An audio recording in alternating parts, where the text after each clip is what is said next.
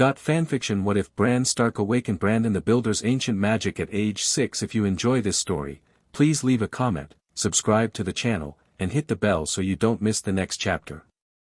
Your support keeps these long-form fanfics coming. Got fanfiction. Chapter 1, The Tower and the Stair. The broken tower had always been the most interesting thing in Winterfell, which was a fact about Winterfell rather than about the tower. Bran was 6 years old, and at 6 the world was a sequence of climbing problems waiting to be solved. He chose the south face today because his mother had told him not to. That was a bad reason, and Bran knew it was a bad reason, and he also knew that the part of him that knew it was a bad reason was easily outshouted by the part of him that wanted to climb. Robb said the south face was a fool's climb. Robb was very tall now, almost a man, and Robb said many things from the comfortable height of being almost a man. Bran's hands were small and his fingers were strong, and the south face had that one missing stone where you could rest a knee, which Robb did not seem to know about. There were, Bran thought as he set his foot in the first crack, certain advantages to being 6. The wind off the moor was cold on his back. The stones smelled of old rain and lichen, and that particular Winterfell smell, the iron and pine smell, which he had on some other day intended to ask Maester Luwin to explain. Maester Luwin would explain anything if you asked the right way, which was patiently and as if you already knew half the answer. The other half he would give you wrapped in 3 sentences and a careful look over the rims of his spectacles. Bran climbed.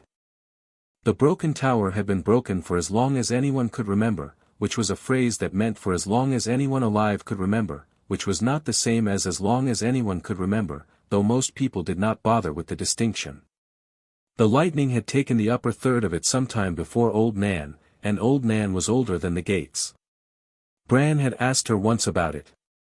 She had given him one of her looks, the look that said, "You have asked a question and I am going to tell you a story which is not the answer to the question," and said only that the tower had been built when men still listened to the trees. He had not understood that at 6, and he did not understand it now at 6, but it had stayed with him the way some sentences stayed with him, the way burrs stayed with him on a wool cloak, because it had hooked something. Halfway up, the wind tried to take him. He pressed flat to the stone and let it pass. The wind off the moor came in 3 breaths, Old Nan said, and the third was the worst. Bran counted, 1, 2, 3. He waited an extra count for safety and then put his hand up and reached for the next ledge. He did not, on this climb, see the window of the southwest tower. It was closed. There was no one in it that morning. Lady Catelyn had taken her 2 youngest to the God's Wood, and the Queen, who was not at this hour at Winterfell, had not yet imagined a journey north. The man who would, on a slightly different morning in a slightly different shape of the world, have stood at that window and turned and seen a small boy climbing, that man was, on this morning, 600 leagues to the south, in a bedchamber in the Red Keep, sleeping off a quarrel with his sister. The world, as worlds will, had set itself a fraction differently. Bran could not have known.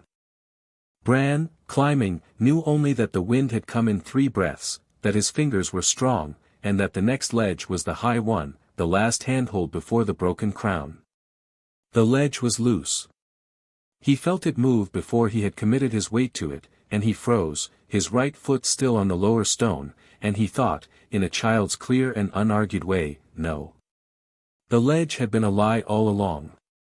It must have been waiting through 100 winters for the wrong child. It moved a quarter of an inch under his palm and then more, and then the masonry behind it gave a little hollow click as if something had been listening. He moved his hand off it. He moved his weight back. He did not fall. He did not even nearly fall. Robb would not have called this nearly falling, but his blood went thin and quick in his ears, and he flattened himself against the wall and listened to his own pulse and listened to the wind and listened, then, to something else. Behind the loose ledge there was a hollow. He could not have said how he knew. The stone above him was the same color as the stone around it. The mortar was the same age as the mortar around it. There was no draft on his face, no whistle of air, no sound. But he knew the way you know that a chest has a false bottom, by some quality of the way it answered when it was struck. He pressed his ear to the stone. Nothing. He pressed his palm flat. He could swear the stone was warmer than the stone around it. He did the foolish thing, which was the only thing he could imagine doing. He hooked his fingers around the loose ledge, and instead of pulling himself up by it, he pulled it out. It came out in a single long brown stone, longer than his arm, fitted so beautifully that no rain had ever found it. Behind it, set deep into the masonry where no rain ever could find it, was a door. It was a small door, the size of a barrel. It had no hinges. It had no handle. It had only, set into its center, a circle of pale wood, weirwood. His hand said before his head said it, weirwood, weirwood, with a face cut into it. The face was small and the carving was crude and old, and yet the eyes, somehow, were the eyes of someone who had been looking out at this stone for a long time. The eyes were closed. Bran was 6. He did the only thing a child does when faced with a closed door he is not supposed to know about.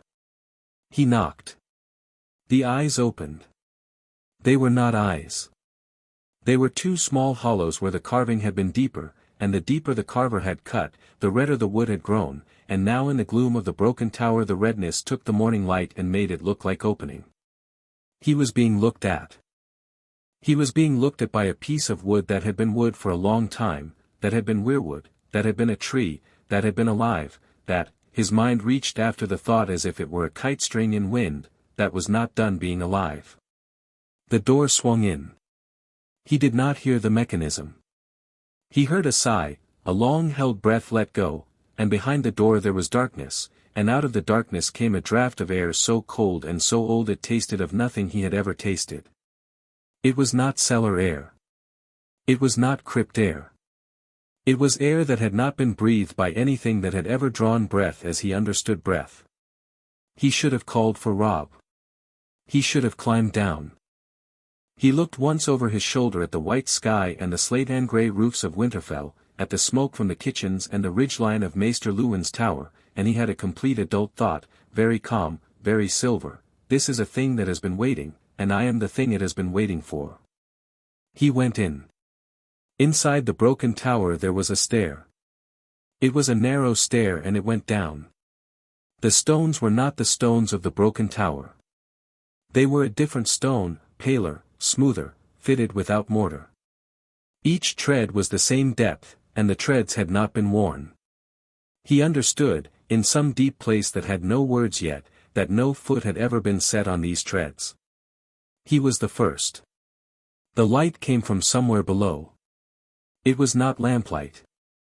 It was a soft pale red, the light he had once seen in the god's wood when the sun set straight through the trunk of the heart tree and the sap took it and gave it back as a glow. There was no sun down here, and there was no heart tree visible above him, and yet the light was the same light. He went down. The stair went deeper than the tower could possibly have allowed. He counted, because counting was what one did when something else in one was screaming. 47. 60. 83. He should have been in the cellars by now.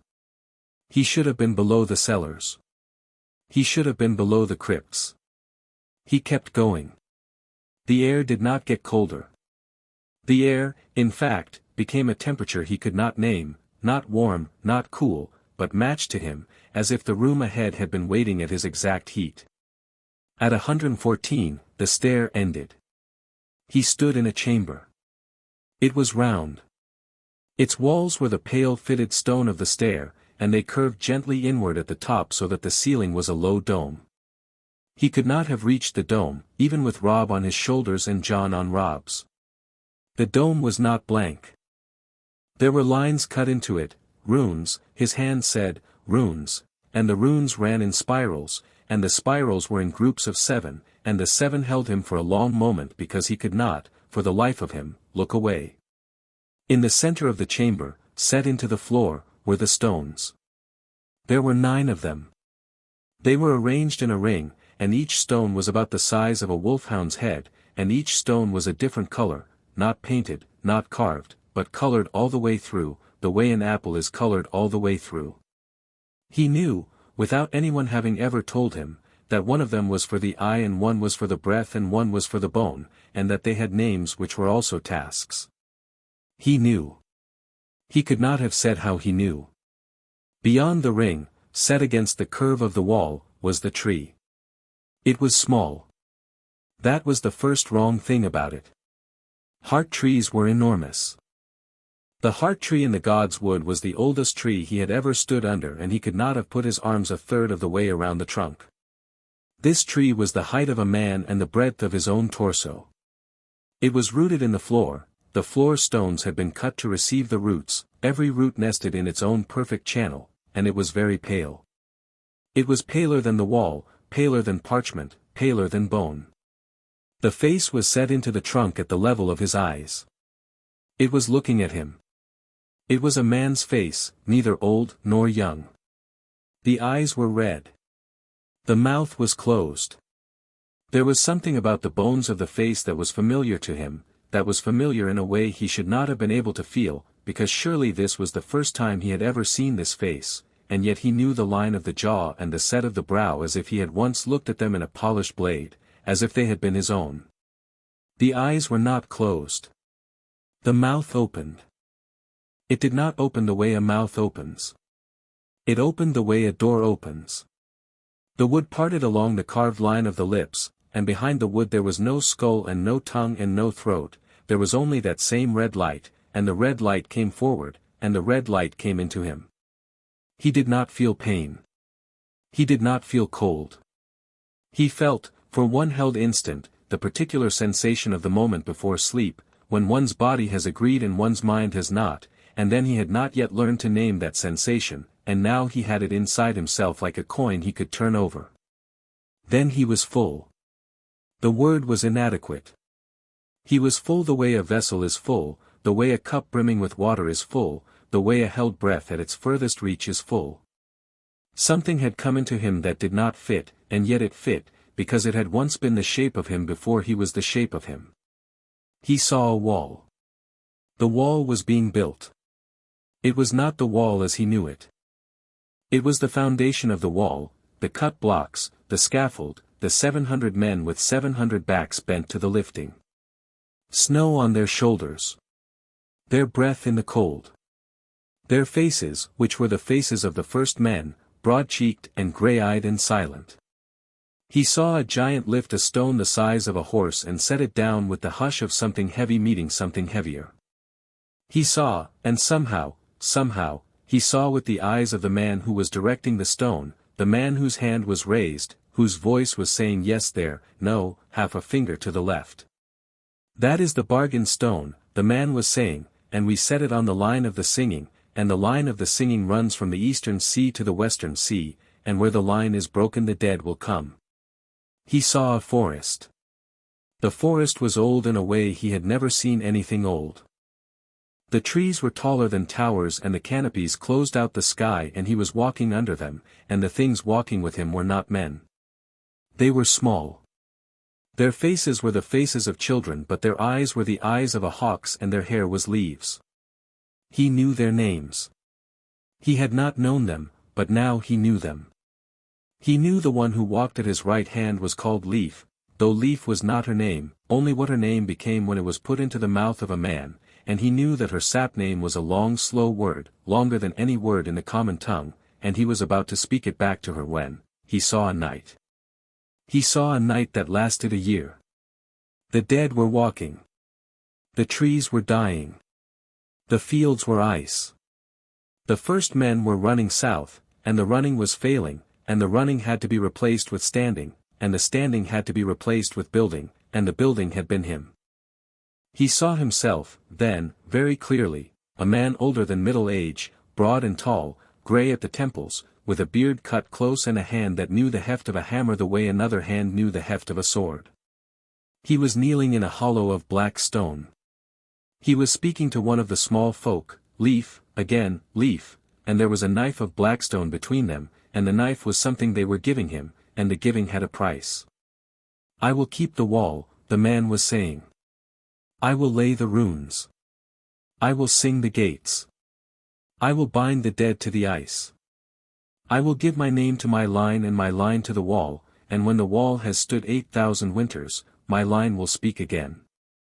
When the wall has stood 8,000 winters, said Leaf in her voice that was several voices at once, your line will speak again, and the bargain will hold or it will fail. He bowed his head. He would, 8,000 years later, bow his head again, in a small chamber under a broken tower, in a small body that had not yet had the strength to lift a true sword, with the same blackstone knife, the very same, set into the floor a pace to his left. That was the moment Bran fell to his knees, because the body of a 6-year-old could not stand up to the weight of 103 years lived end to end. He went down softly. He did not strike his head. He had been laid down, in fact, with the strange courtesy that only a tree can extend, because the air thickened beneath his fall and the floor held him and the roots of the small heart tree shifted a quarter-inch to receive the back of his small skull. He lay there. His eyes were open. He saw everything. He saw 100 years of stonework, the first courses of Storm's End, the foundation calculations of Casterhill, the way the sealskin roof had been pitched against the western wind in the year of the second flooding. He saw the names of the runes. There were 9 of them, and each was a different sound, and each sound did a different thing. He saw the gates of the wall, not the gate at Castle Black, which was a gate of wood and iron, but the true gates, the gates that sang, of which there were 7, and which had been welded shut by a process he now understood, the process having started in his mind as a memory of grief. He saw another. That was a wrong sentence the moment the words formed. He had never seen another, he had heard of them only in stories, and the stories were almost embarrassed about themselves, as if their tellers half suspected they were lying. He had not believed in them. He had not disbelieved in them. He had filed them, with grumpkins and giants in cradles, in the part of his mind that took up no shelf space. The other in the chamber vision took up shelf space. It was tall. It was tall in a way that made the word tall worthless. It was made not of flesh nor of ice but of the hinge between the two, of a stuff that bent light without giving any back, of a color that was not white but the absence of warmth that white pretended to. Its eyes were blue and its eyes were not eyes, its eyes were 2 small windows opening on a kingdom Bran did not want to look into. The blue went on past the back of the skull. He understood, watching with the older eyes, that the other did not see the way men saw. It saw temperature. It saw breath. It saw the pulse in the throat of a man at 50 paces and read the man's age in the rhythm and the man's purpose in the rate. The man kneeling, the man who was Brandon, did not look at it. That was the lesson, and Bran caught it as it went past. You do not meet the eyes of the cold. You do not let it know you have measured it. You let it believe, for as long as it believes, that you are weather. The other came forward. The man rose. The man's hand was on the hilt of nothing, because there was nothing in the world yet that could cut another, and the man had spent 2 winters discovering that. Beside the man stood Leaf, and in Leaf's small thin hand was the blackstone knife. The blade was not yet a knife. It was a piece of dragonglass, raw, with one edge worked and the other edge still the shell of the volcano it had cooled in. Leaf raised it. The other turned its head a quarter-inch. The man, with the swiftness of a man who had practiced the motion in his sleep until his sleep had no other motions, stepped between Leaf and the cold and put his open hand against the place where the other's chest was not a chest. The cold went through the hand. He did not cry out. He had been a man, in his middle years, who did not cry out. He felt his fingers stop being fingers and start being something else, something porcelain, something that would chime if struck, and he stood. He held the other where it was. Leaf put the dragonglass into the place that was not a chest. Bran saw the binding. It was not a killing. The other did not die, others did not die, then, in the way men did. The other became fixed. The other became weather. The other was bound into the shape of an icicle, and the icicle was carried north and set into the north wall of a chamber of black stone, and the chamber of black stone was sealed, and the seal was a rune, and the rune was the 3rd rune, the rune called He Who Stands Still. That was how it had been done. That was what would be done again, if it came to it. The man was, by then, weeping a little. Not the weeping of grief. The weeping of a body that had been touched by a cold that should not have been touchable, and that was finding its way back to being a body. He stood in the pale light. He flexed the hand that had held the other. The hand worked. The hand would always afterwards be a quarter of a degree colder than the other hand, and when he put it on a horse's flank in winter the horse would shy. That, said the long voice in Bran, is the price. That, said Bran, is the price. He saw the bargain. It had been a bargain in the literal sense, a thing struck between two parties who each had something the other wanted. The first men had wanted the night to end. The children had wanted the trees not to die. The old gods, who were neither, had wanted to be remembered. They had each given. They had each taken. The wall was the proof of payment, and the runes were the receipt, and the bargain had a clause: at 8,000 winters, the line would speak again, and the receipt would be represented, and the bargain would either renew or fail. He saw, at the very far edge of his sight, a raven. The raven had 3 eyes. The raven was watching him. The raven was waiting. He was not afraid of it, but he was not pleased to see it, and that distinction would matter later. He turned his face from it. He turned his face back to Leaf, to the knife, to the man kneeling, and he closed his eyes. He saw, all at once, more than a child can see and not be ruined by, and he did not, by any merit of his own, fail to be ruined. He was held up. The roots of the small tree, set into their channels in the stone, lay against the back of his skull and made of his skull a place where another mind could rest, and the other mind rested. He saw the runes that bound the 7 gates.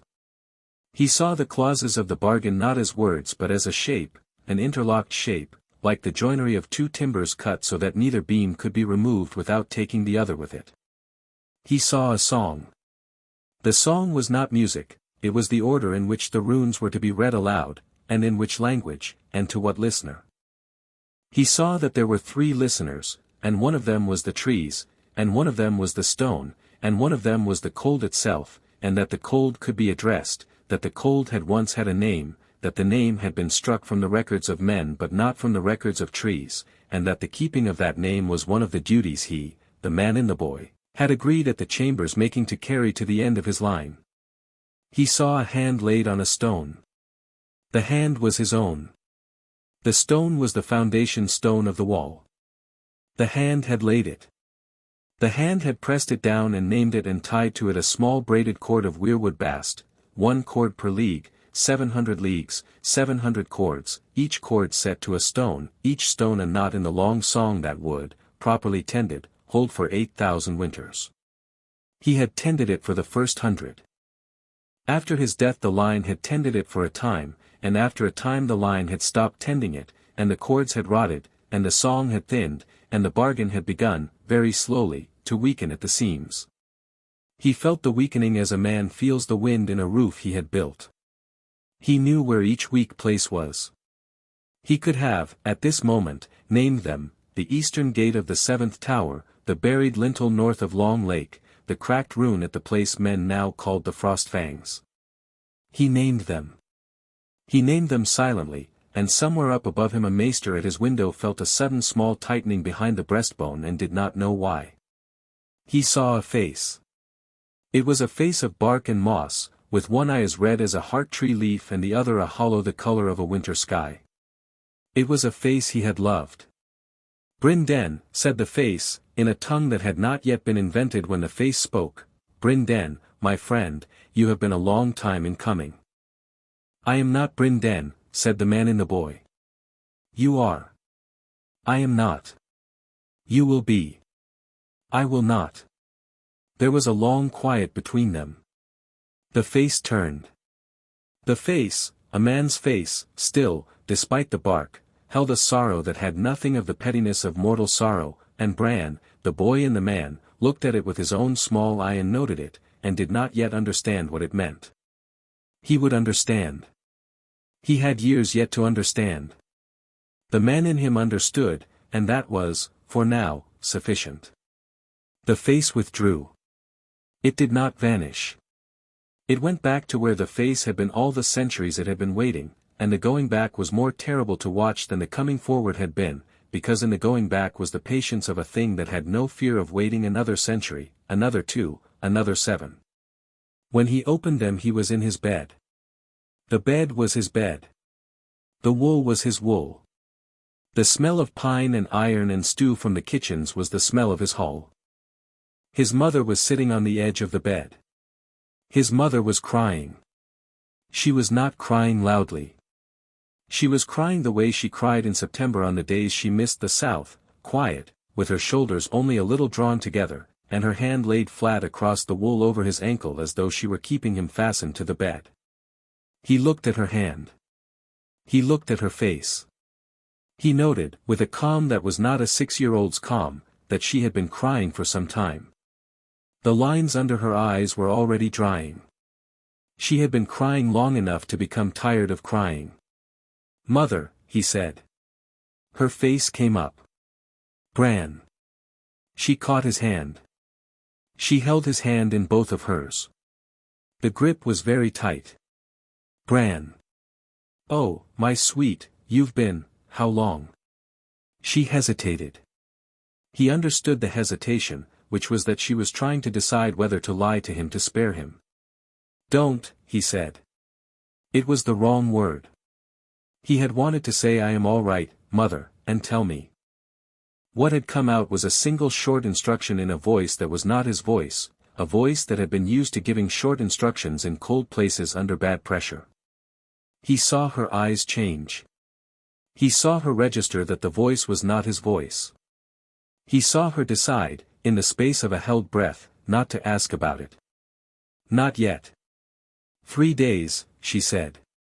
He thought about that. 3 days was a long time to be away from a body.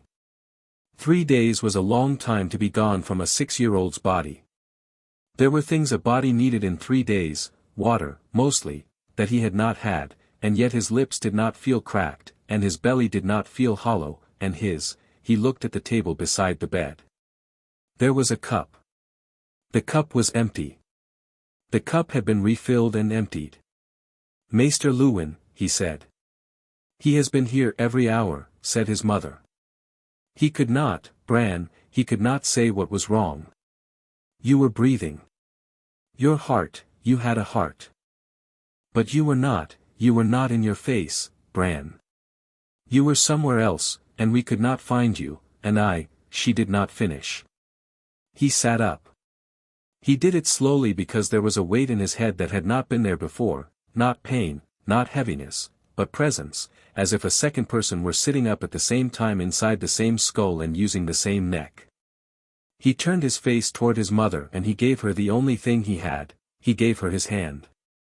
He laid his hand on her hand and he held it, and he was, for that moment, with every particle of himself that was Bran, only Bran. He let her see him. He let her see that he had come back. She wept again. He let her. He thought, in a part of his mind that was no longer 6, that this was a thing one did with the mothers of returned sons, and it was a thing that was owed. "I climbed," he said, when she had quieted. "The tower. She closed her eyes. She did not open them for a moment. He knew this trick. It was the trick of women who were preparing to be reasonable about something they did not feel reasonable about. "You promised me you would not climb." "I know." "You promised me, Bran." "I know, mother." She opened her eyes. There was a question in them. The question was, "Is that all you have to say?" And the answer he found in his throat was a piece of language he had not known he had. He turned it over. He looked at it. He decided not to use it. It was not language for his mother. It was language for somebody else, perhaps for a brother, perhaps for a tall man who had once put his hand on his shoulder and called him by a different name. It was language with edges. He gave her, instead, a softer thing. "I am sorry, mother." It was not enough, but she took it. She bent her head and put her forehead against his small hand and she breathed, and after a while she stood up, and after a while longer she went to the door and called for Maester Lewin, and after a while still longer the maester came in with his sleeves wet to the elbow and his spectacles fogged, and he sat on the stool at the foot of the bed and looked at Bran for a long time without speaking. "How are you, lad?" he said at last. Bran considered this. There were several answers. The answer Bran wanted to give was the simple "I am well, maester." The answer some other person inside him wanted to give was "the longer the bargain holds and I am the witness of it," but he did not let that one out, because he had begun in his 3 lost days to learn that his mouth had 2 doors, and that he must keep one of them shut. "Tired," he said. "Aye." The maester nodded as if this were the answer he had hoped for. "That is to be expected. Tell me, Bran, do you remember the climb?" "I remember the climb." "Do you remember the fall?" He looked at the maester. The maester was watching him over the rims of his spectacles with that careful look. So they thought he had fallen. So somebody had carried him down. So a story had been told to explain a body that should not have been where it was. He thought about this.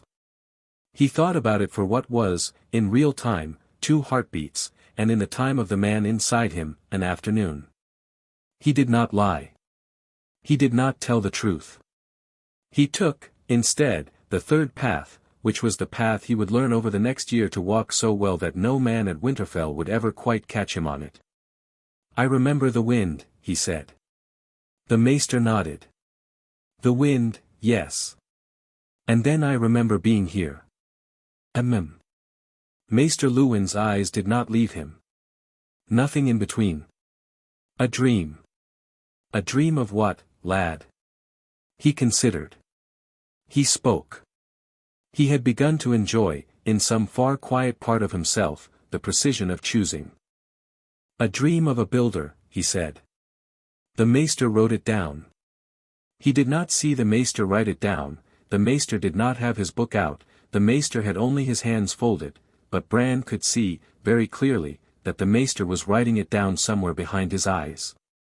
There were men whose eyes wrote, and there were men whose eyes did not, and Maester Lewin was the first kind. That was useful. That was a thing to be remembered. He noted it in the room of his head where he had begun, in 3 lost days, to keep a file on every soul in Winterfell.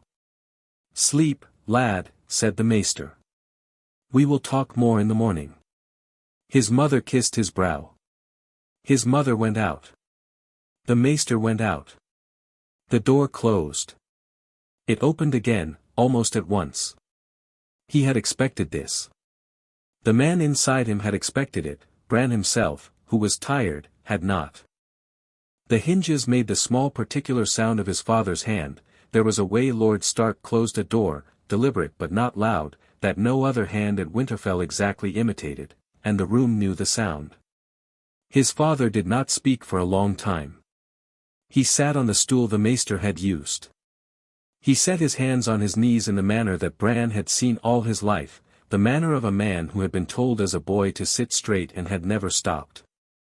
There was a candle in his hand, the long taper from the corridor, and he set it down with care. The wax pooled. The flame steadied.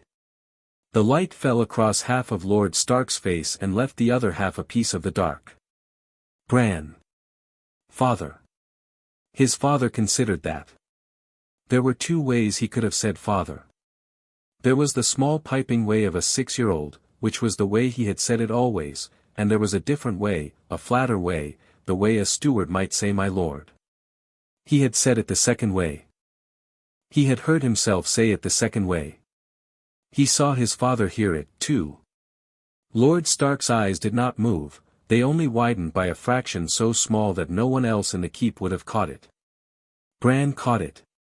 The man inside him had counted a great number of widenings of eyes in his time, and had a fine instrument for them. 3 days, said his father. "Aye, father." "Your mother," his father said, and then did not finish the sentence, because his father was not a man who finished sentences when the unfinished was clearer. "I know." The grey eyes settled on him. They were the grey of a worn sword, the grey of the wolf's blood, the grey that the Stark men passed from face to face like a coin they were minding for someone else. Bran had loved those eyes all his life. He found that he loved them still, that the man inside him had no quarrel with these eyes, because these eyes were of his line, and his line was the bargain. He let his own eyes hold his father's. He did not look away. He did not, at 6, know that not looking away from one's Lord Father at this hour was a thing that grown men found difficult. His father saw the not looking away. "Bran," said his father, in a voice that was a quarter of an inch lower than his usual voice. "What did you see when you fell?" "I did not fall." The candle's flame leaned. "A little draught from under the door, no more." "What did you see?" his father said again, the same voice, the same quarter-inch. Bran considered. He considered for the time it would take to count to 7. He had begun, in the chamber under the broken tower, to count things in 7s. He did not know yet why, the man inside him knew, but had not yet bothered to teach him, because the man inside him had 8,000 winters of patience, and the boy had every other lesson still to learn first. He chose the truthful answer that was small enough to fit through the doorway of his mouth. "I saw a builder, father." His father did not move. "A builder." "Aye." "A builder of what, lad?" "Of the wall." His father's hand, on his knee, closed once and opened. It was the smallest motion. The candle did not register it. The bedclothes did not register it. Bran registered it. The man inside him registered it.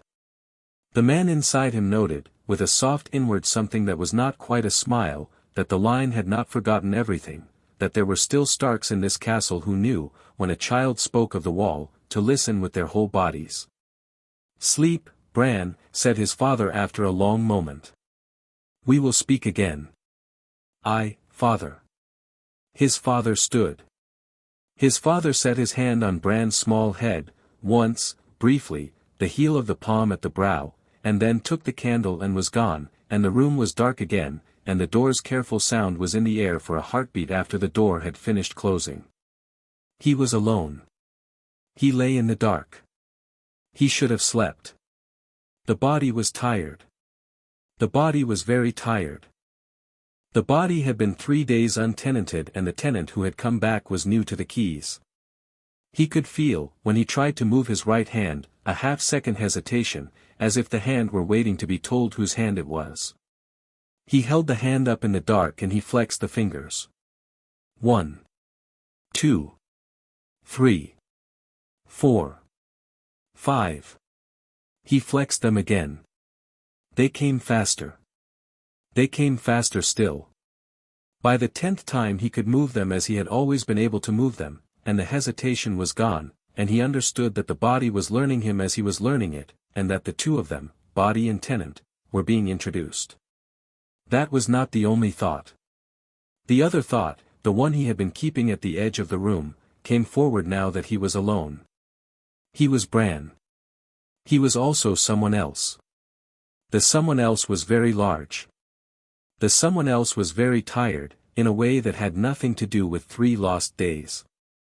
The someone else had been waiting 8,000 winters for a body with a working tongue, and the body it had been given was a small body, a child's body, and the someone else was saying, very quietly under the bones of his ear, "This will do. This will do. We have time. The wall will hold.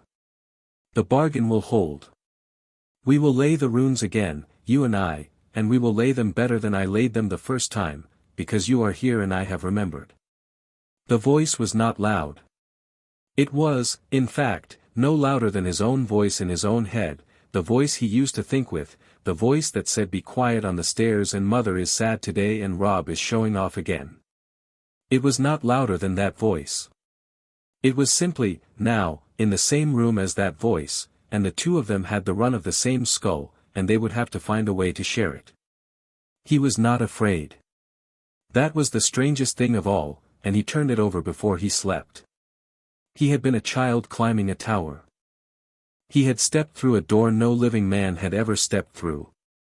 He had fallen, without falling, into 103 years of someone else's memory. He had come back into a body that had not eaten in 3 days. He should be afraid. There were any number of corners of his small mind that should be, at this hour, in this dark, full of the kind of fear that a child has when his mother goes out of the room and the candle is too far away. The fear was not there. In its place was something he had not had this morning. He turned it over. He looked at it. He recognized it after a moment, with a kind of grim inward small thing that was not the smile of a child. The first time in 8,000 years, the someone else said in him, very quietly, that any soul has stood in the chamber and walked out remembering. The first time in 8,000 years, boy. We have work. Said Bran in the dark. He did not say it aloud. He said it the way the someone else said it, under the bones of his ear, in a register he had not had this morning and would have forever. He said it in the cadence of a man speaking to another man, an old man speaking to a younger, and the younger man, though he was a little frightened, had begun, in the dark, to listen. He turned on his side. He tucked his hand under his cheek. He thought, almost as one thinks the last thought before sleep, where shall we begin? He slept. In the kitchens, hours before the keep would wake, Hela the cook went to draw water and found the well rope already wet to the elbow, as if a hand had drawn water and put the bucket back without setting it down. She crossed herself in the Southron habit she had not used since childhood and went and woke no one. The night kitchen had a cold spot that night that none of the undergirls would stand in. By morning the cold spot was gone. Hela never asked. She was a woman with 2 grown sons and a careful tongue, and there were certain questions that, in a household, one had the wisdom not to ask. She stoked the fire. She set the milk. She said nothing. In the Maester's tower, Maester Lewin had not slept. He had taken down a book he had not opened in 11 years, and he had taken down another that he had not opened in 20, and he had set them open side by side on his table, and he was reading from neither. He was looking at the slow circle of the spectacles on his nosebridge and the polished brass of the inkstand and thinking. The boy had said a dream of a builder. The boy had been gone 3 days. The boy's eyes when he opened them had not been the eyes the Maester had closed 3 nights past. There was an entry on a page of the second book, in the hand of an archmaester 2 centuries dead, on the symptoms of certain kinds of waking dreams that the first men had recorded, and the entry was not, the entry had never been, anything Maester Lewin had taken seriously, except as a curiosity. He was taking it seriously now. He was taking, if he was honest with himself, everything seriously now. He set the books down. He went to his window. He looked at the dark line of the God's Wood. He waited for the dawn. Outside, in the God's Wood, the heart tree's leaves moved once in a wind that no one else in Winterfell felt. The face on the trunk was as it had always been. There was, perhaps, the faintest difference, a slight turning at the corner of the carved mouth, no more than a shadow. By morning it had set itself again as it had been. No one in the keep saw it. No one in the keep would have known what it meant if they had. In the broken tower, the loose stone had not been put back. It would not be put back. The door behind it had closed itself when Bran had left, and the door had become wall, and the wall had become the ordinary stone of an ordinary tower. A man could live to 100 at Winterfell and never find that door again. Only one person in the world now knew where it had been, and what was behind it, and what had come out of it. That person was asleep in his bed, with his hand tucked under his cheek, and his breath was the breath of a 6-year-old. His dreams were not. The bargain holds, said his dreams, in the voice of a man who had said it many times before. The first men kept the bargain. The wall stands. The runes wait. The line speaks again. I, said the new voice, the small voice, the voice of the boy who would remember. I. Chapter 1 end. He said at last. Bran considered this. There were several ends. Chapter 2, the boy who knew too much in the morning, Bran 8. This was the first miracle, in his mother's accounting. There had been 3 days during which his mother had spooned broth past lips that did not move, and there were the days before that during which his mother had not been a woman who counted the days. She had been a woman who watched a face. The face had not been her son's face. It had been the face of her son with no one in it, which was the worst face a mother had ever seen, and which she would, for the rest of her life, take pains never to think about directly. She thought about it slantwise. She put her son in front of her and watched him eat porridge. He ate porridge the way a 6-year-old ate porridge. He spilled it. He swiped at his chin with his sleeve. He gave the spoon a hostile look when it surprised him by being too hot. She watched. She drank her tea. She felt, and this was a thing she would not say to her septa, would not say to her husband, would not even quite say to herself, relieved. Then he set down the spoon and asked her, in a small voice and with a small frown, whether the kitchens drew water from the well outside the laundry yard or the well by the south gate. It was not, on its face, a strange question. Children asked questions. Bran was a child. Bran had not, before, asked questions about wells, but Bran had not before climbed a tower and lost 3 days. The question fit, in its broad shape, into the shape of a child returning from a fever and being curious. She answered. The south gate well, my sweet. Why? It will go dry in the second moon of next winter, said Bran, with his small frown. We had better dig the new one this summer. She did not answer that. She set the cup of tea down. She set the cup carefully and slowly, as if the cup were the only sure thing in the room, and she said, Bran, my love, what did you say? He looked at her. He looked at her with the eyes of a son looking at a mother. The eyes were a son's eyes. The thing behind the eyes was not. He registered, in some quick and quiet place inside him, that he had let something out of the wrong door of his mouth. He saw her face. He saw her not quite fear and her would not name it sympathy, and he understood that he had on this first morning back in his body broken a rule that he had only just begun to know was a rule. I had a dream, he said. That was the door he had learned to use, last night, with the maester. It was not a lie. The man inside him would have approved. The man inside him, in fact, did approve, and Bran could feel the approval as a slight warmth in the place behind the breastbone where, in the boy's experience, approval lived. You dreamt about wells. I dreamt about wells, mother. She picked up her tea again. She drank it. She did not, for the rest of the meal, ask him another question. He sat with her and ate his porridge and pretended very hard, with the part of him that knew how to pretend, that he was a 6-year-old who had had a fever and a strange dream and was now hungry. After a while he was a 6-year-old who had had a fever and a strange dream and was now hungry, because the body was very persuasive on these points, and because the man inside him had decided, in his 8,000 winters of patience, that the boy needed to eat porridge before he needed to do anything else. He ate 2 bowls. The first thing he did, after his mother had gone to her sewing, was find Hodder. This was an unexpected thing for the man inside him to do. The man inside him had not, in his first life, known anyone called Hodder. That name was a thing of the recent centuries, but the man inside him had known, in his first life, a kind of person of which Hodder was an example, and in his first life this kind of person had been a useful person to know.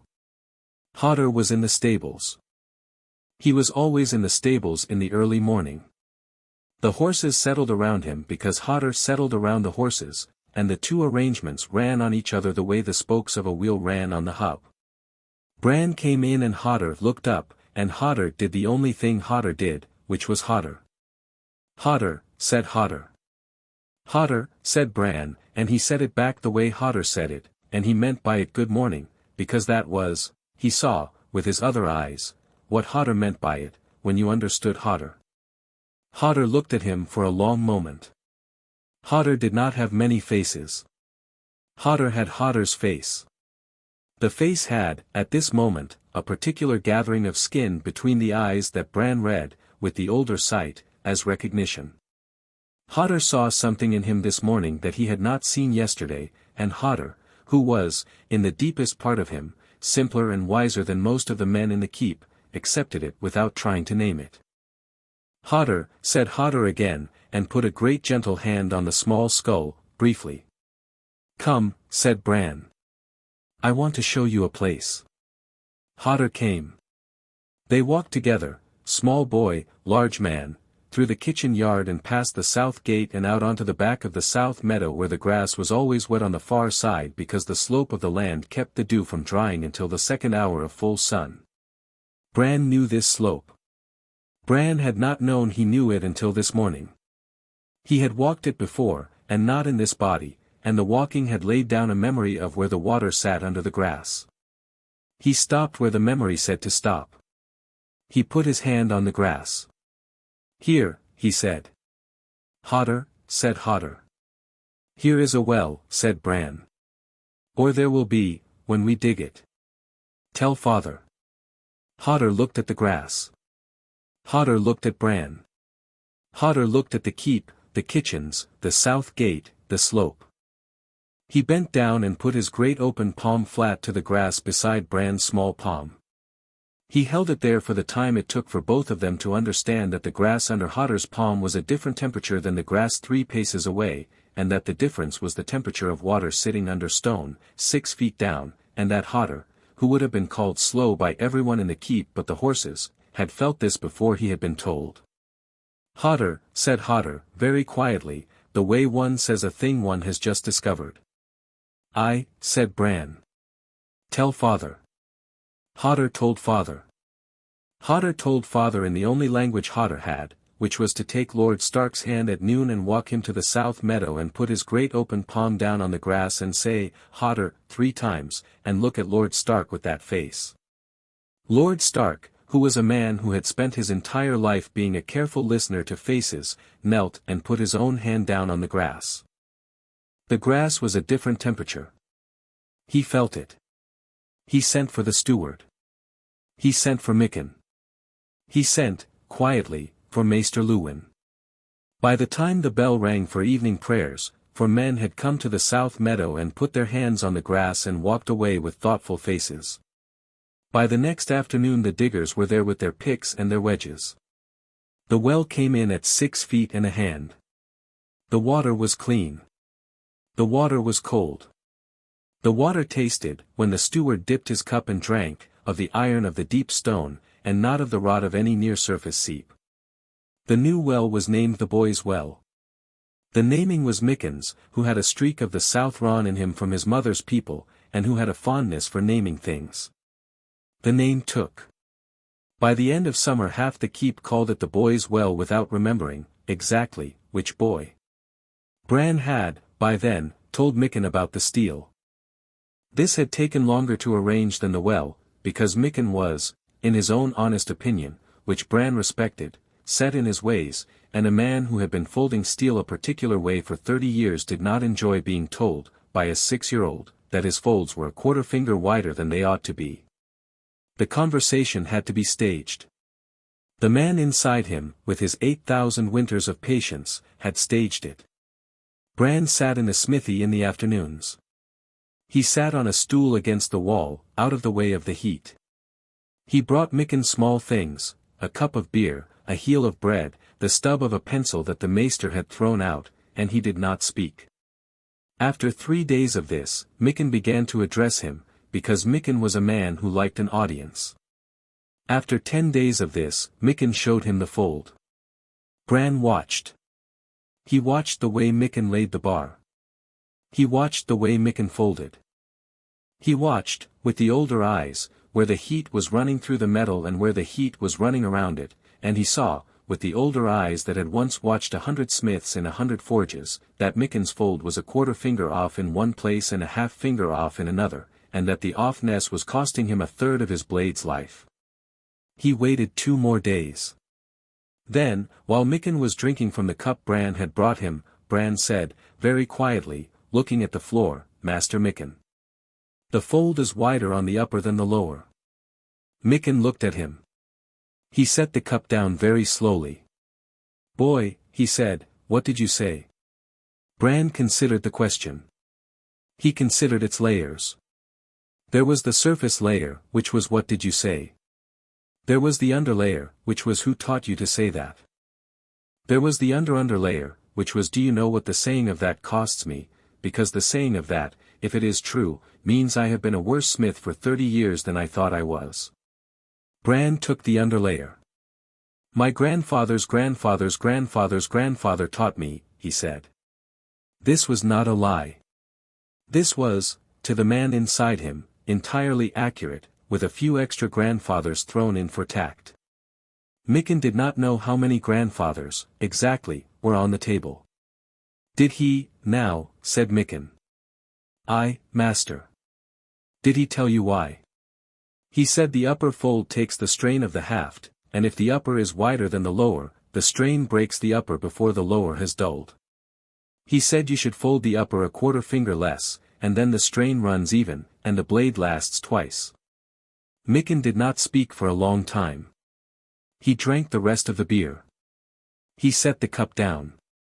He put down his hammer. He picked up the bar he had been folding, and he turned it in his great hand, and he looked at the upper fold, and he looked at the lower fold, and he made, with the particular quietness of a man who had just realized something, a small, low hum at the back of his throat. Boy, he said, what was your grandfather's grandfather's name? He had several names, master. Of course he did. Mikken did not smile. The face of a smith did not smile when a thing of his trade had just been corrected by a child. Tell me one of them. Bran considered. He chose the one that would do the least damage. Brandon, he said.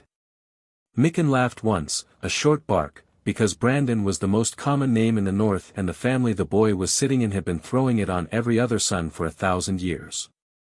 The laugh broke the tightness in the smithy, which was what Bran had wanted, and Mikken set the bar back into the fire, and the conversation became, on its surface, an ordinary conversation between a smith and a small lord's son with a head full of stories.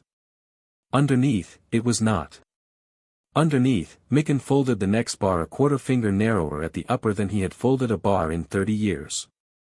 The blade he made of it was, when finished, a hand and a half long sword that he gave, 6 months later, to Robb on Robb's name day.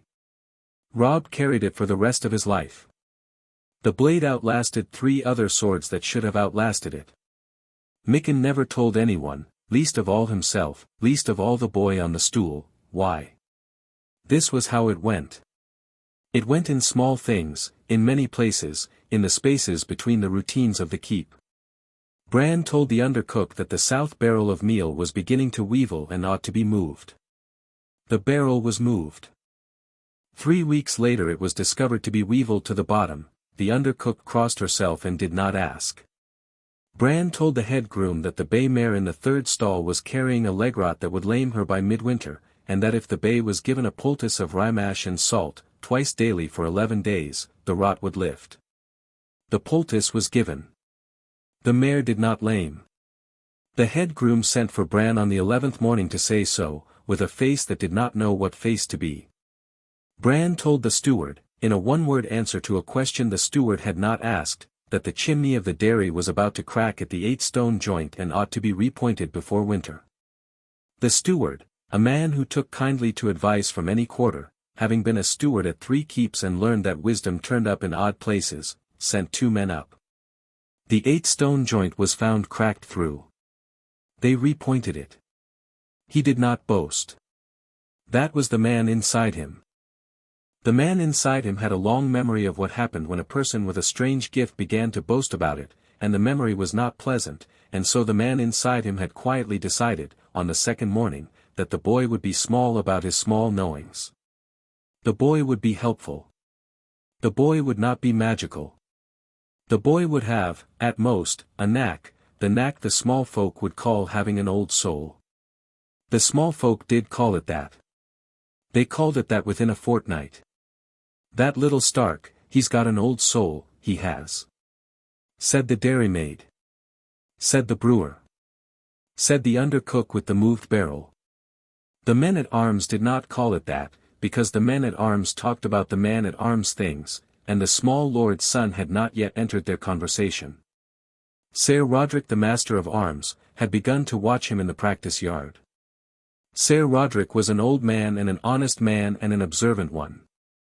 Sir Roderick had noticed that Bran, who 6 moons ago had handled a wooden practice sword like a 6-year-old handled a wooden practice sword, that is, by hitting things with the broad of it and laughing, now, when no one was looking, set his stance correctly without thinking about it. Sir Roderick had also noticed that Bran, when given a wooden sword and told to hit a sandbag, hit the sandbag in the place where, on a man, the kidney was, and that he hit it the way a man hit it who had been taught, properly, by a master, and that this teaching had not happened in the practice yard. Sir Roderick had not yet spoken to Lord Stark about this. Sir Roderick was waiting. Catelyn watched. That was the thing she did all of that summer, she watched. She watched him at table. She watched him at his lessons. She watched him in the yard. She watched him when he did not know she was watching, and she watched him when he plainly did. She watched the way a mother watches a child she has lost once and who has been given back, which was, at a certain depth, not the same way she watched her other children. She did not, that summer, mention any of this to her husband. This was not a withholding. It was a managing. There were times when a wife told a husband everything as it came, and there were times when a wife, having looked at the man, having taken his measure on this particular subject, chose to bring the matter to him in a single piece, when the piece had been completed. Catelyn had begun, that summer, to compose the piece. She had a small dressing table in her chamber, and the second drawer of the dressing table had begun, that summer, to fill with small written notes in her hand. The notes were brief. They said things like, "Be told the well would dry. Diggers found water at 6 feet. Be told the steward the dairy chimney. Steward found the crack. Be knows the names of 3 smiths Micken's father trained with, none of whom Micken has told him. Be praised before the heart tree. Did not before. Be asked Septa Mordain if there were children of the forest in the Riverlands when I was a girl. I had not told Be about the children of the forest. Septa Mordain had not. Maester Luwin had not. There were more notes. There would be more. She wrote them in a hand that Maester Luwin would not have known if he had looked over her shoulder, because she had begun, this summer, to write in a hand that was slightly different from her own. She did not know why she was being careful. She was being careful. By the 2nd moon of summer, Bran had begun to go to the God's Wood alone. He went after the first morning bell.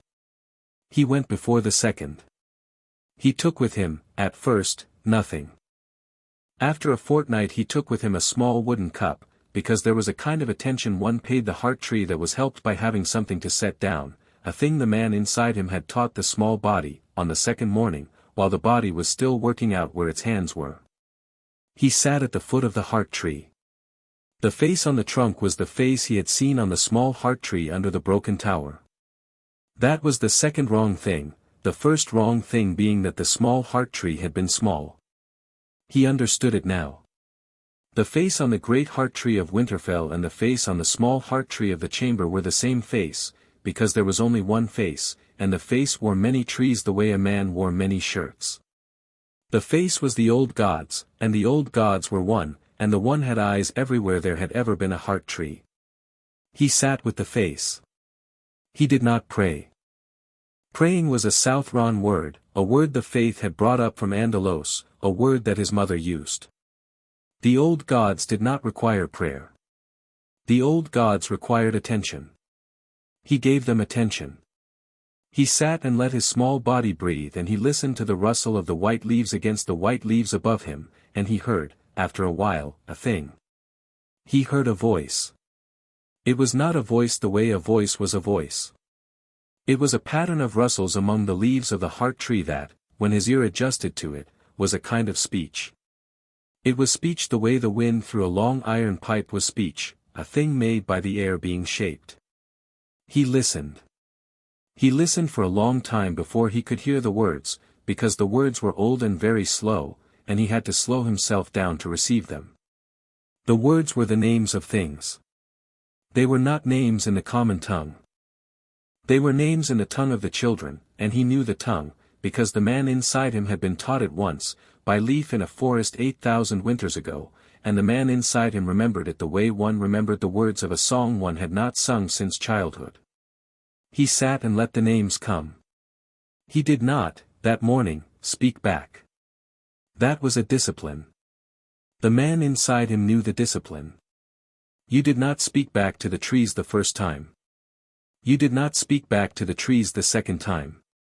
You came, and you sat, and you let the trees see you, and after 7 mornings, or 7 sittings, which was not necessarily the same, you spoke.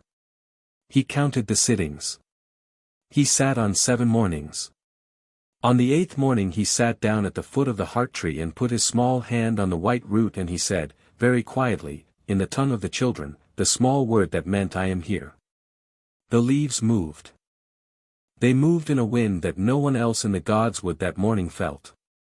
He noted that. He had noted it the first time, in the chamber under the broken tower. The trees moved when the trees decided to move, and the wind they answered was their own wind, and the wind of the world had only a passing acquaintance with it. Greetings, said the leaves, in their slow rustling way. Greetings, son of Brandon. We have not heard your tongue in 8,000 winters. We have not been able to speak it, he said back, in the tongue. Why now? Because the bargain is at its term, he said. Because the line speaks again. The leaves rustled. The rustle was, this time, a kind of laughter, the laughter of a thing very old and not unkind, a thing that had long ago given up its grievances and kept only its affections. Then we must speak, said the leaves.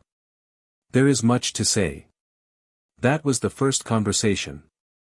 The first conversation lasted, by the body's clock, the better part of an hour, during which Bran sat with his hand on the white root and did not move and did not speak aloud. The leaves did all the speaking that a passerby could have heard, although a passerby, hearing it, would have heard only the wind. The man inside him took notes in the room in his head. The notes filled the room. By the time Bran rose, brushed off his small breeches, set the wooden cup back in his sleeve, and walked back to the keep for the second morning bell, the room in his head was full of dry leaves of speech, and he had begun to know what he was for. He had been about to tell Robb at the supper table, that night, when the moment of right intuition had come and gone again, because Robb had been deep in conversation with Theon about a horse, and Bran had decided that this was not a Robb-and-Theon moment. He told Robb 3 days later, in the loft above the south stable, where Robb had gone to be alone, and where Bran, knowing that Robb had gone to be alone, had followed him. Robb, he said. Robb looked down at him from the hay. Robb was 12. Robb was at the age when an older brother is uncomfortable being followed by a younger one to a place he had chosen for being alone, but is too noble to send the younger one back. What is it, Bran? Robb. Bran climbed the ladder. He sat on the hay across from his brother. He looked at his brother. He took in his brother's face, the line of the jaw that was already beginning to be his father's jaw, the set of the eyes that was already beginning to be his father's set. He understood, with the older sight, that this brother of his would be a great man if a great man was what the world allowed him to be, and that the world was, on the present trend, not going to allow him to be one. The man inside him had begun, already, to plan against that. Robb, said Bran for the 3rd time, I need to tell you a thing, and I need you to hear it as a thing and not as a child's tale. Robb looked at him. A small breeze came through the open loft door. The hay shifted very slightly under them. I am listening, said Robb. He was.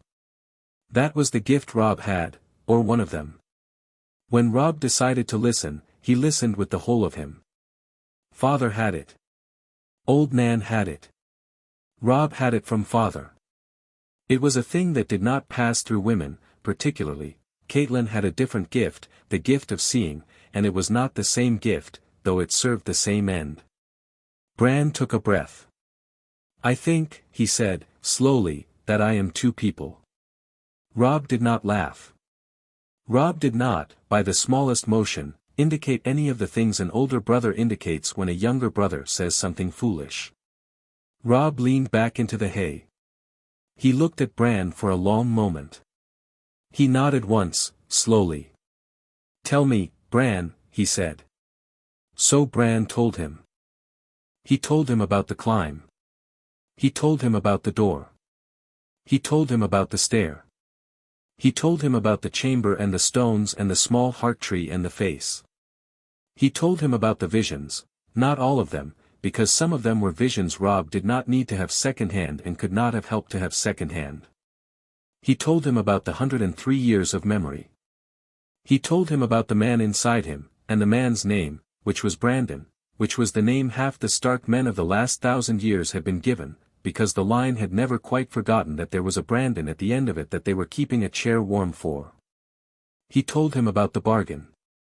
He told him about the wall.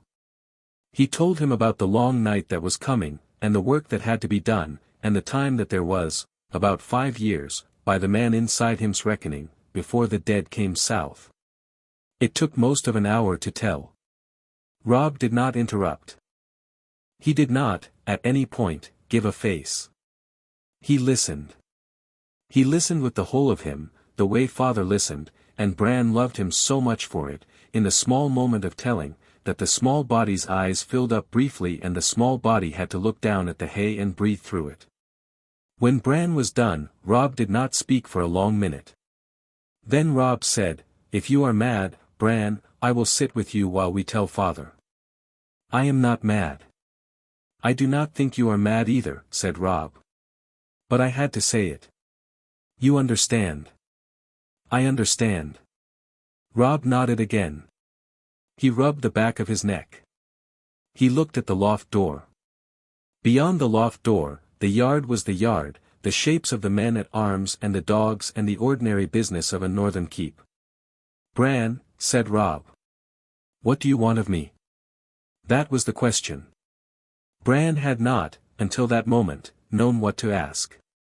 The man inside him had not coached him on this. The man inside him had wanted Bran to come to it on his own, because the man inside him was, on this matter, letting the boy think. "I want a brother," said Bran, after a minute. "I want a brother who knows. I want a brother who, when I say the chimney is cracking, gets the men to fix it without asking me how I know. I want a brother who, when I say the storm is coming in 3 hours, sets the watch without asking me how I know. I want a brother who will believe me, even when nobody else will believe me, because in 5 years there will come a thing that has to be believed by someone, and if there is no one who believes me, there will not be enough time." Robb looked at him. "I am your brother, Bran," he said. That was not quite the answer to the question, but it was, by the older sight, the only answer Robb knew how to give. The man inside him understood. The man inside him was satisfied. "Thank you," said Bran. They sat in the hay another minute.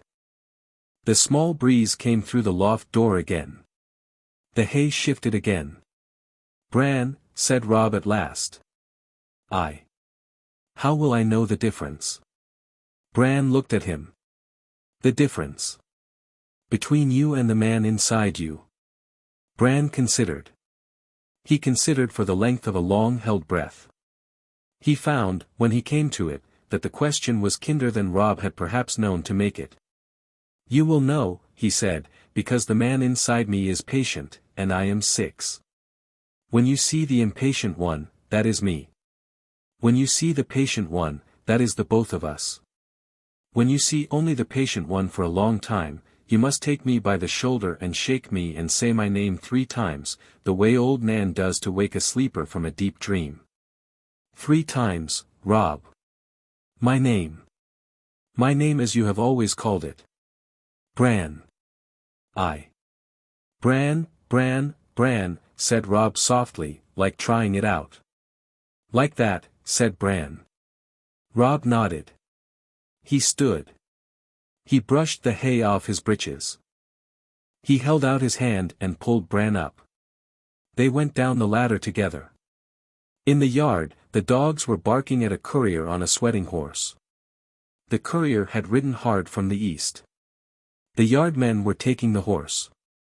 The courier was dismounting and going up the steps to the great keep with a leather pouch held in both hands. The pouch had the seal of Castle Black on it. Bran saw the seal across the yard, and the man inside him went very quiet in a way that meant attention. "What's that?" said Robb. "A raven from the wall," said Bran. "Or a courier carrying one." "Bran." Robb put his hand on Bran's shoulder. "How do you know?" "The pouch. You can read the pouch from here." Bran. "Robb. The man inside me can see a seal at 30 paces. Robb considered this. Robb absorbed this. Robb did not, this time, make Bran prove it. Robb simply turned and walked toward the keep, and Bran walked beside him, small steps to Robb's long strides, and they came up to the steward at the foot of the great keep stairs as the courier was being shown up to Lord Stark. "The wall," said Robb to the steward, by way of asking. "Aye," said the steward, and did not look at the small brother. Robb said, "I will go up with the courier." The steward considered. The steward was a man who knew when a young lord was not asking permission. The steward inclined his head a quarter inch. "My lord." Robb went up. Bran stayed in the yard.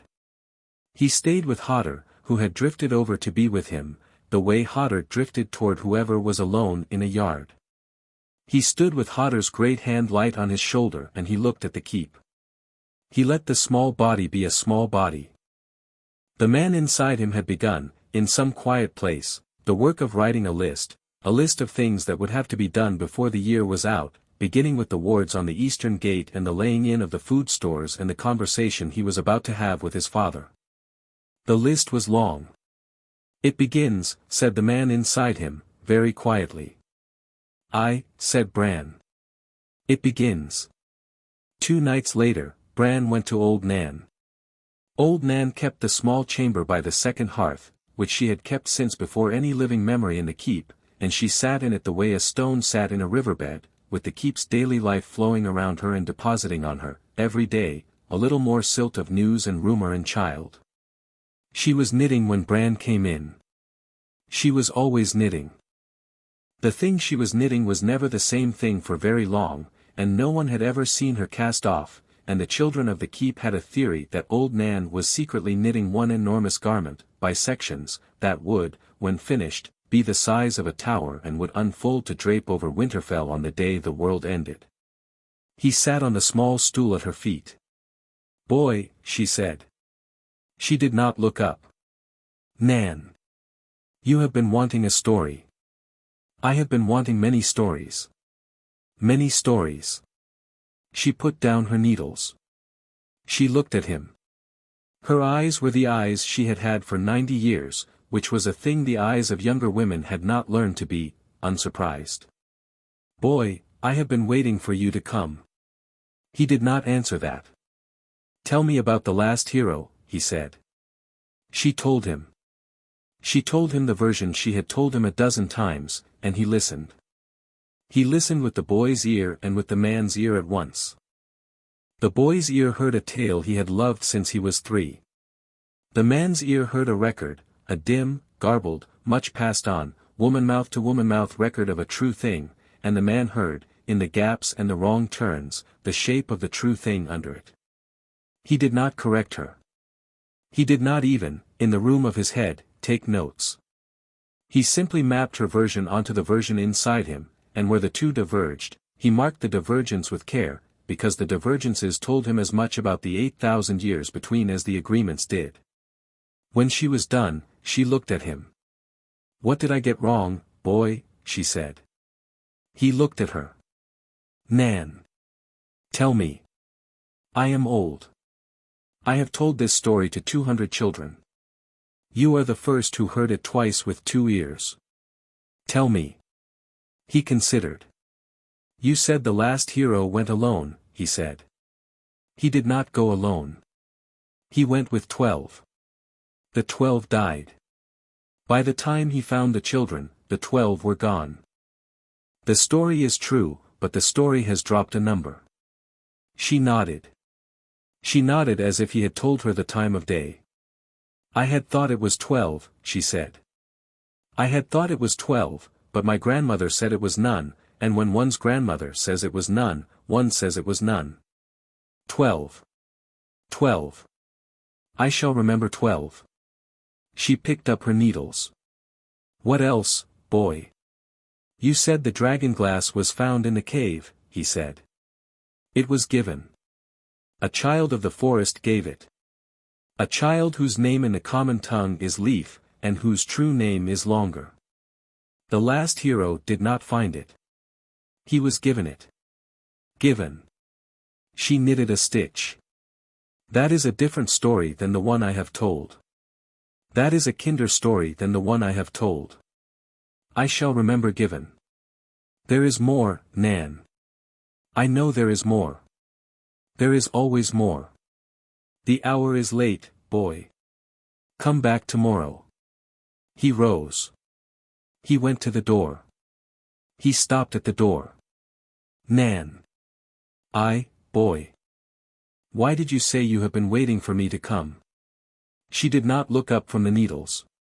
Because I am 90, boy, and a woman of 90 has felt many winds, and the wind that has been in this keep these last 2 moons is not a wind I have felt in this keep before, and the wind has a smell, and the smell is the smell of a small boy with a very old soul, and I have known since I was a girl that one such would come to my fire one day, and now he has come.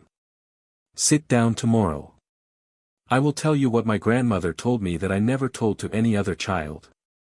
He looked at her for a long moment. Nan. Thank you. She did not look up. Go to bed, boy. He went.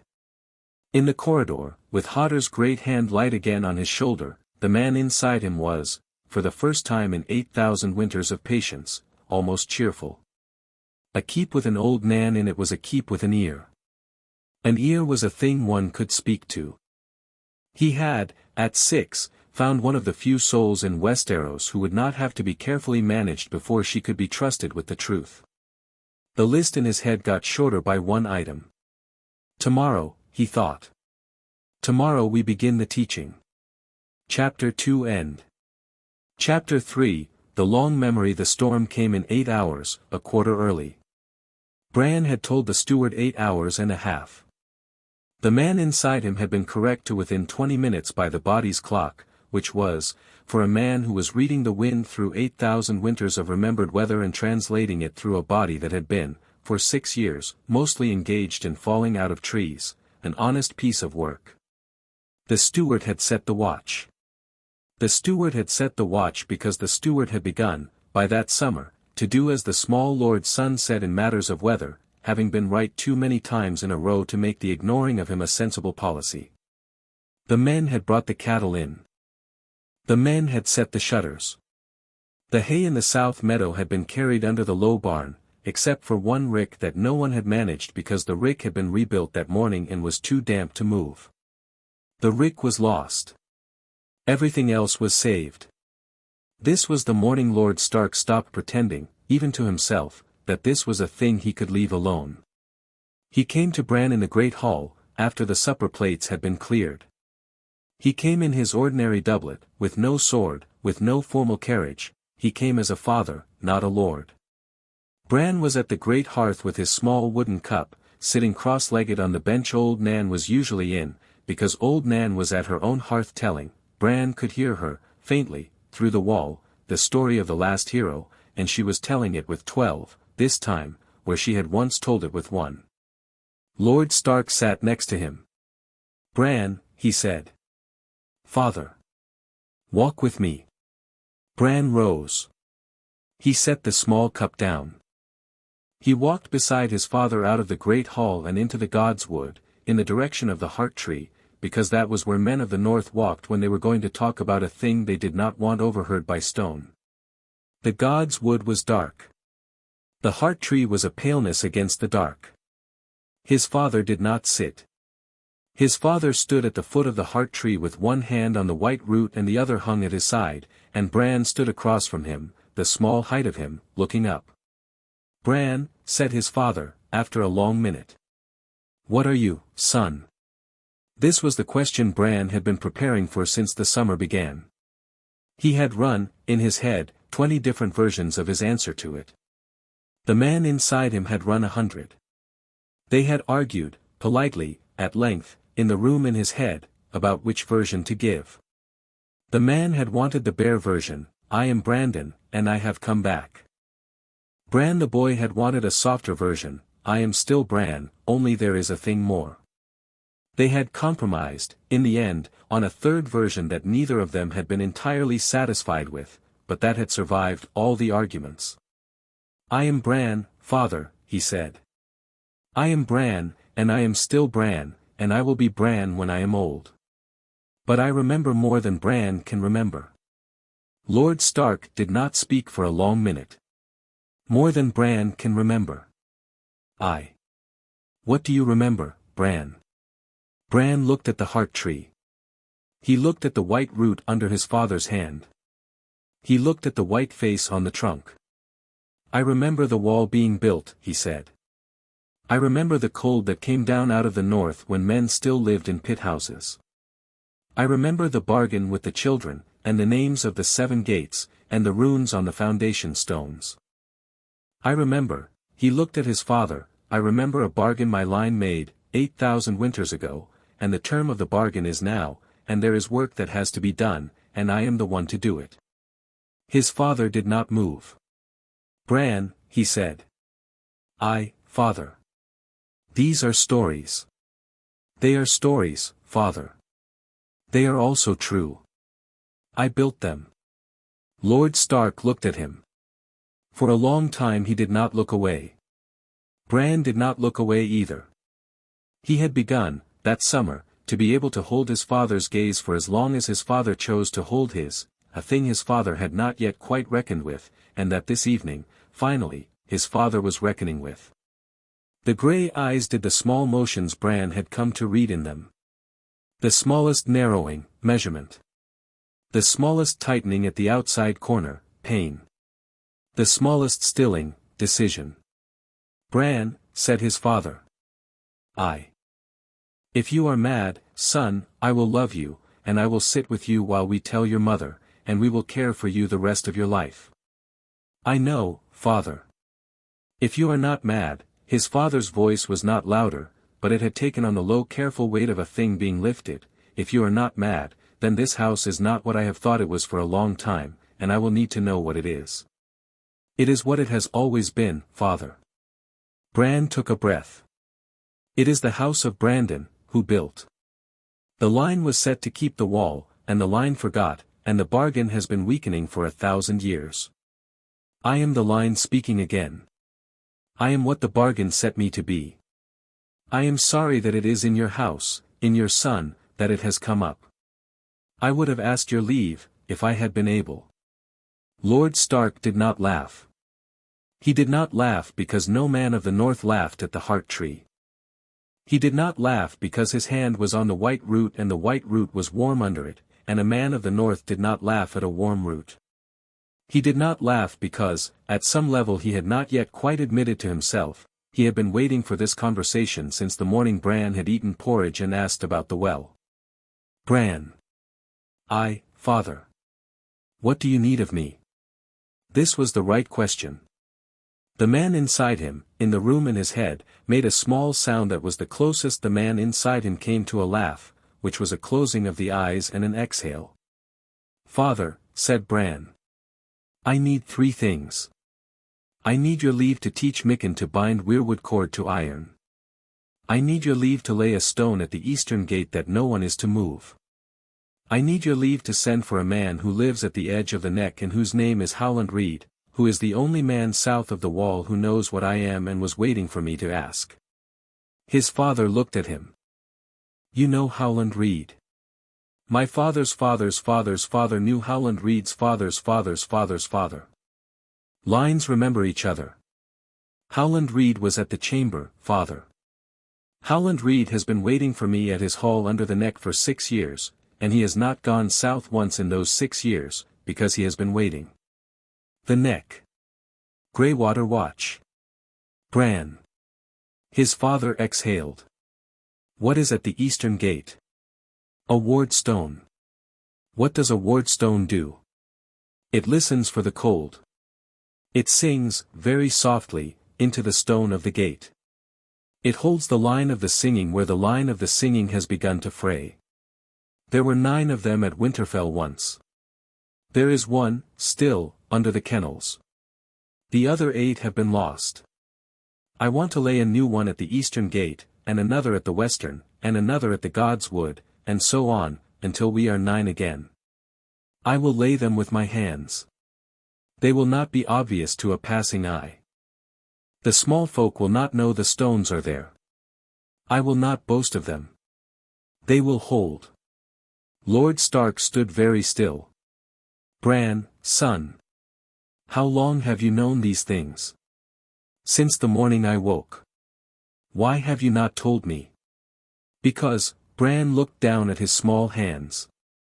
Because I am 6, father, and a 6-year-old who tells his lord father he must lay ward stones at the gates is a 6-year-old who is sent to the maester for a draught and put to bed.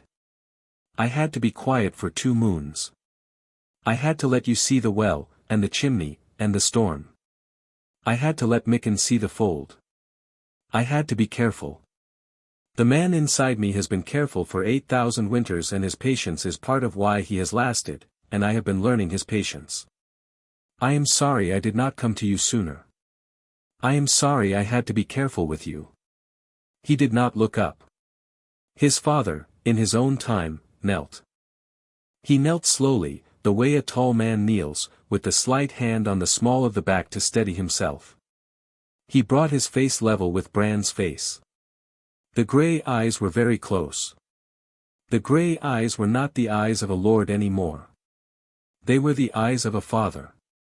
A father who had seen, Bran knew, in the older sight, too much, in his life, of what came of being lied to by the people he loved, and who had drawn from that life the conclusion that he would, by an act of will, never be a lord that the people he loved had to lie to. Bran, said his father. I. Lay your stones. He set his great hand briefly on the small back of Bran's head. He stood. He looked once at the heart tree. He inclined his head to the white face, a thing Bran had seen his father do every morning of Bran's life, and that he understood, only this evening, was a kind of prayer, and he turned to walk back to the keep. He stopped at the path's edge. Bran. I, father. Your mother. Bran nodded. I know, father. She is not, his father did not finish. He did not need to. Be gentle with her, son. She has loved you since before you had a face, and the part of you she has loved is the boy. The boy must be the part she sees first. I, father. Good night, Bran. Good night, father. He stood with his small hand on the white root for a long minute after his father was gone. The face on the trunk was the face on the trunk. The eyes had not opened, not in the way they had opened in the chamber under the broken tower, but the face was, Bran thought, attending. Attending was what the trees did. Attending was what he had needed, this evening, them to do. Thank you, he said, in the tongue. The leaves moved. It is what we are for, said the leaves. Speak to your father plainly. He has the ears. I, said Bran. He walked back through the God's Wood. He did not, for the first time in 2 moons, feel 6. Catelyn was harder.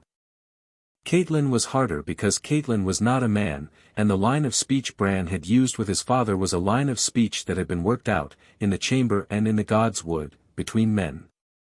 The man inside him had been a man among men. The man inside him had not, in his first life, had a great practice with women. There had been a wife, but she had been a wife of the kind women were 8,000 years ago, which was a different kind of wife, and the man inside him was not, on this point, useful to Bran. Bran would have to manage his mother on his own. He went to her chamber the morning after the conversation in the God's Wood. She was at her dressing table. She was writing in the small book in the second drawer, which she pulled out and closed when he came in, with the smallest motion of her hand, the way a child closes a thing it has been told not to have. He pretended not to see. He had begun, that summer, to be very practiced at pretending not to see things he had seen. Mother. Bran. She did not turn. Sit down, my love. He sat on the small stool by her dressing table. He looked at her in the mirror. She looked at him in the mirror. Looking through a mirror was, the man inside him noted, easier on her. Looking directly at him had, lately, become a thing she did with effort. Father told you, he said. Father told me. What did he tell you? She breathed. She set down her quill. She turned, finally, on her stool, and faced him directly. Her hands were folded in her lap. The hands were very still. The hands were the hands of a woman who had decided not to be a woman whose hands moved when she did not wish them to. Your father told me, she said, slowly, that our son is the builder. Mother, Bran. Her voice was even. Listen. I am going to say a thing, and I do not want you to interrupt me, and I do not want you to be patient with me. I want you to be 6. Mother. Bran. She looked at him. I do not believe in the old gods. I know, mother. I have prayed in the gods' wood because I have married a man whose gods are in the gods' wood, and I have prayed beside him because he is my husband, and I have raised our children to know his gods and mine both. But the prayers in the gods' wood they have been beside him prayers. They have not been my prayers. My prayers have been to the 7, in my own head, in the September, in the small chapel at Riverrun. I have been a woman of the south, in a northern keep, for 15 years. I know, mother. Bran. Her hands moved at last. They unfolded. They came to her lap palm up. I do not know what to do with what your father has told me. I know, mother. You are 6. You are, her voice caught. She mastered it. You are my baby. I know, mother. She looked at him. He looked at her. He did the only thing he could think of, which was to slide off the stool and go to her, and to climb up, the way a 6-year-old climbs up, into her lap. She sat very still while he did it. When he had settled, she put her arms around him slowly, the way she would have put her arms around a thing she did not yet know whether she had been allowed to touch. He laid his small head against her collarbone. He felt her breath go in and out a few times. He waited. Mother, he said, into the wool of her dress. My love. I am still Bran. I will still climb where you have told me not to. I will still steal honey from the kitchens. I will still make Sansa cross. I will still come to your chamber when I have a bad dream, and I will still ask you to tell me a story until I sleep. The builder did not come to take Bran. The builder came because the boy was here, and the boy had a kind of door, in him, that the builder could come through. I am still in the room, mother. I am sitting in your lap. I am the boy. She closed her eyes. She did not open them for a long time. And the man, she said. And the man, Bran. If I had a god of my own that I trusted, what would I pray to it for, on this morning? He thought about this. He thought about it as a boy and as a man. Mother, he said. You would pray, I think, that the boy lasts. You would pray that when the man has finished his work, the boy is still there. That is what my father is praying for, in the gods' wood, when he prays for me. That is what I pray for, in the gods' wood, when I sit with the trees. The man is patient. The man does not want to use me up. The man wants, when this is done, to lie down again under the chamber and let the boy grow into a man of his own. The boy lasts. That is the bargain we have made between us. She drew a long breath. Bran, my love. I will pray that with you. To which gods, mother? She smiled, faintly. He felt the smile in the wool against his cheek. To both, Bran. We will see which of them is listening. He sat in her lap for a long time after that. The morning light came in the chamber window. The small book in the second drawer was forgotten. Her hand, after a while, was on his hair, the way it had been on his hair all his life. He understood, with the older sight, that the conversation was not over, that there would be other mornings, other small books, other lap-sittings, and that his mother had not been moved, this morning, from a god to a god, but had only opened her hand and made a place. The place would have to be filled, one act at a time, over years. He had years. He had, by the man inside him's reckoning, 4.5 years before the long night, and it was a thing the man inside him had decided to spend on his mother, in pieces. He kissed her on the cheek. He climbed down. He went to find Mikken. Mikken did not ask why. That was Mikken's gift, when at his best. Mikken liked a riddle. Mikken liked a piece of work that he did not understand the meaning of and had been told to do anyway, because such pieces of work, Mikken had learned from his father, and his father from his, were often the pieces of work that turned out to matter most.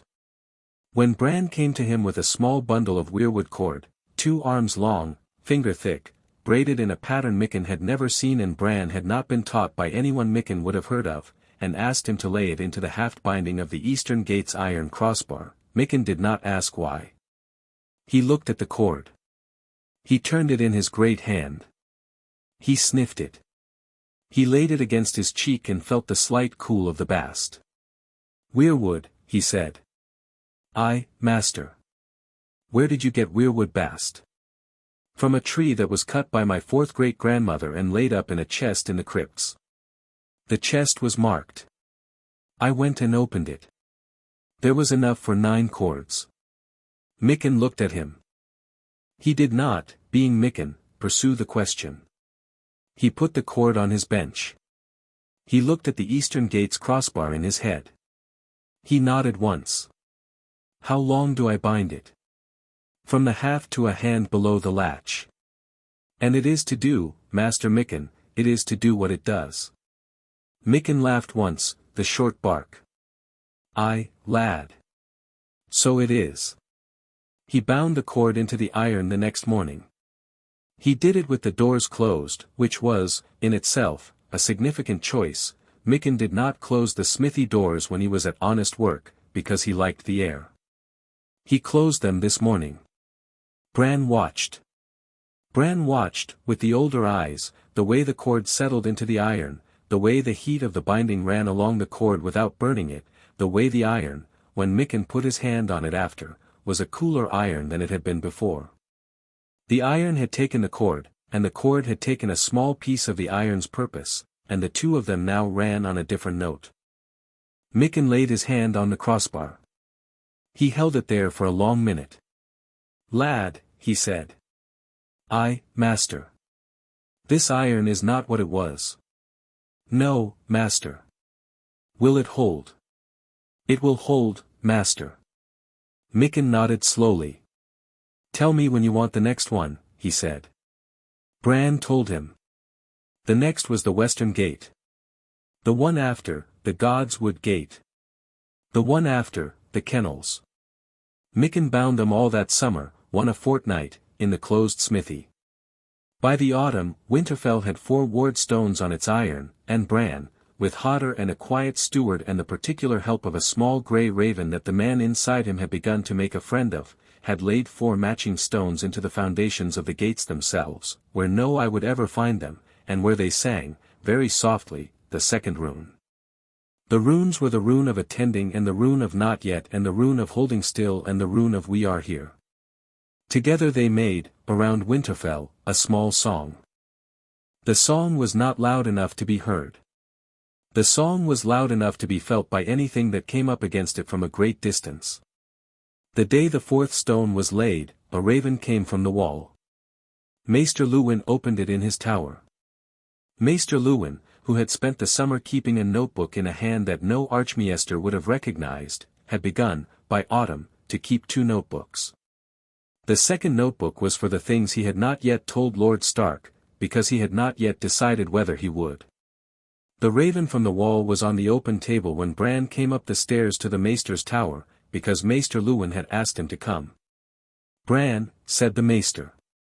Maester. Sit down, lad.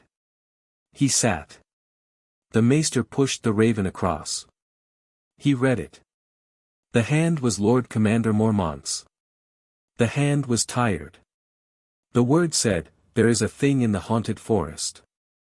The Black Brothers do not come back the same when they have been north a fortnight. There are tracks at the gate of Eastwatch that are not the tracks of any animal known to me. The wildlings have moved south of the Frostfangs in numbers we have not seen in living memory, and they say they are running from a thing. I write to the lords of the north. The wall needs men. The wall needs men who will come north and stand a season and learn what is at the other side of the trees." J.M. Bran read it twice. The man inside him read it 3 times. He set it down. "Maester. I, Bran. This is the 3rd one this year, is it not?" The Maester looked at him. "Yes, lad. It is the 3rd. It is the only one Lord Commander Mormont has signed himself." "I. Maester. Have you shown this to my father?" "I came up to fetch him, Bran. I wanted to show it to you first." The Maester stopped. He took off his spectacles. He cleaned them on his sleeve. He put them back on. "Lad. I have begun to keep a notebook. I have begun to keep a notebook of the small things you have said, and the small things you have done, since the spring. I have begun to keep a second notebook of the things I have not understood. I do not know who to ask about the things in the second notebook. I have considered writing to the Citadel. I have not written. I have not written because," he looked at Bran, "because, lad, I do not know if the Citadel is the right ear for these questions any more. I have begun to think it might not be." Bran looked at him. He looked at him with a kindness that no boy of 6 should have been able to manage, but which the man inside him gave him, unasked. "Maester Lewin. I, Bran. Show me your second notebook." The Maester hesitated. Then he opened the drawer. The second notebook was a small notebook, half full, in the Maester's careful hand. Bran read it. The man inside him read it. The notebook was an honest notebook. It was the notebook of a man who had been trained, all his adult life, in one school of knowledge, and who had begun, in middle age, to find that the school did not fit the things in front of him. The notebook had questions in it that the Citadel could not have answered, because the Citadel had taught itself, 8 centuries earlier, not to ask them. Bran handed the notebook back. "Maester. I, lad. Keep the notebook. Keep both of them. Add to the second one. I will, in time, give you the answers to the questions in the second notebook. I will give them slowly, because some of them are answers a man cannot hear all at once. But I will give them." The Maester looked at him. "Bran. I. Lad. Are you safe?" This question was not a question he had been asked. It was not a question his father had asked. It was not a question his mother had asked.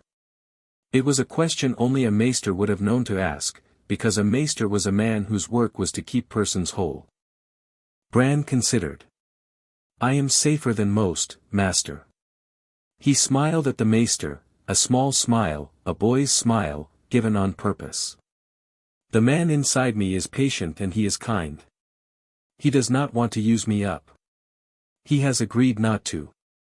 He has been given a body of his own to look forward to, when this is done, a long sleep under the heart tree of the chamber, where I do not have to come with him. The boy will last. That is the bargain we have." The Maester closed his eyes for a moment. "Bran. I, Master. I will hold you to that bargain. I would wish you to." The Maester opened the drawer. He set the second notebook back. He took up the raven. He folded it. He stood. "I will take this to your father now," he said. "Will you come with me?" "I, Master." They went down the stairs together. In the long corridor, with the autumn light coming through the lancet windows and the dust drifting in it, Bran said, very quietly, almost to himself, "It begins." "What begins, lad?" "The wall has felt the first touch, master. The Lord Commander has felt it through his men, and his men have felt it through their knights, and the wildlings have felt it before either, because the wildlings live under it. We have 4 years and a half. Maybe 5. We have work." The maester did not answer. The maester walked beside him to Lord Stark's solar with the raven in his sleeve and his second notebook on his desk and his old life behind him, and a new life, not yet named, not yet fully accepted, but begun, opening in front of him like a hall he had not yet walked. Old Nan was waiting for him. She had been waiting, by her own count, 3 days, by the boy's count, 6. The boy's count was the one Bran was responsible for. He had told her 3 days, the man inside him had said 3 days, and on 3 days he had not come. The autumn business of the keep had carried him, the laying of the 3rd stone, the second binding with Mikken, the long evening conversation with his father about the Howland Reed letter, which his father had written and sent before he had quite admitted to himself that he was sending it. 3 days had become 6. He came into Nan's chamber at the 2nd hour after supper. She was knitting. She was always knitting. "Boy," she said, without looking up. "Nan. You said 3. I am sorry, Nan. The keep has been busy. The keep has been busy because you have been busy in it." She set the needles down. "Sit down." He sat on the small stool. "I will tell you," she said, "what my grandmother told me that I have never told to any other child." Nan. "She told me," said old Nan, "that the first heart trees were not in groves. They were in chambers. They were under hills, under towers, under the floors of halls. They were in chambers because the children of the forest, before they had given the trees to men, had kept them as their own private fires, small trees, private trees, one for each of their dancers, one for each of their singers, one for each of the very old whose memory the rest had decided to keep when the body was done with them.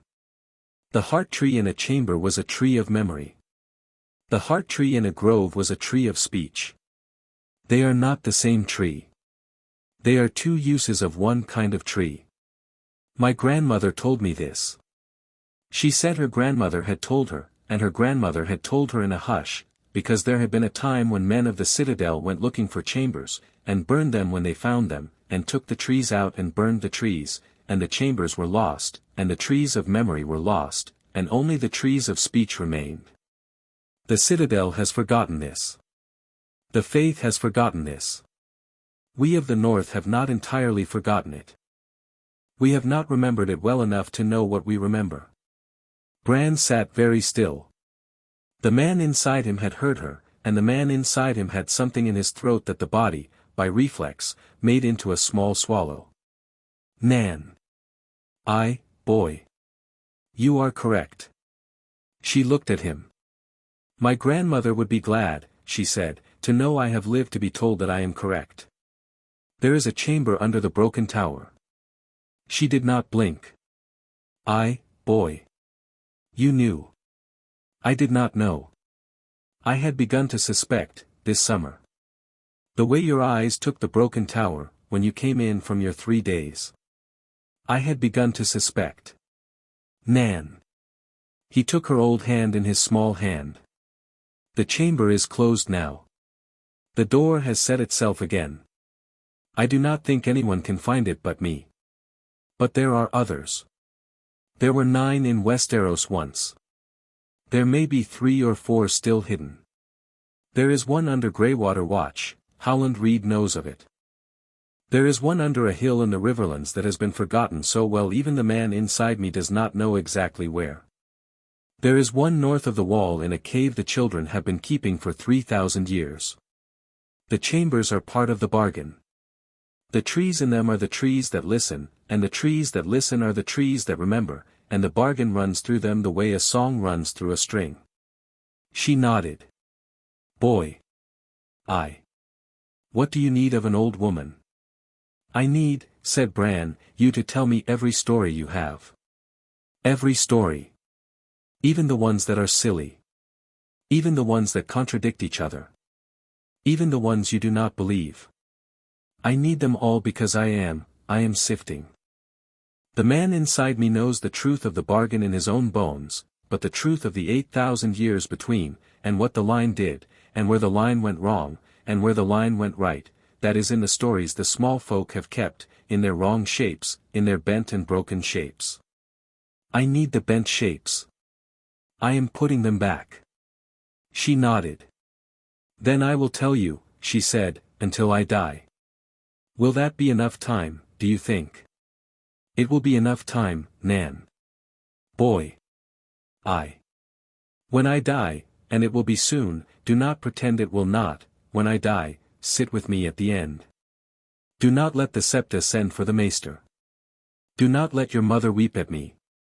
Sit with me, and let me tell you the last one, and then go back to your work. He did not answer for a long minute.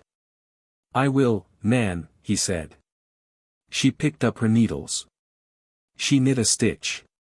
Begin, she said. Tonight is for the long night, the first one. Tell me what you remember, boy. Tell me what your man inside remembers. I will tell you what my grandmother told me. We will, between us, set the story straight. He told her. He told her until the candle was a stub and the second hearth had gone to embers and her old eyes had begun to nod over her needles. He told her in the boy's voice and let the man's voice come in only when the boy ran short of words.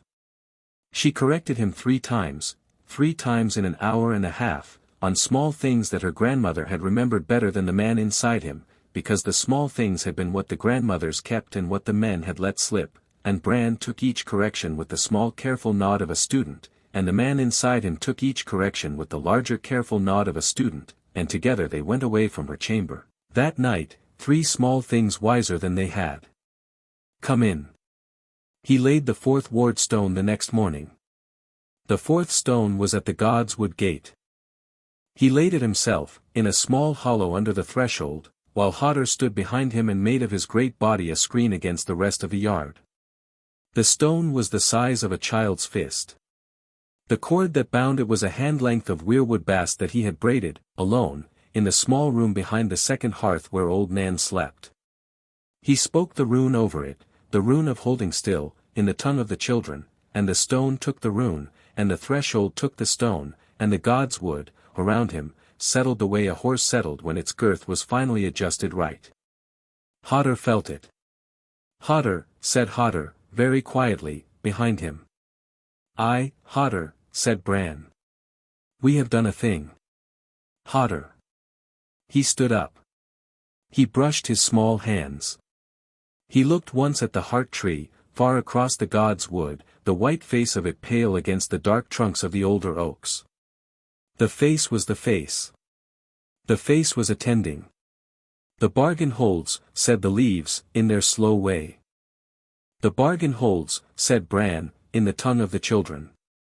He went back to the keep with Hodder at his shoulder. The autumn light was coming low through the windows. In the maester's tower a man was writing in a notebook he had not been writing in last spring. In the chamber of his mother a woman was beginning, very tentatively, to say a prayer in a god she had not yet named.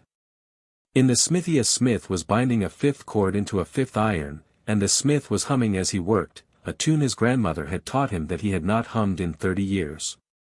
In the great hall a lord was looking at a raven from the wall and at a letter to a lord at Greywater Watch, and the lord's hand on both pieces of paper was a steady hand. The keep was settling itself around its boy. The boy did not yet know how much. Chapter 3 End. Chapter 4, The children. The grove lay 7 days' ride into the Wolfswood, by a route the Wolfswood did not advertise. Bran was 8. The body had grown over 2 summers, the body had grown faster than the body had any business growing, because the man inside him had a clear opinion about what muscle a small Stark needed before the long night, and the man inside him had begun, the second spring, a quiet regimen of bread and goat milk and morning runs in the long fields. Robb had noticed. Robb had not commented. Robb had, instead, begun to ride out with him on the runs, which had pleased the man inside him more than the running. They rode out at the second hour after dawn on the morning Lord Stark had given them leave. They were three. Bran, Robb, and Hodder on the great grey cart horse that was the only horse in the stables that would carry Hodder without sulking. They had supplies for 14 days, a black sealskin with maps in it that the man inside him had drawn in Bran's small careful hand, and one short axe of Micken's making with a weirwood cord bound into the haft. They had no men at arms. This had been Bran's request and his father's slow assent. The grove, the man inside him had said, would not open to a party with iron in it. They were carrying iron in any case, Micken's axe, the boy's small belt knife, but the iron they carried was iron the trees had agreed to, by binding, and the trees would, on this grace, not refuse them. The first 3 days they rode through wood Robb knew. The fourth day they rode through wood the Stark men used to know, and Robb, in his quiet way, began to say small things about the trees that were not the right things, that the oaks were leaning the wrong direction for the wind, that the birch had been growing in places they did not grow in the books, that the moss on the stones was the color of the moss on the stones at Greywater Watch and not on the stones of the Wolfswood proper. Bran had not told Robb of the maps. Robb was figuring out, by the eye of a young lord who had been raised to read his country, that the country he was riding through was older than the country on the books. Bran let him figure it out. The man inside him approved. By the 5th day, Hodder was singing. Hodder sang, as Hodder did everything, with the one word he had. His Hodder, when he sang it, came in long-held notes, and the long-held notes came in a rhythm that was not the rhythm of a Wolfswood road. Bran listened. The man inside him listened. The rhythm was a rhythm out of the chamber. It was the rhythm of the rune called Holding Still. Hodder was singing the rune. Hodder did not know he was singing the rune. Hodder was singing it because the country they were in was singing it, and Hodder, who had always been the keep's truest ear, had picked it up the way an instrument picked up a note.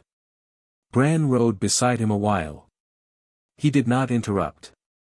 He was learning, more and more, that there were many ways the bargain still spoke, in the world, to those who were tuned to it. Hodder was tuned to it. Hodder had always been tuned to it. The men who had named Hodder a fool had not understood what Hodder was, and Bran was glad, for Hodder's sake, that they had not, because the world had been the safer place for Hodder for being misnamed. On the 6th day they came out of the wood into a hollow. The hollow was small. The hollow had a stream running through it, very clear, and one tree at the center. The tree was a heart tree. The tree was older than the keep. The trunk was as wide as a man's arms could span twice. The face on the trunk was not a face that had been carved by men. It had grown into the wood the way the lines of a person's face grew into a person's face. There was no white root on this tree because the roots ran underground, into the side of the hollow, into the stones at the back, and into a black mouth in the stones that was not large enough to be called a cave but large enough to be called an entrance. They stopped at the edge of the hollow. "Robb," said Bran. "I stay with Hodder and the horses. I will go down." Robb did not argue, which was a thing Robb had been learning, about Bran, since the loft conversation 18 moons ago. Robb dismounted. Robb made a small motion to Hodder, and Hodder stopped singing, though it took Hodder a stanza to finish the line he was on, because Hodder's notes did not stop in the middle. The horses cropped at the grass in the hollow's edge. Bran walked down to the heart tree. He stopped a pace from it. He laid his small hand on the white trunk. In the tongue of the children, he said the small word that meant "I am here." The leaves moved.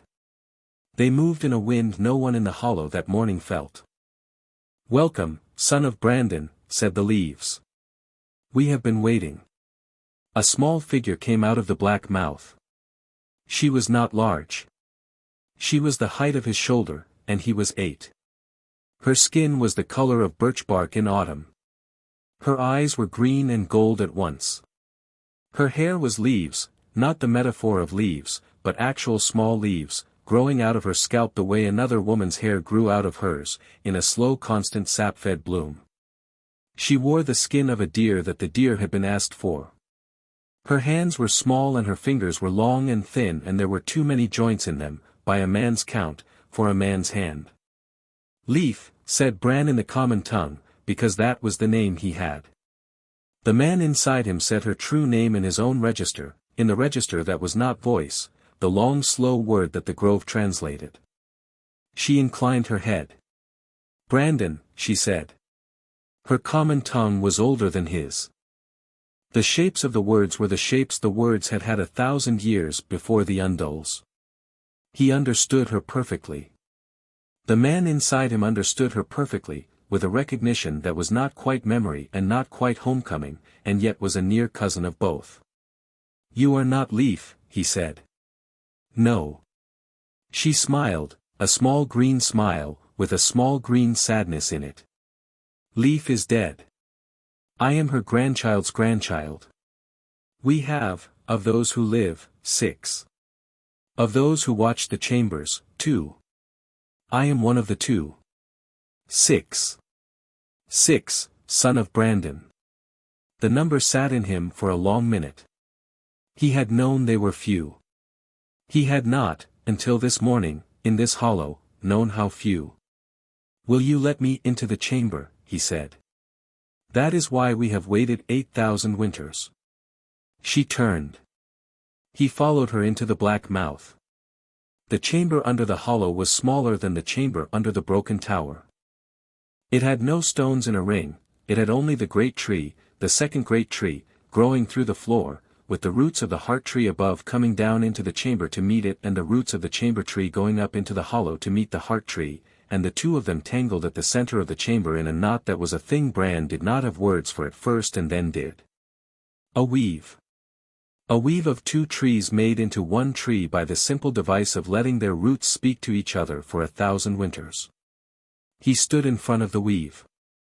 This is the second seal, she said. You know what we ask. I know what you ask. He went to his small knees. He put his small forehead against the bark of the weave. He spoke, in the tongue of the children, the long renewal, the words he had not spoken aloud since a body of his 8,000 winters before had spoken them at the foundation stone of the wall. The words were the bargain's clauses. The words were the names of the listeners. The words were the count of the cords and the count of the gates and the count of the chambers, and the names of those who were now dead, and the names of those who were now living, and the names of those who would live and would have to be told. The renewal took, by the body's clock, 1/4 of an hour. By the time he was done, the small body's knees were wet with the cold of the floor and there was a saproon burning a brand on the inside of his left wrist that would, the man inside him said, be there until the body died. He did not look at it. He did not need to. He could feel where it was. He stood up. Leaf, he would, in his head, call her Leaf, held out, in her long-fingered hand, 2 things. The first was a knife. It was the knife.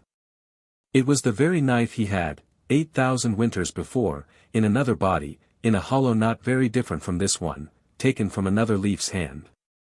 The blade was blackstone, dark as a starless night, with a chip out of the back of the blade where it had once struck the chest that was not a chest of another and chipped on something that was not bone. The hilt was bone. The bone was the bone of an old man's small finger. The man inside him knew whose. He did not say.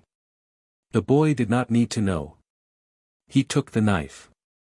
The knife fit his small hand badly, but he did not need it to fit yet. The blade would wait until the hand was bigger. The second thing was a small wax paper packet. Weirwood paste, she said. For the iron. Bind a stone in the haft, then paint the haft with the paste, then bind it with the cord. The paste is the binding of bindings. It will hold in iron what the cord could not hold alone. The recipe is in the paste. Open it under the heart tree, and the paste will tell you. Do not open it under any other tree. Leaf. Brandon. How long? 4 years and a half. By my count. Maybe 5. Less. He looked at her. How much less? 3 years and 3 moons. The cold has come further south this winter than it came last winter. We feel the chambers from the inside. The cold is reaching for them. We have time. We do not have your time. He nodded slowly. Leaf. I, son of Brandon. Will you come to Winterfell? She looked at him for a long minute. In time, she said. When the time comes for the chamber under your keep to be opened again, one of the 6 will come to it. It will not be me. I am a chamber watcher. The chambers must be watched by their own. There is one of us, though, who is a walker, a young one, a man-shape, and he will come, when you call him, and he will live in your keep as a man, and the small folk will think him a hedge witch from the neck, and your maester will keep his counsel. His name in your tongue is Twig. Send to him by sap, when you are ready. Send through the heart tree. I, Leaf. Go. He went. He came up out of the black mouth into the hollow's afternoon. Robb was sitting on a stone at the hollow's edge. Hodder was holding all 3 horses. The horses had not stamped, in 2 hours, by Robb's count. The horses had stood. Robb did not remark on this. Robb stood up when he saw Bran. Robb's eyes went to the knife at Bran's belt, the small bone hilt, the blackstone blade, and Robb did not, this time either, ask. Robb had stopped asking, 8 months ago, and had started observing, and the observations were filling up a different kind of notebook in Robb's head. It went well, Robb said. Aye. Are we done here? We are done here. Then let us ride. They rode. Catelyn met them at the south gate. She had been told they were going 7 days' ride. She had counted the days with the precise count of a woman who had once before counted 3 days for her son and had vowed never to count days lightly again. She had the household with her at the gate when they came in, Septim Ordain, the steward, 2 of the men-at-arms. The men-at-arms were there because Catelyn was a woman who did not stand at a south gate at sunset alone, even in her own keep, in a peace. Bran rode in. Bran swung off his horse. Catelyn did not move toward him. Catelyn waited. He understood. He came to her. He did not speak. He took her hand and he laid the back of her hand against his own cool small forehead, in a gesture the man inside him had remembered from a dead century. The gesture meant I am yours. I am alive. I am returned. She drew a breath. Bran. Mother. Where did you go? I went to a grove, mother. Robb came with me. Hodder came with me. We are well. Nothing chased us. Nothing harmed us. I was in the grove for 2 hours. I came out with 2 things. I will show them to you and father after supper, and we will speak of them. They are not, mother, they are not bad things. They are old things. She nodded. The nod was a small nod. She turned and went up the steps to the great keep, and he understood that the conversation she had wanted to have with him was not yet ready to be had at the gate, and that she had decided, in the long week of his absence, that it would be a conversation she had calmly and once, in her chamber, with the small book on the dressing table open between them, and not a thing she scattered into the open yard. He showed his father and mother the knife and the paste at the supper hour. His father turned the knife in his hand and did not speak for a long minute. The last hero's knife, his father said at last. One of them, father. There are more. There were 9. 6 are accounted for. 3 are lost. One was given to a man whose line the man inside me does not now remember. One is at the bottom of the Bay of Seals. One was buried by the reeds 800 years ago and is, the man inside me thinks, still in the wet ground there. 800 years ago. Howland Reed's grandfather's grandfather's grandfather would know the place. Howland Reed himself, when he comes north, will know whether to dig it up. His father set the knife down on the table with the care of a man who had handled many heirlooms and was not in a hurry with this one. "The read letter," his father said. "He has answered." "He has." "He will come in the spring, father." "He has said so." "I asked Maester Lewin this afternoon. Maester Lewin had a raven from him this morning." "You did not tell me this morning." "I have just told you, father." His father exhaled through the nose, which was the closest his father came to a laugh in this house. Bran took the small permission. He smiled, a boy's smile. His father did not smile back, but the eyes around the corners were quieter than they had been when Bran had walked in. His mother had not spoken. "Mother." My love. There is a thing more I should tell you. About the grove." "Tell me." "There was a child of the forest in the grove. She is the granddaughter of the leaf who was. She gave me the knife and the paste and the words of the renewal. She is one of 6 left in the world." His mother closed her eyes. She kept them closed for a moment. She opened them. 6. Bran. They were a people. 6 is not a people. No, mother. They are the last. And the chamber. Under the hollow's heart tree. There is one. There are others. The bargain runs through the chambers, like a song through the strings of a lute. We will, in time, find the others. There is one under Winterfell. There is one under Greywater Watch. There is one north of the wall. We will be, he paused. The man inside him had given him the right phrase, but it was a phrase he wanted to use carefully. We will be a household, mother. Of a kind. Across leagues. Across persons. I am the youngest of it. I have been entrusted, by the man inside me, to be the speaker of it. I will not be alone in the work. There will be Howland. There will be Twig, when he comes. There will be Robb, for the part Robb can carry. There will be Father, for the part a lord can carry. There will be you, for the part you choose. She did not answer. She picked up her cup. She drank from it. She set it down. Bran. I have, this last year, said 3 prayers. One of them is to the old gods. I have not, she looked at her cup. I have not said it under the heart tree. I have said it in my chamber. I do not know whether it counts. It counts, mother. How do you know? I know. She nodded. Then the part one will carry, she said, slowly, is the part of being the woman who watches the boy. The part of being the woman who, when the man inside him is using him too hard, takes him by the shoulder and shakes him 3 times. I will not be a priestess. I will not be a singer. I do not want any of those things. I want to be his mother. That is the part one will carry. He could not, just then, speak. The man inside him, in the room in his head, gave him a small dignified silence to be ate in. Bran took it. He swallowed it. He nodded to his mother. His mother nodded back.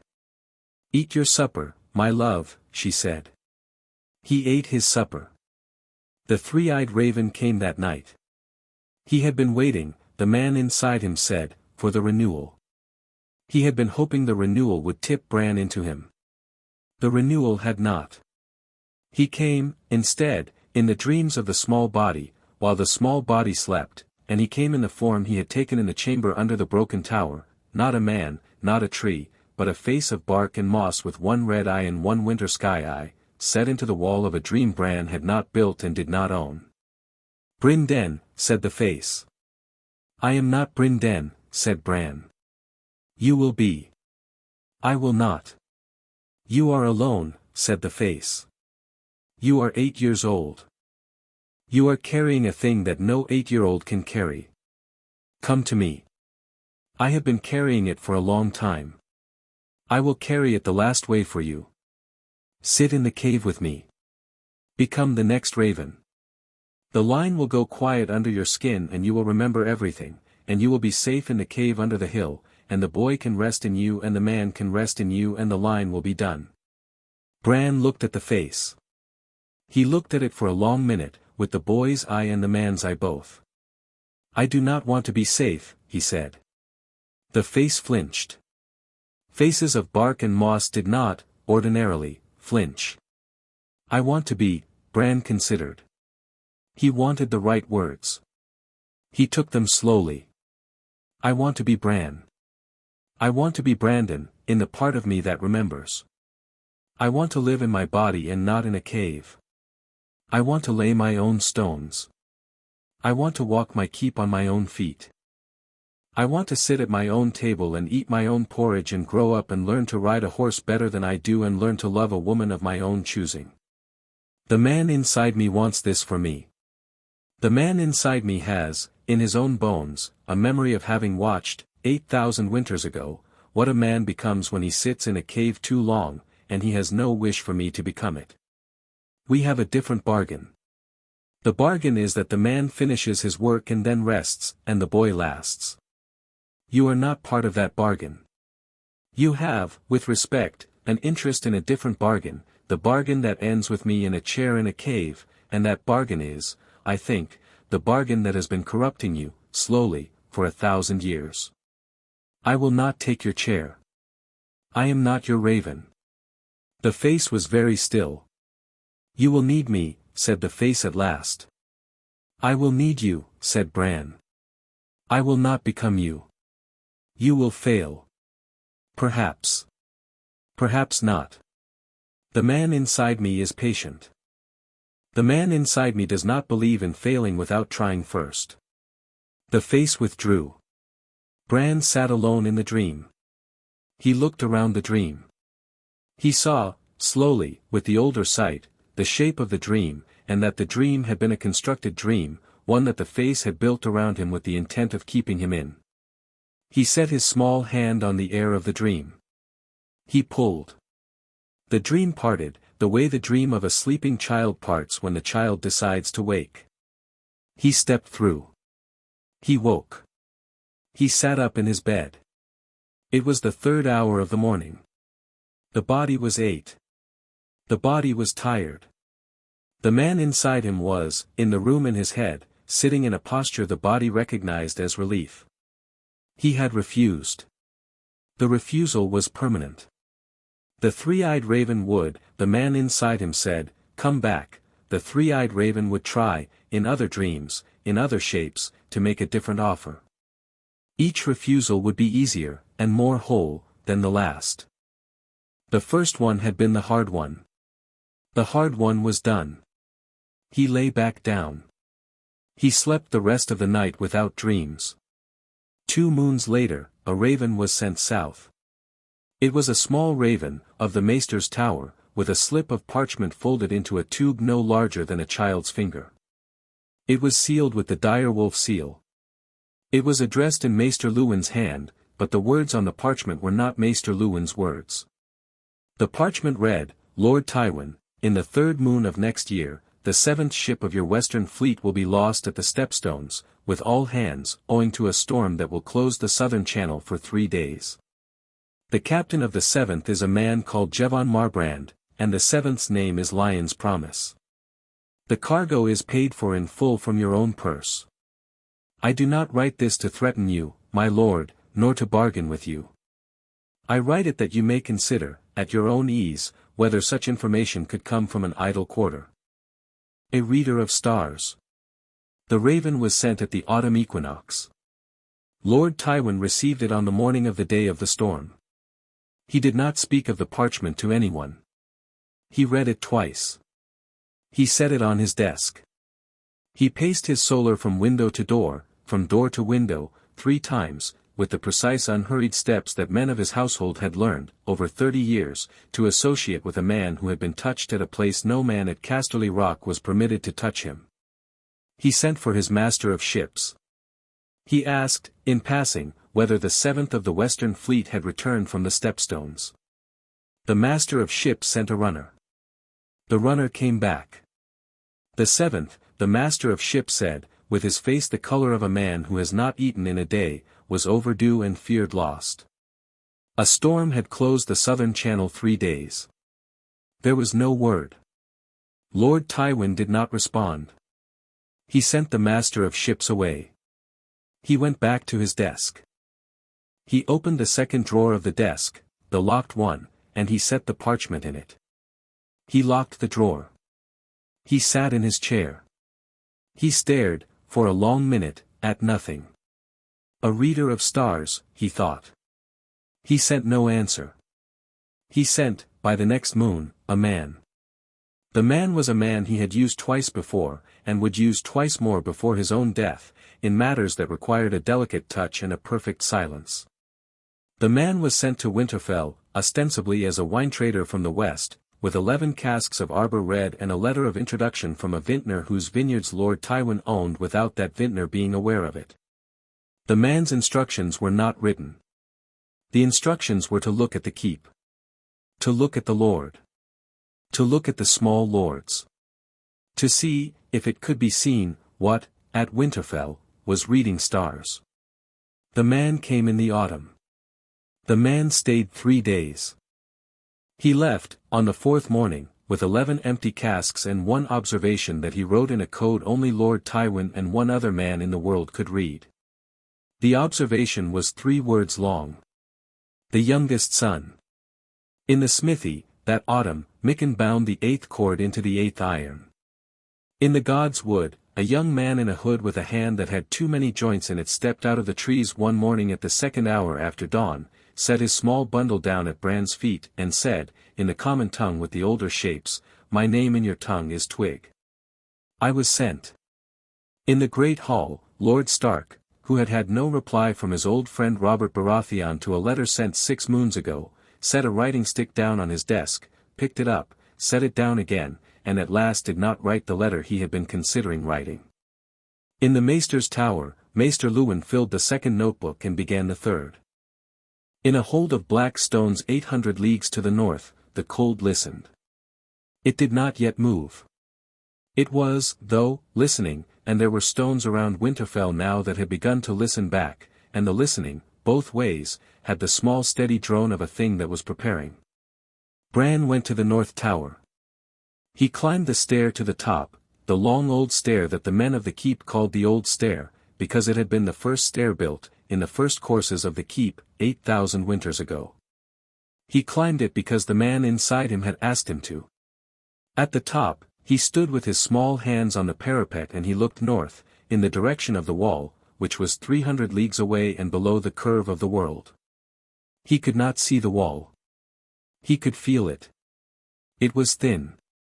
It was thinner than it had been, the man inside him said, in any year of the line's keeping. The cords were rotted. The runes were dim. The gates had not been sung to in centuries. The bargain at the wall was a bargain in the worst kind of disrepair, not absent, but unattended, a ship's deck with cracks the rain had begun to find. It was time, the man inside him said. It was time, said Bran in the tongue. He turned. He went down the old stair. He went to his father's solar. Father. Bran. I must go to the wall. His father looked up. He looked up slowly, and he looked up with the look he had been preparing himself, for 2 years, to be ready to look up with. It was the look of a man who had been told by a son he loved that the son was going to walk into a thing the father could not protect him from, and who had, having been told once before by another son, a son he had not been able to save, promised himself that he would not, this time, refuse the going. When, said his father. In the spring. With Howland Reed when he comes. With Robb. With Twig. With Hodder. We will go quietly. I will be a small lord visiting his uncle Benjen. We will not draw eyes. We will not need eyes. We need only a fortnight at Castle Black, and 3 days under the gate, and the singing of 3 runes, and we may come back. 3 runes. Father. The first 3. There are 9. We will go up 4 times, over 4 years, and sing the runes 3 at a time. The wall will not be done in one trip. The wall is too long. The bargain is too tangled. We do it in pieces. And then, father, the dead come, and they break upon a wall that has been resealed. His father set down the writing stick. You will go in the spring, Bran. With Robb. With Howland. With Twig. With Hodder. With 4 men I will choose myself, who will not know the work but will know not to ask. With letters I will write to Benjen and to the Lord Commander. I, father. Bran. I. You will come back. It was the first time his father had said it as a thing to be promised, rather than as a thing to be hoped for. It was a thing his father needed Bran to give. Bran gave it. I will come back, father. His father nodded. He took up the writing stick. He bent over his desk. He began to write. Bran went out. He stood for a moment in the corridor of the great keep. The light was the autumn light. The keep was the keep. The body was 8. The man inside him was, somewhere in the room in his head, sharpening tools. It begins, said the man inside him. It begins, said Bran. Renly Baratheon came to Winterfell on a long ride. He had not been intending, when he had set out from the capital 3 moons before, to come so far north. He had been on a progress to White Harbor, with 20 knights and his standard-bearer and a small troop of musicians for the road. He had stopped at Winterfell, on his way back south, because his older brother was the king and his older brother had told him to stop, with a sealed letter for Lord Stark and a verbal message for Lord Stark that Renly was not, by any inflection of the message, to deliver. Renly had decided, at the inn at Moat Cailin, that he would deliver the letter, drink 1 cup of mulled wine in the great hall, smile his smile at Lord Stark's eldest daughter, take supper with the children, and ride out at dawn. Renly was a man of comfortable shapes. The shape of a one-night visit was a comfortable shape. He had not, in the shape, accounted for the youngest son. Bran sat at Lord Stark's right hand at the supper. Bran was 8.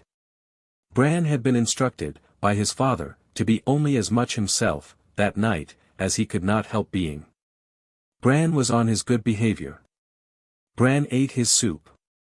Bran answered the questions Renly's standard-bearer asked him. Bran did not speak unless spoken to.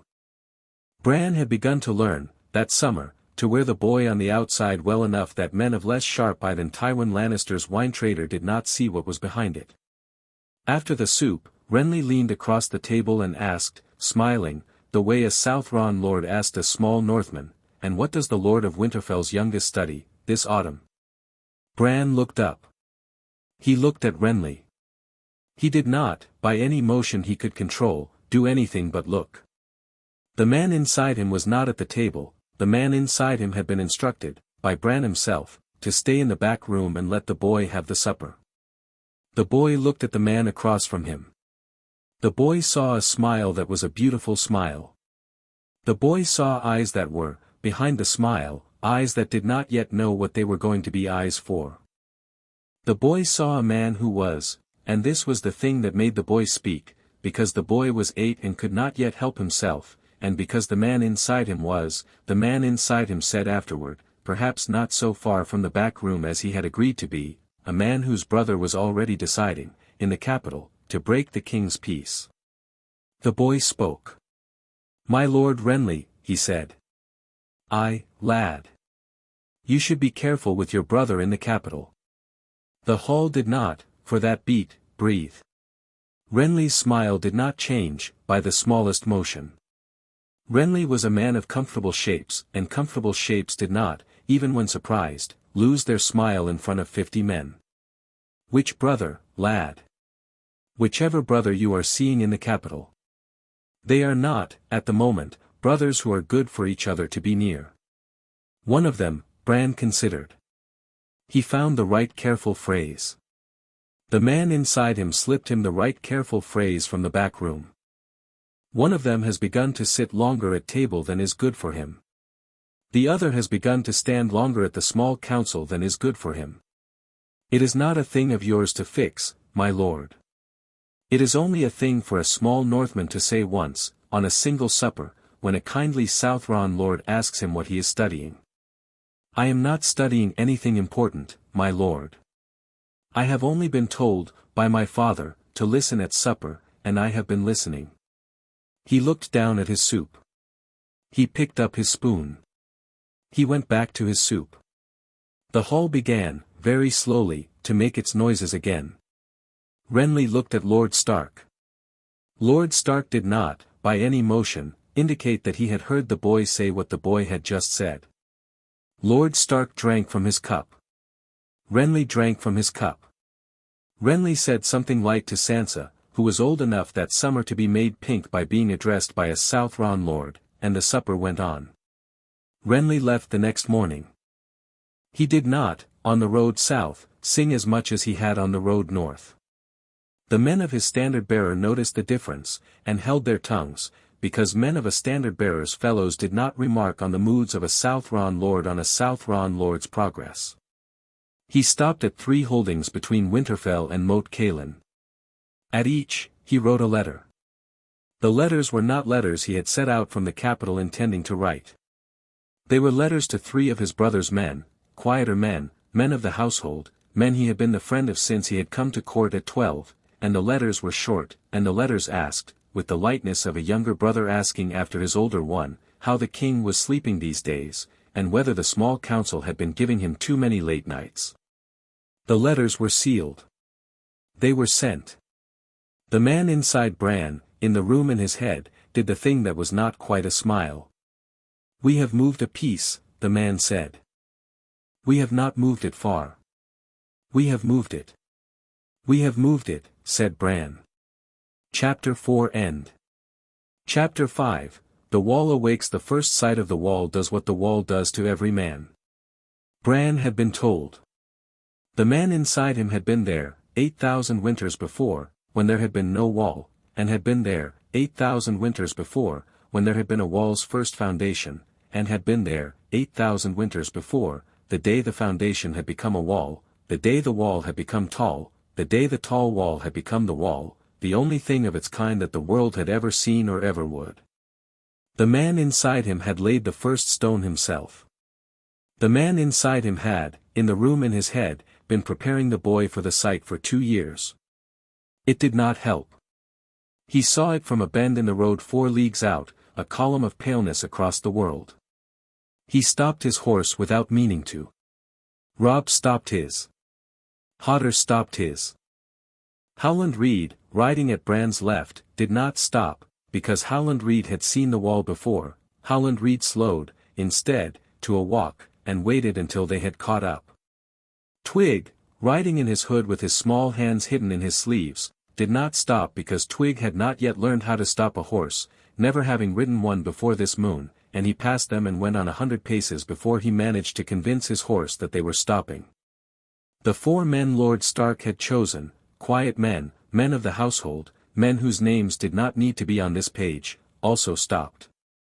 They stopped behind, as they had been instructed to. Bran sat his small horse and looked at the wall. The man inside him, in the room in his head, did not speak. The boy did not speak. For a long minute, Bran was simply a small body on a horse on a road, looking at a thing that the people of Westeros had been looking at for 8,000 winters, and that the people of Westeros had stopped really seeing, the way people stopped really seeing the sky, and that he, being newly come to it, in the boy's life, was seeing the way a man saw something for the first time. He had built that. He had not, by any merit of his small body, built it. The man inside him had built it. The man inside him had given his 103 years to it.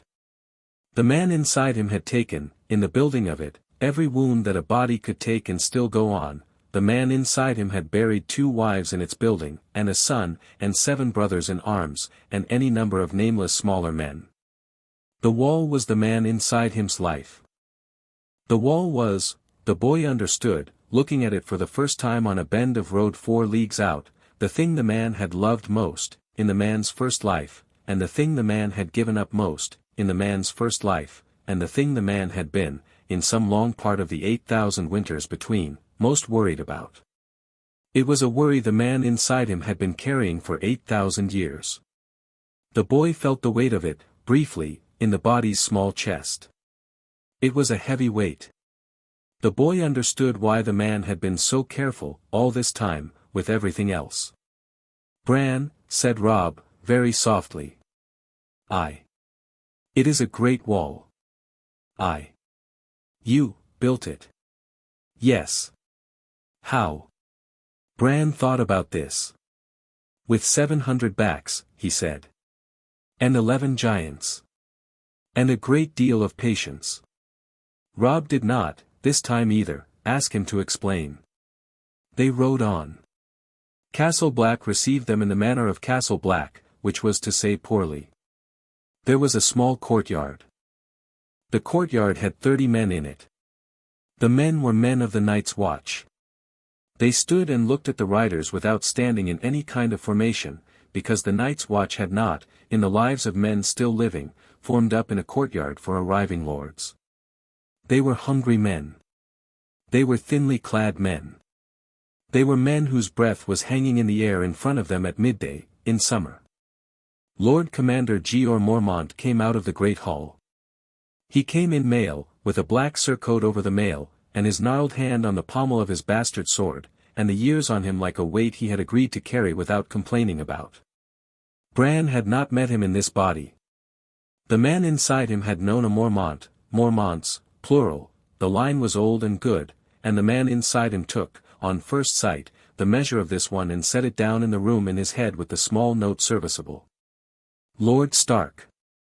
Lord Commander Mormont. You have come north. My son had business with the trees." The old bear looked at Bran. Bran sat his horse. Bran looked back.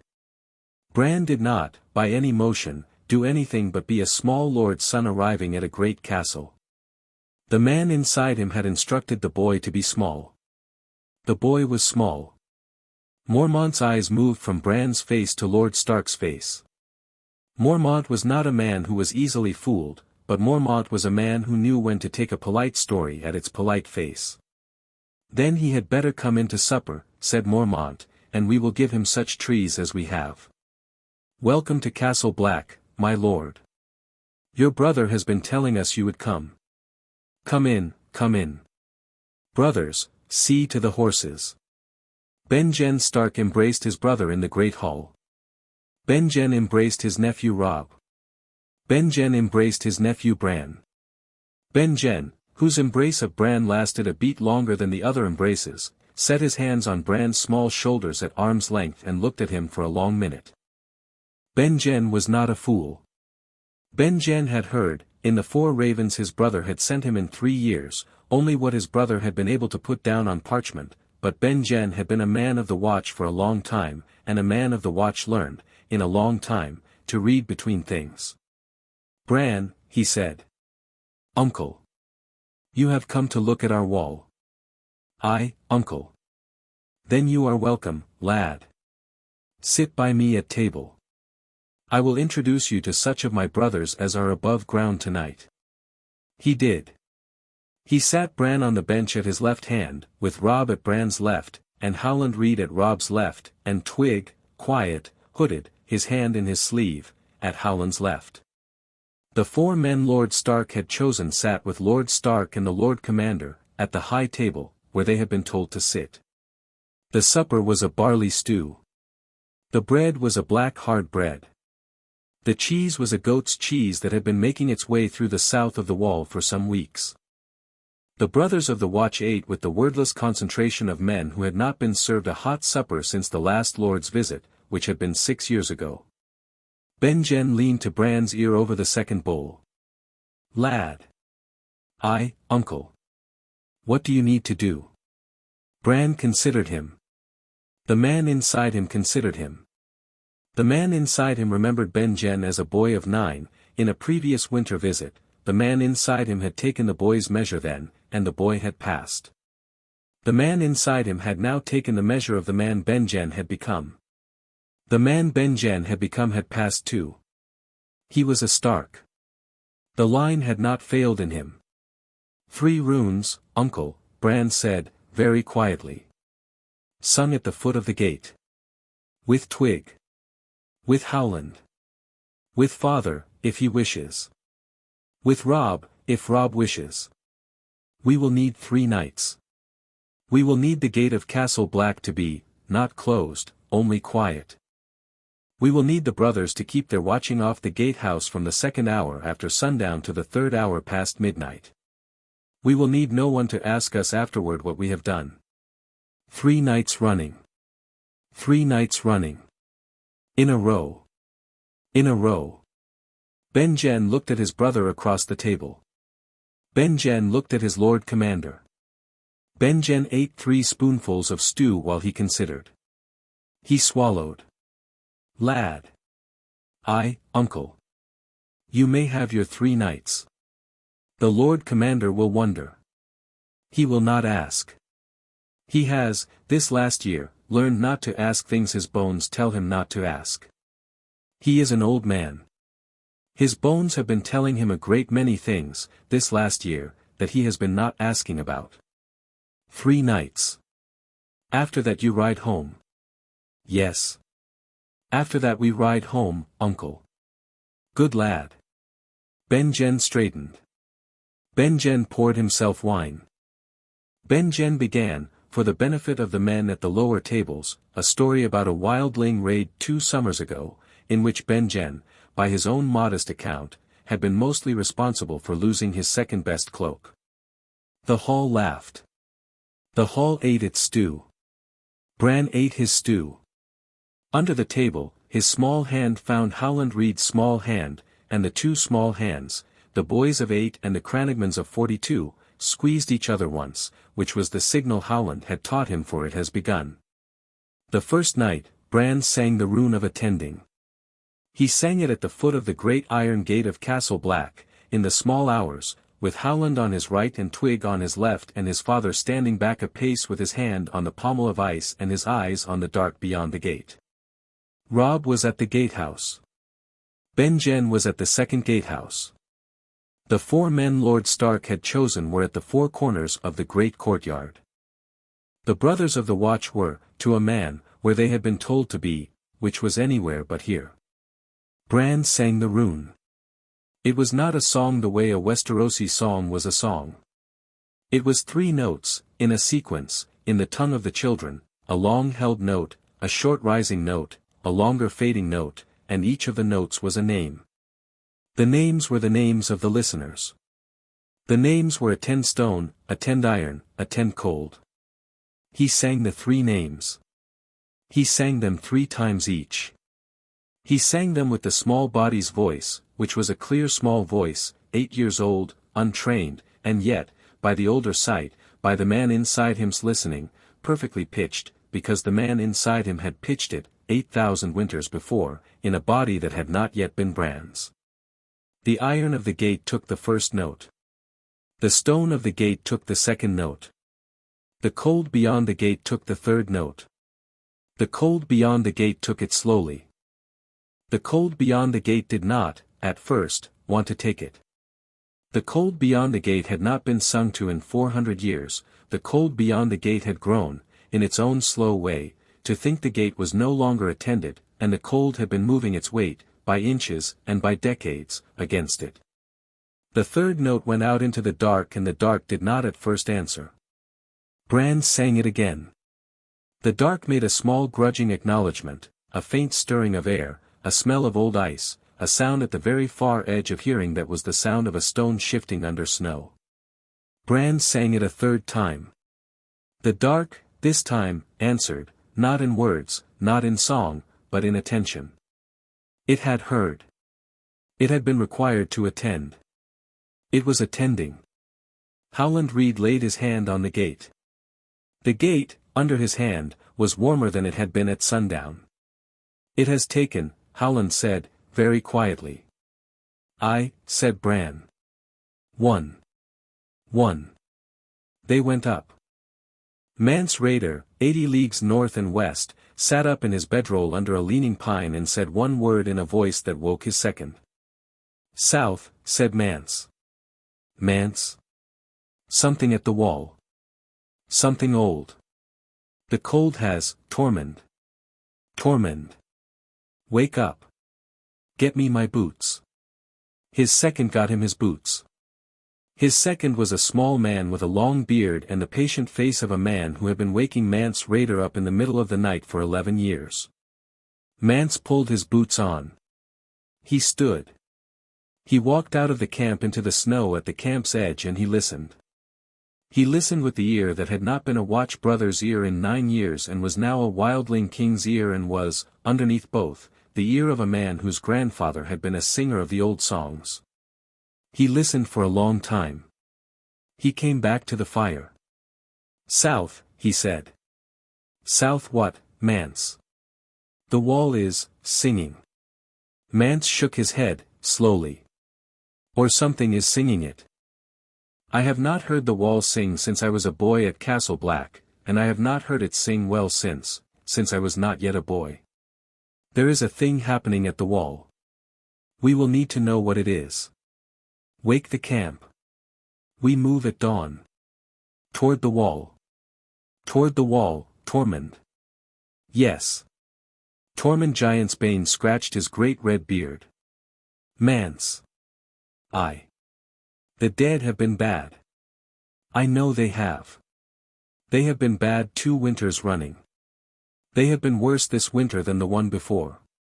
We are running south for a reason. I know we are. I am suggesting we run a little less south, and a little more east, and stop south of the Frostfangs, and listen. If the wall is singing, that is, Tormund, that is news of a kind we have not had. It changes how I think about what we are running from. It changes what we may need to be running toward. Tormund stood up. Tormund went to wake the camp. Mance stood at the fire's edge and looked south, in the direction of a thing he could not see and could now, almost, hear. Old gods, he said, very quietly, to the fire. Are you back? The fire did not answer. It is, though, recorded, by a man who would, in 2 years, ride down from the Frostfangs as the second of 3 messengers Mance Rayder would send through the wall in secret to a small lord of the north, that the fire that night burned blue at its very base, briefly, for the time it took Mance to ask his question, and that the man who saw it did not tell Mance, because the man who saw it did not want to be the one who told Mance. The second night, Bran sang the rune of holding still. The second night was the harder night. The cold beyond the gate had heard the first rune, the cold beyond the gate had attended, and the cold beyond the gate was no longer a polite passive thing. It had begun, in the 16 hours between the first night's singing and the second night's singing, to lean against the gate, the way a wind that had been ignoring a door for 400 years and had been suddenly addressed by the door's keeper would lean against it, to test how the door was being kept. Bran felt the leaning. He felt it as he stood at the foot of the gate. He felt it as a slow steady pressure on the body's small bones, not painful, not yet, and as a slow steady pressure on the man inside him, in the room in his head, which the man inside him took the way the man inside him took most things, with a long careful patience. He sang the rune. He sang it 3 times 3. The rune of holding still was the rune that closed the door against a leaning wind. The rune of holding still was the rune that took a thing that was beginning to move and persuaded it, by the strength of the song, to be a thing that was no longer beginning to move. He sang it slow. He sang it, the second time, with Twig joining at the lower harmony in the tongue of the children. A slow sap rhythm Twig had been holding in his small-fingered throat all evening, and the 3 voices became, briefly, 4, and the 4 became, by some grace of the work, the voices of the 700 who had once stood in a line at the wall's first foundation singing. The leaning, against the gate, stopped. It stopped slowly. It did not give way. It was not pushed back.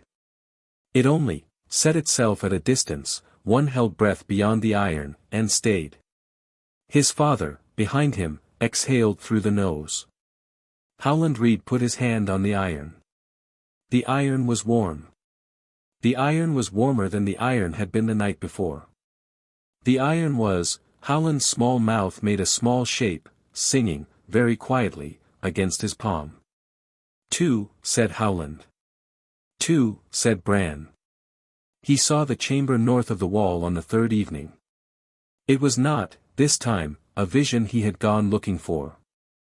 It came to him, while he was sitting at the table eating his supper, in the way the older sight sometimes came, a slow opening of a second window, a soft red light coming through it, and through the window the picture of a place he had not been but which had been waiting for him to look. He saw a cave. He saw a heart tree growing through the floor of the cave. He saw a man who was not a man, sitting in the roots of the heart tree the way a man sat in a chair, with his eyes the color of a winter sky and his face the color of bark, and one hand still a man's hand and the other the bark of the chair he was sitting in. Bryn Den, said the man. I am not Bryn Den, said Bran. We have had this conversation, said the man. We will have it again. I am not, this evening, asking you to come to my cave. I am asking you to consider the shape of the third rune. The third rune, said Bran. The rune you will sing tomorrow night. The third of the 9. The rune of We Are Here. You have been singing it at Winterfell, at the 4 gates. You will sing it tomorrow at the Great Gate. There is a piece of it you do not yet have. The man inside you has been keeping it from you, because the man inside you has been considering whether to teach it to you. I have considered, in his place. I will teach it to you.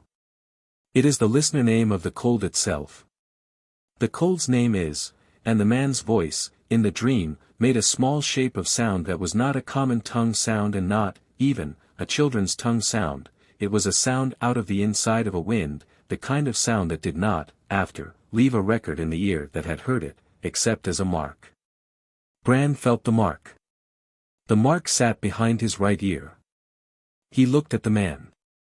I will not become you, said Bran. I am not asking you to. I am giving you the name. It is the gift my line has, and you are my line whether you will be my chair or no, and I will give it to you because giving it to you is what my line is for. I thank you, said Bran. I will, in time, come to your cave and sit with you a while. I will not stay. I will speak with you and I will leave. We will have an arrangement, you and I. It will not be the arrangement you have wanted.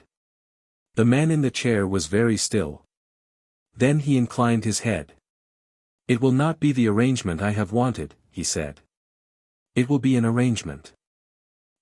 Said Bran. Sing the third rune well, said the man. Sing it with the listener name. The cold will, when you have sung it, set itself at a distance one held breath farther than it has set itself before. That distance is what we have. We will, you and I, between us, hold that distance as long as we can. I thank you, said Bran. The window closed. He took up his spoon. He ate his supper. He did not, at table, give any sign. Howland Reed, beside him, eating his own supper without comment, asked him very quietly, It came, then? It came. And you are still you. I am still me, Howland. Good, said Howland. Eat your bread, lad. You will need it. The third night, Bran sang the rune of We Are Here. He sang it with the listener name set at the back of it like a note he had been given to play. The listener name was a name a man could not, ordinarily, hold in the body's mouth without harm, but Bran, with the man inside him at his shoulder, was not ordinary, and the listener name went out from him into the cold with the steady weight of a stone laid into water. The cold heard its name. The cold had not heard its name in 8,000 winters. The cold had not, perhaps, heard its name spoken by a living throat since the first hand of his, 8,000 winters before, had laid the foundation stone of the wall and sung over it. The cold, hearing the name, did the only thing a thing could do when its name was spoken by a man who had earned the right to speak it, it answered. It came to attention. It stood, in some long place beyond the gate, in a posture it had not stood in for a very long time. It would, the man inside him said, hold that posture for 2 years, and would lean again at the third, and would lean harder at the fourth, and would press, at the fifth, with all the weight it had, and the wall, by then, would have all of its 9 runes sung and its 9 chords replaced and its 7 gates sealed, and the cold would press, and the wall would hold, and the long night would come and break upon a wall that the line had finally, 8,000 winters late, finished tending. He stopped singing. He stood at the foot of the gate. His father, behind him, set his great hand briefly on his small head. Howland Reed, beside him, put his small forehead against the iron. Twig, at his other side, folded his long jointed fingers and bowed. "Free," said Howland. "Free," said Bran. In the Lord Commander's hall, the next morning, Jeor Mormont gave Bran a small piece of weirwood that he had, he said, found himself in the haunted forest 20 years ago, and that had been waiting in his desk for a lord he could give it to. "Take it, lad." "I, Lord Commander. You will know what to do with it better than I will." "I will." "Lord Stark." "I, Jeor." "What you came for." "Whatever it was." "It is done." "It is begun," said Lord Stark. "We will be back, in 3 years. With the same boy. With perhaps a different hood on him, but the same boy. 3 years. I." Mormont looked at Bran. Mormont looked at him for a long minute, in the way the old bear looked at things he had decided were not, after all, his to understand. "Then I will keep my wall, lad," he said, "and you keep yours." "I, Lord Commander." They rode south. The road south was the road north, only the other way around, with the wall behind them now and the world below them ahead, and the body small on the small horse, and Hodder singing, quietly, all the way back, the rhythm of holding still. He sang it in his Hodder. He sang it for a fortnight. Robb did not stop him. The 4 men Lord Stark had chosen did not stop him. Bran, on his horse, listened, and let it carry him over the hills. When they came to Winterfell, his mother met them at the south gate. She did not weep this time. She had worked her weeping out, this trip, in her chamber, alone, while they had been gone. She put her hand on Bran's small forehead. Bran put the back of her hand to his cool small forehead in the gesture the man inside him had taught him. She held it there. She nodded. "Well," she said. "I, mother. 3 runes. 3 runes. And the cold." At a distance one held breath farther than it was. "And the boy." "Still the boy, mother." She nodded. "Then come in," she said. "We will eat. There is 2 years of news. There is your sister, who has grown a hand, and your brother who has fallen out of a tree and broken his arm and who is sulking about it, and old Nan has not been well, Bran. She has asked for you, twice." Bran looked at her. "I will go to her now." "Eat first, my love." "I will go to her first, mother. I made a promise." She looked at him. She nodded. He went to old Nan. He sat with her. She was very thin. She was knitting still, although she was knitting more slowly. She looked up when he came in, and her old eyes, which had been the eyes that had seen 90 winters, took him in with a slow careful look. "Boy. Nan. You have come back." "I have come back. With 3 runes. With 3 runes. Sit, boy. Hold my hand. Tell me. I have one more story to tell, and then I will tell it, and then I will rest. Tell me first what you have to tell." He sat. He held her hand. He told her. When he was done, she nodded. She closed her eyes for a moment. She opened them. "Then I will tell you the last," she said. She told him. She told him what her grandmother had told her, that her grandmother had told her never to tell another child. She told him for an hour. She told him with the voice of a woman who had been telling stories all her life and was telling, now, the only one she had been keeping back. He listened. The man inside him listened. Somewhere in the telling, Nan's voice slowed, somewhere in the telling, her old hand in his small hand grew lighter. He did not interrupt. He did not call for anyone. He sat with her, as he had promised, until the telling was done. The telling was done at the end of the hour. She closed her eyes. She did not open them again. He sat with her, holding her hand, for the rest of the afternoon. The keep, around the small chamber by the second hearth, did not yet know. He let it not know a while longer. When the last light had left the windows of her chamber, he set her old hand back in her lap. He stood. He went to find his mother. "Mother," he said. My love. Old Nan has gone." "Oh, Bran." "She told the last story first, mother. She is not gone unfinished." His mother did, then, weep, but it was not the weeping of his absence. It was the weeping of an old woman she had loved being gone, and the weeping had a clear bottom that she would, in 2 days, be able to find. He held her hand. He stood with her. He let her cry. The man inside him, in the room in his head, sat in his own kind of silence, the silence of a man who had been told the last story by the last keeper of stories, and had been entrusted with it, and had nodded, and had agreed. There was a moment, on the second night, that Bran did not, afterward, tell anyone about. It came in the middle of the singing of the rune of holding still.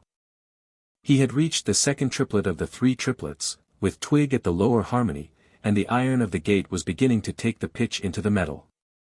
He felt, not the cold, not the leaning, not the gate, a thing in himself. The thing in himself was the boy. The boy, who had been carrying the rune and the man inside him and the long ride from Winterfell and the supper at Mormont's table and the chamber vision of the man in the chair, all in a body that was 8, had begun to be tired. The boy had begun to be the kind of tired that, in the middle of a piece of work, a body did not know it was, until the body wavered. The body wavered. He did not stop singing. The man inside him did not let him stop singing. But the body, in the moment of wavering, did the only thing a body could do, it said please. The man inside him heard. The man inside him did, then, a thing the man inside him had not done before in their 2 years together. He took a piece of the body's burden. He took it without asking. He set his weight, in the room in his head, against the small chest, and he carried, for the 3rd triplet, the breath that the body could not, alone, find. The breath came. The 3rd triplet went. The rune held. The leaning, beyond the gate, set itself. It was a small thing. It was a small thing only the boy and the man inside him had felt. It was a small thing that the boy, afterward, when the body had been put to bed by Howland Reed with broth and a heated stone at the small feet, turned over for a long time before sleeping. He had been afraid the man inside him would, one day, take a piece of the body's burden without asking, and that the asking would have been the thing that kept them honest with each other. The man inside him had taken without asking. The man inside him had given it back. The boy was breathing again on his own. The boy was, for that night, only tired. The man inside him, in the room in his head, had not said a thing to the boy about it. The man inside him would, the boy understood as he closed the body's eyes, be the kind of partner who would in a need do what the partner had to do, and then would not crow about it, and would allow the partner who had needed it to find the words for the thanks at the partner's own pace. He found the words slowly. He found them by morning. He gave them when he was alone, brushing his small horse, with no one in earshot but Howland Reed at the next stall who was not, by intention, listening. "Thank you," said Bran into his small horse's mane.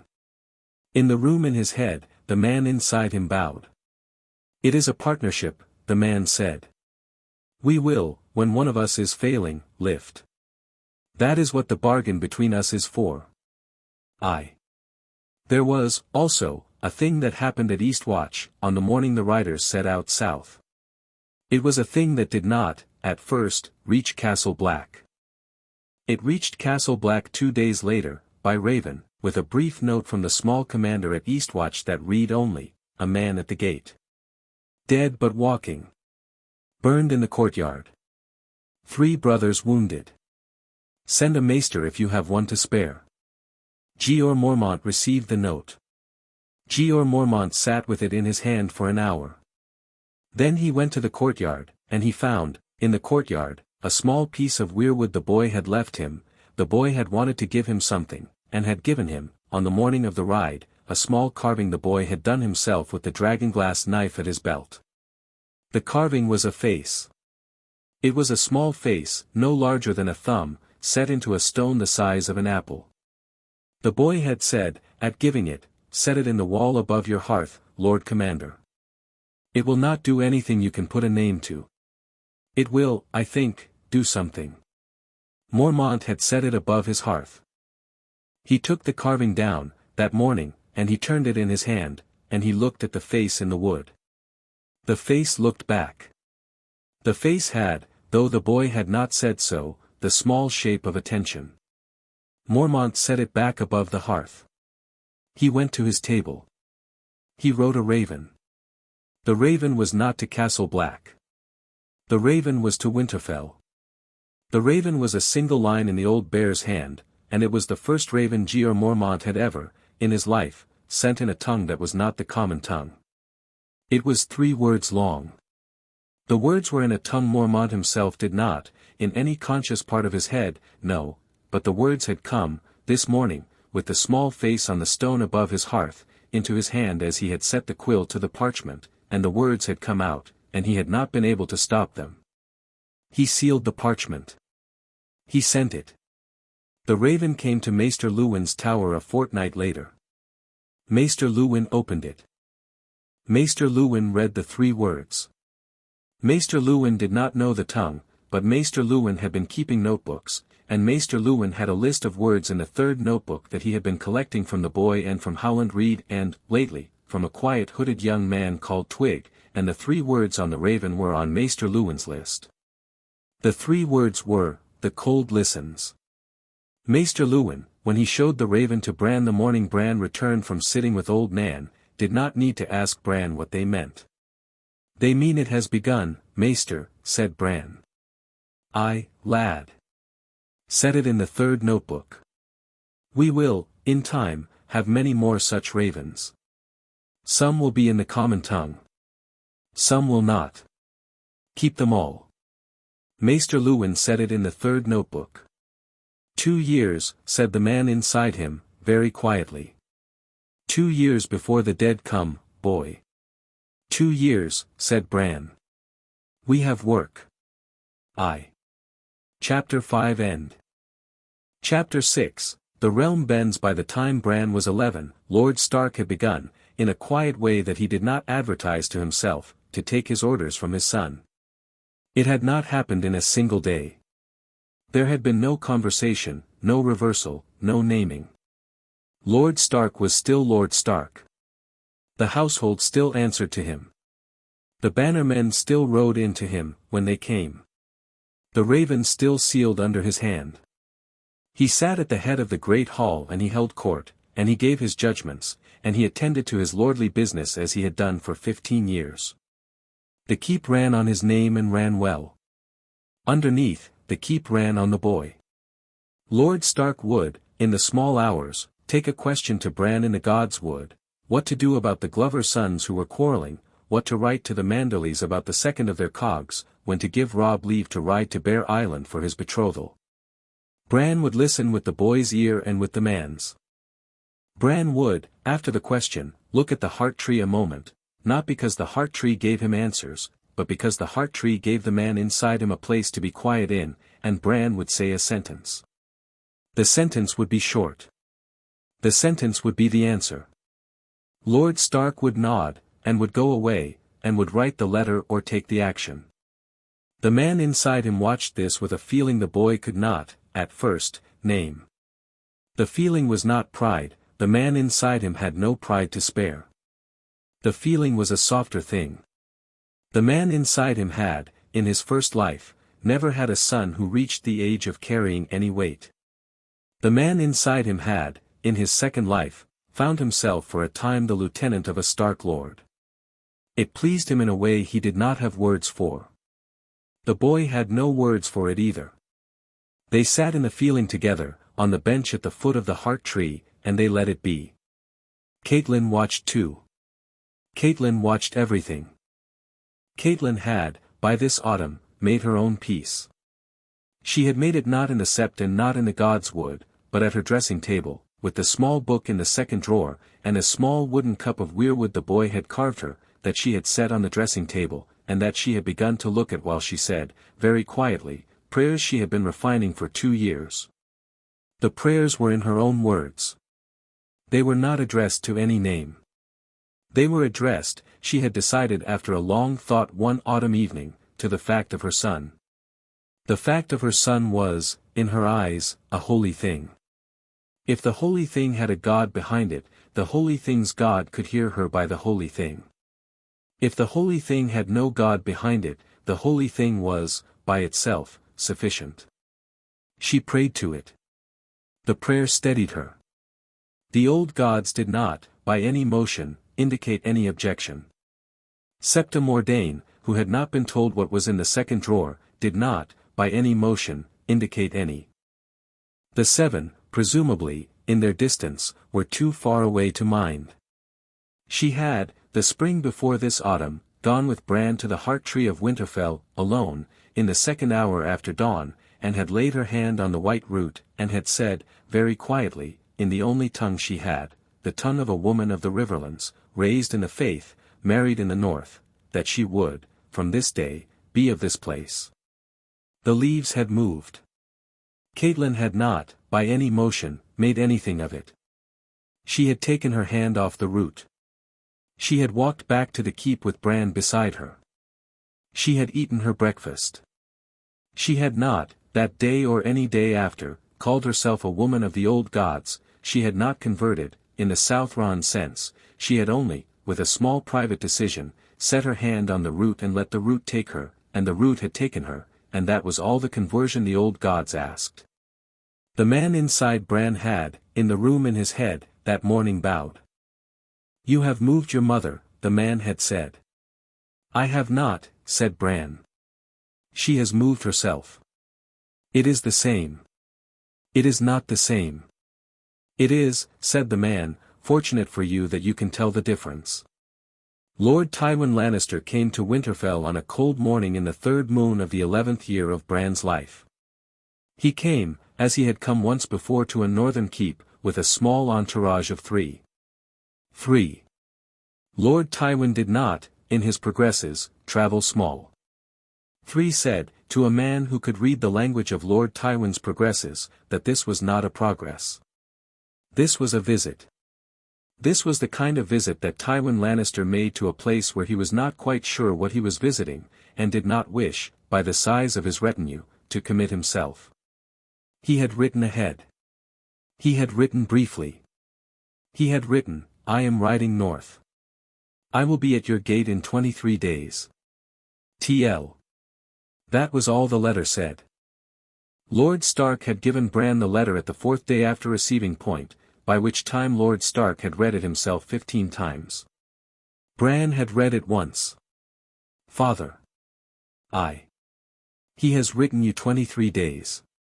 He will be at the gate in 22. How do you know? He has always written 1 day late, and written 1 day fast. It is a habit. The man inside me has been told it by an old steward of Casterly Rock, 8,000 winters in the past." Lord Stark had not, this time, asked any further question. Lord Stark had only nodded. Lord Stark had gone to write the welcome. Lord Tywin came, as predicted, 22 days later. He came at the 3rd hour after dawn. He came with 3 men. He came with 1 wagon, drawn by 2 great greys, and the wagon had on it not gifts but books, 12 cases of books, of which only Lord Tywin and the man inside Bran were able, on the day, to identify the contents, and the contents were, as the man inside him noted with a thin private respect, exactly the books a man of Tywin Lannister's intelligence would bring with him to a meeting where he was not sure what he was meeting. They were all the books Tywin Lannister had been able to find, in 3 years of sending men to seek them, on the subjects he had no shelf for. He dismounted. He saluted Lord Stark with the brief precise inclination of a man who did not bow. "Stark. Lannister. My thanks for the welcome. You are welcome at our table, my lord. I have come to see your son." The yard, around them, did not breathe. Lord Stark did not, by any motion, indicate that he had heard the sentence as anything but a polite remark. He inclined his head. He gestured. He said, "My elder, Robb, is in the yard. You will meet him at the supper. My younger, your younger, Stark." Lord Tywin smiled. The smile was a smile only because, by the strict definition of the word, the corners of his mouth had moved 1/4 of an inch upward. "Bran. 11 this year, by my count. The reader of stars." Lord Stark looked at Lord Tywin for a long 1/4 of a minute. "My younger is in the God's Wood. You may visit him there, if it pleases you, at your leisure. He will be at supper, and will sit at my left hand. You will sit at my right. We will speak then. Speak then." Lord Tywin inclined his head a second time. "Stark, you are a careful man." "I, my lord. I had thought that was Fryblood. I see I was wrong. Excuse me. I will visit your God's Wood." He went. He did not take any of his 3 men with him. He went alone, without armor, in his ordinary traveling cloak, with his ordinary bony hands at his sides, and the scant grey hair of him uncovered to the cold morning.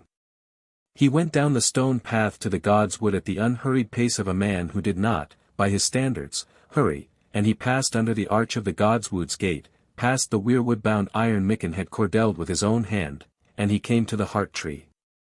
Bran was sitting at the foot of the heart tree, on the bench that was always there. He had been sitting there for an hour. The man inside him had said, that morning, that Lord Tywin would come down within the first 1/4 hour after dismounting, alone, and would expect to find him alone. The man inside him had been correct on the dismounting and the alone. He had been wrong on the 1/4 hour. Lord Tywin had, instead, taken the time to be polite to his father and to dismiss his men and to walk at his leisure, which had told the man inside Bran something about Lord Tywin that the man inside him had not known before. It had told the man inside him that Lord Tywin was, at this stage in his life, no longer in any hurry. That was an important piece of intelligence. The man inside him stored it. Lord Tywin came up the path. Lord Tywin stopped a pace from the bench. Lord Tywin did not, on first sight, do any of the things a man might do when sighting a thing he had been 3 years preparing to sight. Lord Tywin only looked. He looked at Bran the way a man looked at a problem. "Bran Stark. Lord Lannister. I have read your letter. I had supposed you would. It cost me a ship. It saved you a fleet." Lord Tywin did not, for a long moment, answer that. Then he sat down on the bench. He sat with his hands folded over his knees. He sat with his back straight. He sat in the manner of a man who was not, by any measure, comfortable, and who did not by any measure object to being not comfortable. He looked at the heart tree. He looked at the carved face. The face looked back, white and pale and steady. Lord Tywin, who had seen many gods of many kinds in his 56 years, did not by any motion indicate that the face was a face he was meeting for the first time. He inclined his head, briefly, the smallest fraction. Then he looked at Bran. "You have," he said, "in 3 years, sent me 11 letters. 12, my lord. 11 that I have received. 12 that you have received. You have been keeping the 12th in the lower drawer of your desk because you have not yet decided what to do about it, and I do not, on the whole, blame you." Lord Tywin's eye did not blink. "What is in the 12th, lad?"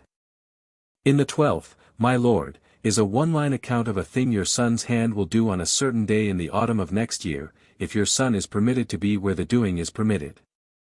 I do not, in the letter, suggest that you stop your son. I do not, in the letter, suggest that you do not stop your son. I only describe. The 12th is, if you read it carefully, an offer of intelligence rather than an instruction. I have not, in 3 years, instructed you. I do not, in this conversation, propose to begin. Lord Tywin breathed in slowly. He breathed out slowly. The breath made a small white plume in the cold of the god's wood. He did not look away from Bran. You are 11, lad. I am 11, my lord. You are not 11. Or you are, and you are something else as well. Stark has not told me which, and Stark is, in his way, more discreet than I am credited with being in mine. I will not ask you which. I am not here to demand that you tell me, lad. I am here because 11 letters in 3 years from a place I had not thought to receive 11 letters from has made me believe I do not, after all, know my own continent. I have come to look at the boy who has the new map. My lord. Lad. I am 11. I am also something else. The something else is older than your house and mine put together. How much older? I have, my lord, a memory that runs back to the foundation stone of the wall. Lord Tywin sat with this. He did not move. He did not, by the smallest motion, indicate that the answer had moved him. The reader of his face, and Bran was, with the man inside him's help, by now a fine reader of Tywin Lannister's face, saw the smallest tightening at the corner of the right eye, the smallest lifting at the inside corner of the left eyebrow. The thing he was registering was not, primarily, surprise. It was assent. The man across from him was, in the privacy of his own counsel, registering that the thing he had decided he was going to be told had, in fact, been told to him in the form he had decided he would, in advance, accept it. Lad. My lord. What do you want of my house? My lord. I want very little of your house. I want your house not to come north for the next 10 years. I want your son in the capital to be spoken to by you, as you alone know how to speak to him, in a way that ensures he does not, in the second moon of next year, strike at the king with the means he is currently considering. I want your daughter the queen to be, with what grace you can muster, kept by you in your own influence rather than in that of her clergyman. I want your house, when the long night comes, to send 3,000 men to the Trident, where they will be told what to do. That is all. That is not all. That is the formal list, my lord. And the informal? Bran considered. The informal, my lord, is that I would, with your permission, be glad to write you a letter every year, of 1 paragraph, on the strategic shape of the realm as seen by an 11-year-old who reads stars. You may use the letters as you like. You may burn them. You may forward them. You may answer them. I do not ask you to answer them. I write them because the realm, my lord, is, by my reckoning, at the beginning of a difficult 10 years, and the difficult 10 years will go better if there are men in 2 corners of it who can talk to each other plainly. I am one of the men. I have decided that you are the other. It is not, he looked down at his small folded hands, it is not a friendship I am offering, my lord. It is a correspondence. Lord Tywin looked at him. He looked at him for what was, by the body's clock, a very long minute. He looked at him, the man inside Bran noted, in the way Tywin Lannister looked at a man whom he had decided to keep alive a while longer because the man had value greater than the man's threat. It was a thing Tywin Lannister had done, in his life, to a small number of men, and the small number of men who had been done it to had, in their own subsequent careers, been useful to Lord Tywin in ways that had produced books in his second-from-bottom shelf. Bran, in this moment, had been added to that shelf. A correspondence, said Lord Tywin. A correspondence, my lord. Lad. I will agree to your terms. Thank you, my lord. I will not always like them. You will not always like them, my lord. I will not always like them either. I will keep writing them all the same. Lad. So you will. Lord Tywin stood. He brushed, very briefly, the cold from his cloak. He looked at the heart tree once more. He inclined his head, a clean precise thing, the smallest sufficient nod, to the white face. The face did not move. The leaves did not move. The leaves did not need to. Tywin Lannister had been seen.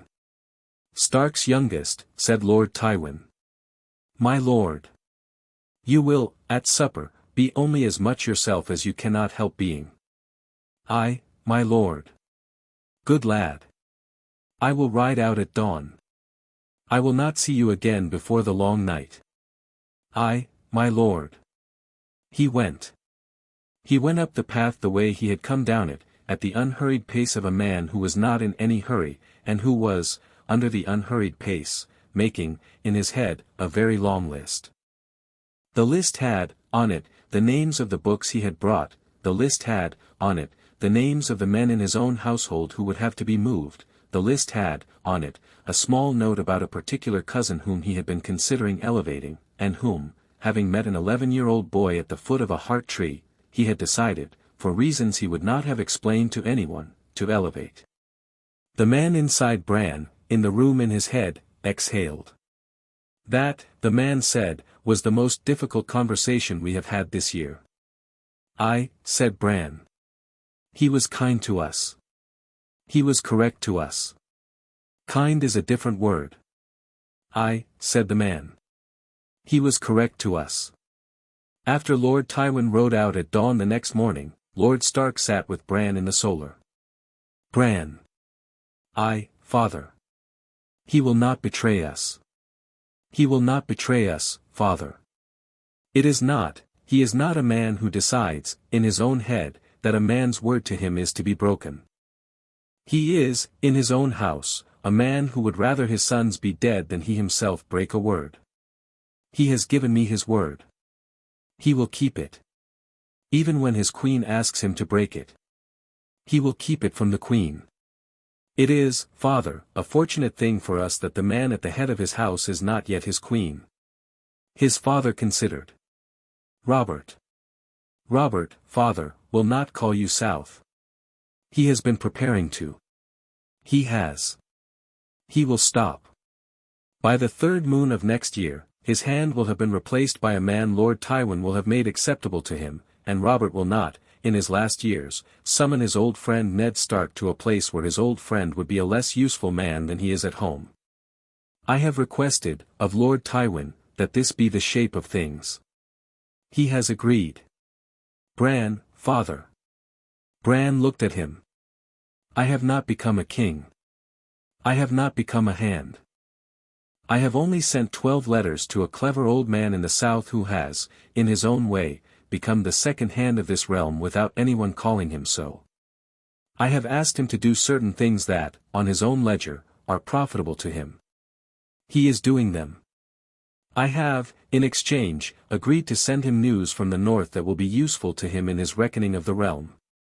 The exchange is fair. The realm runs better. I am not pulling threads, father. I am only letting two threads find each other. His father did not, for a long minute, answer. Then he said, Bran.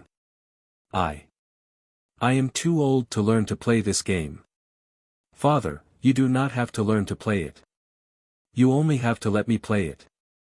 I will play it for both of us. You stand at Winterfell and run the keep. I will, in the corner of the solar, write the letters. His father exhaled. All right, lad. All right. He rose. He went to his window. He looked out at the yard.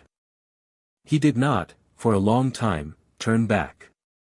When he did, his face was the face of his father's father, the face of a man who had decided, with no apparent emotion, to step a small step to one side and let his son walk where the room was. Bran. Father. When this is done, it will not, father, be done in your lifetime. Not entirely.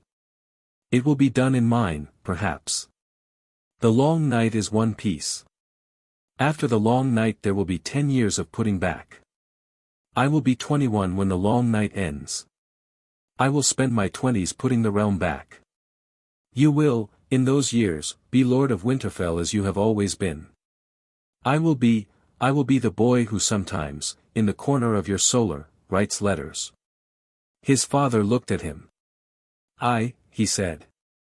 He smiled, then, the smallest possible smile, for the first time in 2 years. Lad, he said. In the spring, the first dead man walked at Eastwatch.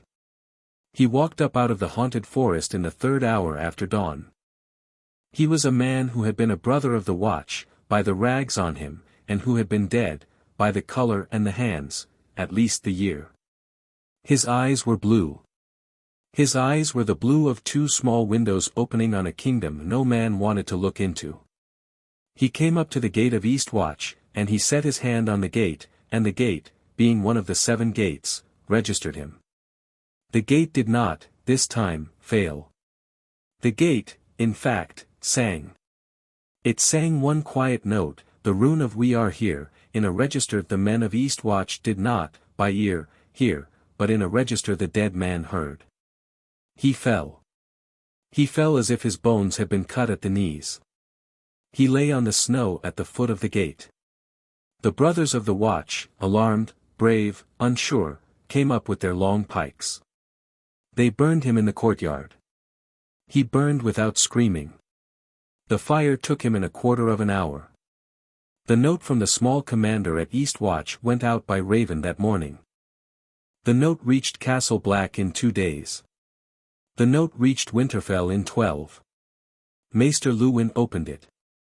Maester Luwin read it. Maester Luwin sent, with the smallest haste, a runner to find Bran in the Godswood. Bran was sitting at the heart tree. He was sitting with his small hand on the white root. He was, in the older sight, having a conversation with the leaves. The runner came up. The runner waited. Bran finished. He took the runner's note. He read it. He looked up at the heart tree. He looked up the long pale trunk to the leaves. Now, he said. The leaves moved. Now, said the leaves, in the slow rustling way. He stood. He brushed the cold from his small breeches. He went to find his father. Howland Reed had come north at last, a year before Lord Tywin came.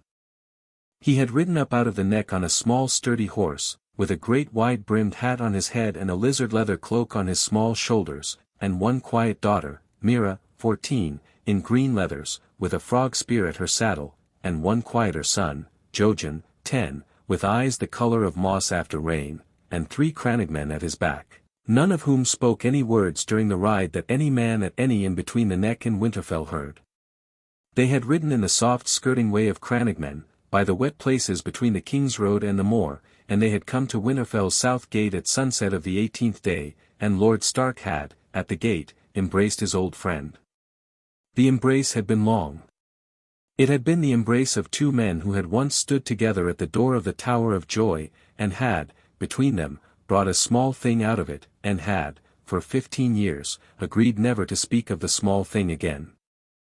Bran had watched the embrace from the steps of the great keep. The man inside him had said, in the room in his head, that there was, in this small moment, a thing happening for which the boy did not yet have words. The boy had not asked. The man inside him would, in his own time, tell. Howland Reed had walked up the steps. Howland Reed had come to Bran. Howland Reed had stopped a pace from him. Howland Reed had, for the long count of 7, looked at the boy, and the boy had looked at the small wet man, and neither had spoken. Then Howland Reed had bowed. He had bowed not to a small lord's son. He had bowed to the man inside the small lord's son. He had bowed in the way a man of the Crannogs bowed to a thing he had been waiting for. The bow had been deep. It had taken half a breath. He had come up out of it slowly. Brandon, he had said. Howland. You are returned. I am returned. I am also Bran. The boy is in here as well as the man. We will all three of us be friends, Howland. We will all three of us work together. That had been the spring. By the autumn, Howland Reed had become, without anyone saying so, the keep's quiet steward of the bargain. He sat at Lord Stark's right hand at the high table, on the days he was not riding. He rode out, in the autumn, twice, to villages in the wet country southeast of Winterfell, and came back with 3 crannogmen each time, who took places in the kitchen and the stables and the maester's tower without anyone questioning the new faces, because the new faces were the kind of faces nobody quite remembered after they had walked past. The crannogmen were of the bargain. The crannogmen had been of the bargain, by their own line, since before the Undulls had come. They had, Howland told Bran one autumn evening, sitting at the heart tree, in the soft tongue of a man who was telling a thing that had been kept in his family for too long, they had been the southernmost watchers of the chambers, and there were 3 chambers in the neck, and 3 families had each watched one for 8,000 winters, and the families had each kept a small crannog over the chamber's door, and the crannogs had been the fact of them. Bran had nodded. The man inside him had nodded. Howland. Aye. How many of yours can stand at the trident? Mine. Crannogmen. 3,000. I can pull 3,000 spears out of the wet country, and the wet country will not be much the poorer for the pulling. We have been, for a long time, more than the realm has thought we were. 3,000. 3,000 who will fight where they can fight, which is the wet country, and the broken country, and the night. Crannogmen do not fight in line at the center of a sunlit field, lad. We are not made for it. We are made, though, for things that come up out of the ground in a wet country at night, which, Howland had smiled, briefly, the small wet smile, is, I have been given to understand, what is coming. Howland. So it is. Then you have your 3,000. And mine. And you will have, when the long night comes, you will have any man of the wet country who has a spear. They are not all of them my men. I will speak to those who are not, when the time comes. They will come. Howland. I will not forget. I have not asked you to remember, lad. The bargain is the bargain. We have kept it. We will keep it. It is what we are for. By the autumn of his 11th year, Bran had sent, in his small careful hand, ravens to 9 houses of the north. The ravens were, by Maester Luwin's care, under the seal of the Lord of Winterfell, but the words on them were Bran's. They went to White Harbour, to Deepwood Motte, to Last Hearth, to Carhold, to Bear Island, to Torrens Square, to the Dread Fort, to Hornwood, to the Rills. Each was a different letter. Each was the letter that the lord of that house, by the man inside Bran's reckoning of the lord, would best be able to hear. To Lord Manderley the letter said, in plain commercial language, a winter is coming that the White Harbour will need to provision against. We will require 50,000 bushels of wheat and 15,000 barrels of salted fish, by the end of the 3rd moon of next year, paid in iron and lumber from Winterfell. The accompanying contract was correct in every particular. Lord Manderley read it twice. Lord Manderley signed it. Lord Manderley began, that afternoon, the largest provisioning of his harbour the harbour had seen in 3 generations. To Lord Glover the letter said, in plain feudal language, my father will, in the 3rd moon of next year, ride to your gate to call you to fight. You are to have under arms, when he comes, your full levy and the levy your son holds in your name, including the men of the southern villages who do not, in your last muster, appear on the rolls. You will not ask my father why. He will not, on the day, be able to tell you. You will gather the men. You will be ready. You will, when the call comes, ride. Lord Glover read this letter 3 times. Lord Glover did not understand it.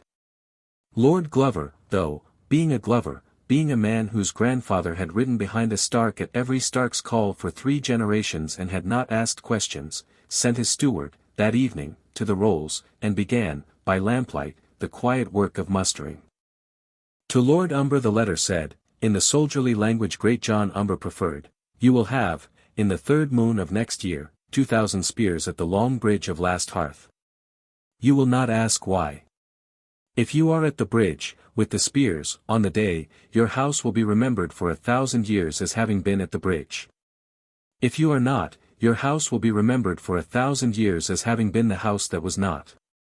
I leave you to your decision. Bran Stark of Winterfell.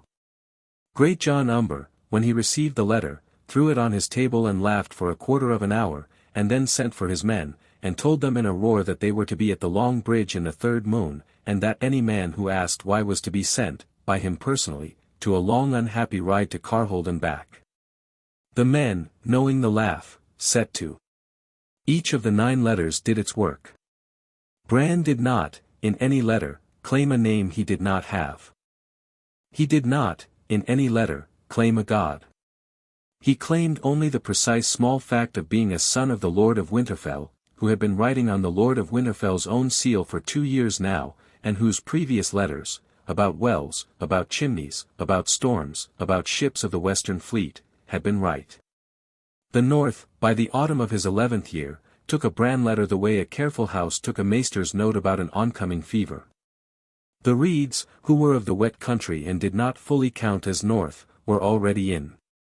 The mountain clans of the Vale of Stones, who counted as North in their own reckoning, though no one in the south had bothered to ask, sent down, by an unsigned letter Bran had written and that had reached them by a road only 2 of their headmen and 1 Reed Cranagman knew, 300 clansmen, who were lodged in the western valleys against the call.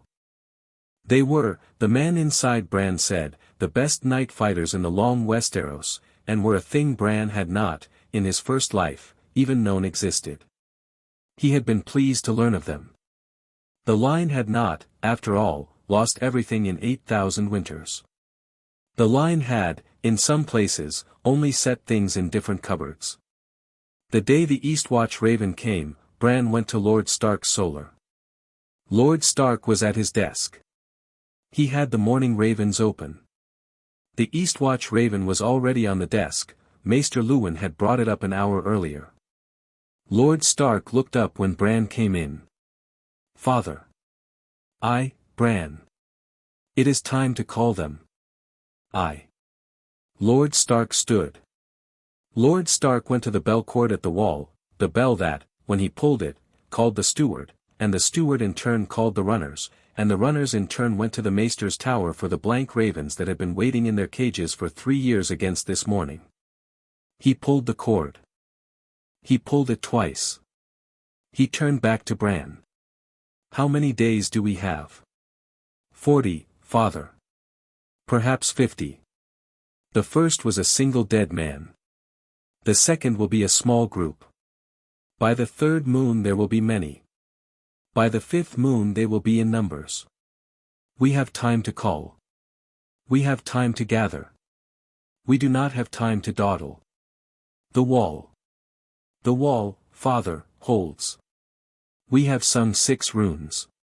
3 runes remain. I will go up at the new year with Howland and Twig and Rob and you, and we will sing the last 3. The wall will, by the time the dead reach it in numbers, be sealed. They will not, this winter, come over the top. They will press against the gates. The gates will hold. They will hold.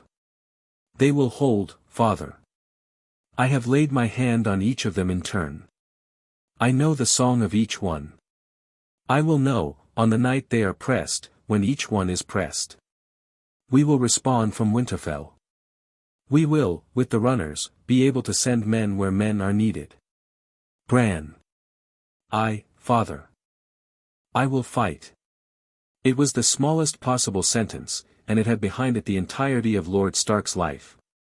Bran, who had, in the long autumn, managed to give every other man around him the small careful thing he needed, gave his father the only thing that, in this conversation, his father had asked for. You will fight, father. At the wall. Where we ride. At the wall first. Then where the line breaks. Howland and I will be at the wall as well. Robb will be at the Long Bridge with the Great John and the levies. We will, between us, be at every place that needs a Stark hand on it on the days that need a Stark hand on it. Aye, lad. Lord Stark stood at his window for a long minute. He looked out over the yard. He drew a breath. Bran. Aye. Thank you. It was a thing his father had not, in 2.5 years, said to him, and Bran took it the way a man took a thing that was not for him alone, that was, in fact, for all the men of his line, and for the boy in him, and for the man inside him, all together. He bowed his small head, briefly. He did not answer. There was no answer that needed to be made. He went out. He went to find Howland Reed. It begins, said the man inside him, very quietly. It begins, said Bran. Chapter 6 End. Chapter 7, The long night. The dead came in the third moon, as he had said they would. They did not, at first, come in numbers. They came as the first one had come, a single walker out of the haunted forest at the third hour after dawn, with the blue eyes and the slow tread, against the gate of Eastwatch. The gate of Eastwatch sang.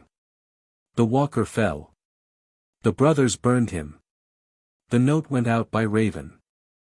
By the end of the moon the rate had become a half-dozen a day, and by the next moon a dozen, and by the third moon, when Bran rode up with Howland and Twig and Robb and Lord Stark for the singing of the last 3 runes, the raid at the gate of Eastwatch was no longer a thing. The watch could meet at the gate alone, and the Lord Commander had pulled into the second gatehouse, and the burnings were done, now, in long pits in the courtyard, and the smoke was a thing the watch had begun to measure their days by.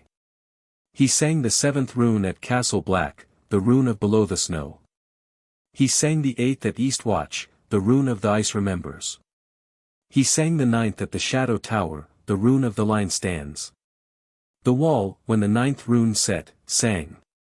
It sang for the first time in 8,000 winters in the way it had been built to sing. The note was not loud. The note was a low long-held thing, a register a man could not quite, with the body's ear, hear, and yet that the body's bones felt, the way a horse felt a far-off thunder before the thunder. The brothers of the watch on the wall that evening, all along the 700 leagues, stopped what they were doing and looked, each of them, at the ice under their feet and laid a hand on it and looked north. The cold beyond the gates leaned. The cold leaned hard. The wall did not give. The wall, for the first time in centuries, held in the way the wall had been built to hold. The man inside Bran, in the room in his head, sat in a posture the boy had not seen the man inside him sit in before. The posture was a posture of relief. 8,000 winters, said the man. 8,000 winters, said Bran. By the 5th moon, the dead came in numbers. They came in pulses, first 100 to a gate, then 200, then 1,000. They came at all 7 gates. The gates held. The runes turned the gate courts into kill zones. The dead, on coming up against the iron, fell, and the brothers, hardened by the months, burned them in long lines of pyres that smoked the snow black for leagues. There were brothers lost. There were brothers wounded. The watch, 500 at the start, was 360 by the 6th moon. Lord Commander Mormont rode the wall, by sled, by foot when the sleds could not pass, by horse where the snow allowed. He did not, in 3 moons, sleep more than 4 hours at a time. He kept his men together, and his men, between them, kept the wall. The Long Bridge, at last hearth, was where the army of the north had gathered. It was Bran who had picked the place. It was the man inside him who had picked the place. The Long Bridge was the last narrow crossing between the wall and Winterfell, where a force of 2,000 could hold a force of 20,000 if the force of 20,000 was funneled, and the man inside him had, in the 3rd moon, in the Godswood, with Howland Reed at his shoulder and a small map of the north on his small lap, drawn a small black line across the map and said, "Here. Here is where the dead, if they come over, will be caught." They did not, in the end, come over. They came under. It was the eastern gate of the 7th tower that gave, the gate the man inside Bran had named, in the chamber under the broken tower, as one of the weak places. He had known. He had laid a special cord into it on the spring journey and a special stone under it in the second autumn, and he had told Robb and Howland and Lord Stark, at supper one evening at the wall, that this gate would, at some point in the worst of the winter, fail by a hair, and that the failing was not, quite, to be feared, because the failing had been allowed for. He had built, at the gate, a kill zone that the dead would not, on coming through, be able to leave. It failed on a night in the 7th moon. It failed, by Bran's reckoning, 3 days early. The dead had been, by some shift in the cold, more eager than the man inside him had reckoned. A column came under the gate at the hour past midnight. They came up through a frost-cracked seam in the foundation that Micken's iron end cord had been holding, and that, in this one place, on this one night, the cord gave. The dead came up out of the earth into the gate court. They were 80. They were 100. They had, at the front of them, an other. The other was tall. The other was tall in the way the other in the chamber vision had been tall, of a stuff that bent light without giving any back, with eyes that were 2 windows, and a sword in its long pale hand that was made of a kind of ice no living smith had ever made. The brothers of the watch in the gate court of the 7th tower were 9. The 9, by long arrangement, fell back along the kill zone Bran and Mikken had laid in the spring. The kill zone was a long narrow paved corridor between 2 iron walls. The walls were bound with weirwood cord, every 6 feet, every 12 feet a stone of the 2nd rune. The corridor was lit, at this hour, with 3 pitch torches in iron brackets, and the torches had been dipped, by Howland's hand the day before, in a thin pine wax with weirwood paste rubbed into it, so that the smoke of them, when they burned, was a smoke that the dead did not like to walk in. The dead came in. The smoke caught them. They did not stop, but they slowed. The first rank, the front of the column, came on. The second rank, behind, came on. The third rank slowed. The other, behind the third, did not slow at all. The brothers fired the bracket torches at the corridor's south end. The pitch took. The smoke filled. The whites at the front, set against the smoke, broke up, fell against each other, fell into the iron walls, snagged on the weirwood cord and were stopped by the stones. The brothers, from the south end, with long pikes through the slits of the inner walls, took the front 2 ranks at the throat and the kidney. The whites fell. They burned, on the bracket torch's second wave, all at once, the smoke turning briefly to a white smoke that the brothers had been told to step back from. The white smoke ran along the corridor and out the north end, and the whites at the back, set against it, fell as well. The other came through unburnt. He came down the corridor at a walking pace, the way a man walks down a hall in his own house. The torches did not affect him. The smoke did not affect him. The cold of him went out before him, and the iron of the walls, ahead of his pace, went brittle. The brothers, set against him at the south end, knew what they were about. They had been told, by Bran, what to do. They withdrew.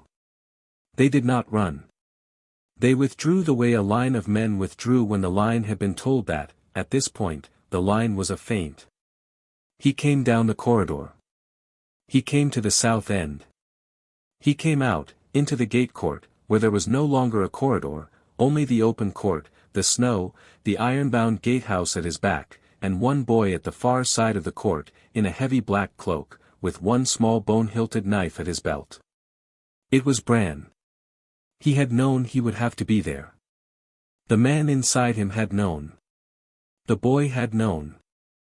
The Blackstone knife had been waiting, 8,000 winters, for the boy to be old enough to hold it. He was 11. He was as old as he was going to be when this other was going to be down the corridor, and the man inside him had, in the spring, stopped trying to make the body any older. The body was the body. It would have to do. Robb was at his shoulder. That had not been planned. The man inside him had not, in any of his careful plans, asked Robb to stand at this place. Robb had decided, on his own, 3 days before, that he would. He had said, in a voice as level as Lord Stark's voice, that he had been Bran's brother since Bran had been a name, and that he would, on the night the seventh tower's gate failed, be on the south side of the corridor with his sword in his hand and his eyes on his brother's back, and that this was not a request for permission. The man inside Bran had, in the room in his head, smiled. For the first time the boy had seen the man inside him smile, and had said, very quietly, "Aye, lad. Stand at his shoulder. We will be glad of you." Howland Reed was at Bran's other shoulder. Howland had a small frog spear with a head of dragonglass. Twig was 3 paces back, in his hood, with his small long-fingered hands held at chest level, palms to the snow, and his lips moving in the tongue of the children, the sap rhythm Hodder had picked up in the Wolfswood 3 years before, and which Bran could now hear, with the older sight, as a quiet line of song running beneath the night. Lord Stark was in the gatehouse at Bran's back, with 20 men of Winterfell and a long pike in his own hand. Lord Stark was not in the court, by Bran's request. Lord Stark had agreed, with great reluctance, to be the second line. Bran had told him, "Father, the man inside me has done this work before. He needs the body of the boy at the front. You must be the one who closes the door behind us, if we fall. You must not, in this place, be the one who falls in front." He had said it once.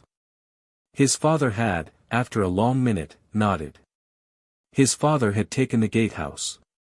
His father, with his pike at the loop in the gatehouse wall, watched. The other came across the court. He did not run. He did not, in any motion, indicate that he had registered a small boy at the far side of the court as anything but another wight to be added to his column. He came at the walking pace. The cold of him went out before him. The snow, where his foot fell, did not crunch, it hardened, instead, the way water hardens when it freezes very fast. Bran stood. He waited. When the other was 4 paces from him, Bran said, in the listener name of the cold, the name the man in the chair had given him in the dream at Castle Black, the name behind the right ear, the other's name. The other stopped. It did not stop the way a man stops who has been struck. It stopped the way a man stops who has been called by his own private name, in his own private voice, in a place he had thought no one in the world knew his name. It paused. The blue of the eyes went, for a held breath, 2 shades less blue. The sword in its hand lowered, 1/4 of an inch. That was the held breath Bran had. He moved.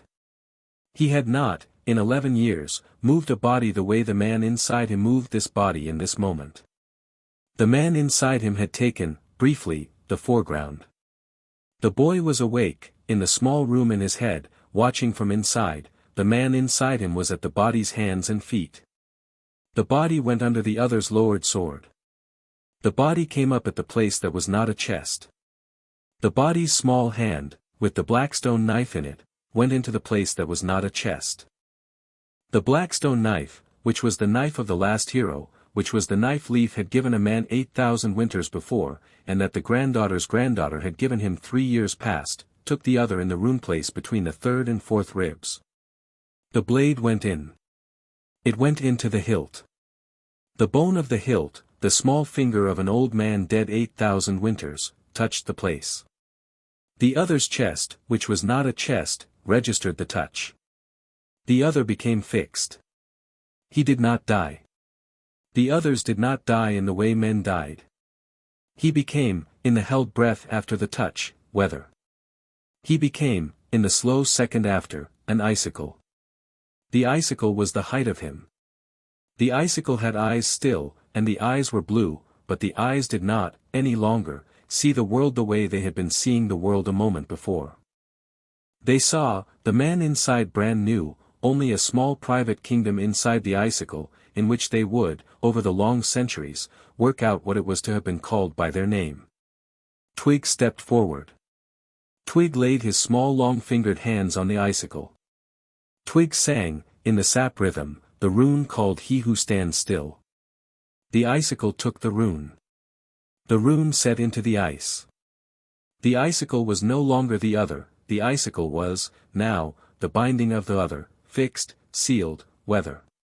It would, the man inside Bran said, in time, over 1,000 winters, perhaps, wear away.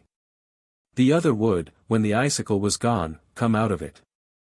By that time, though, there would be other men in this realm with other knives, and the line would, the man inside him said, have been long enough about its work that the new others would be a manageable problem.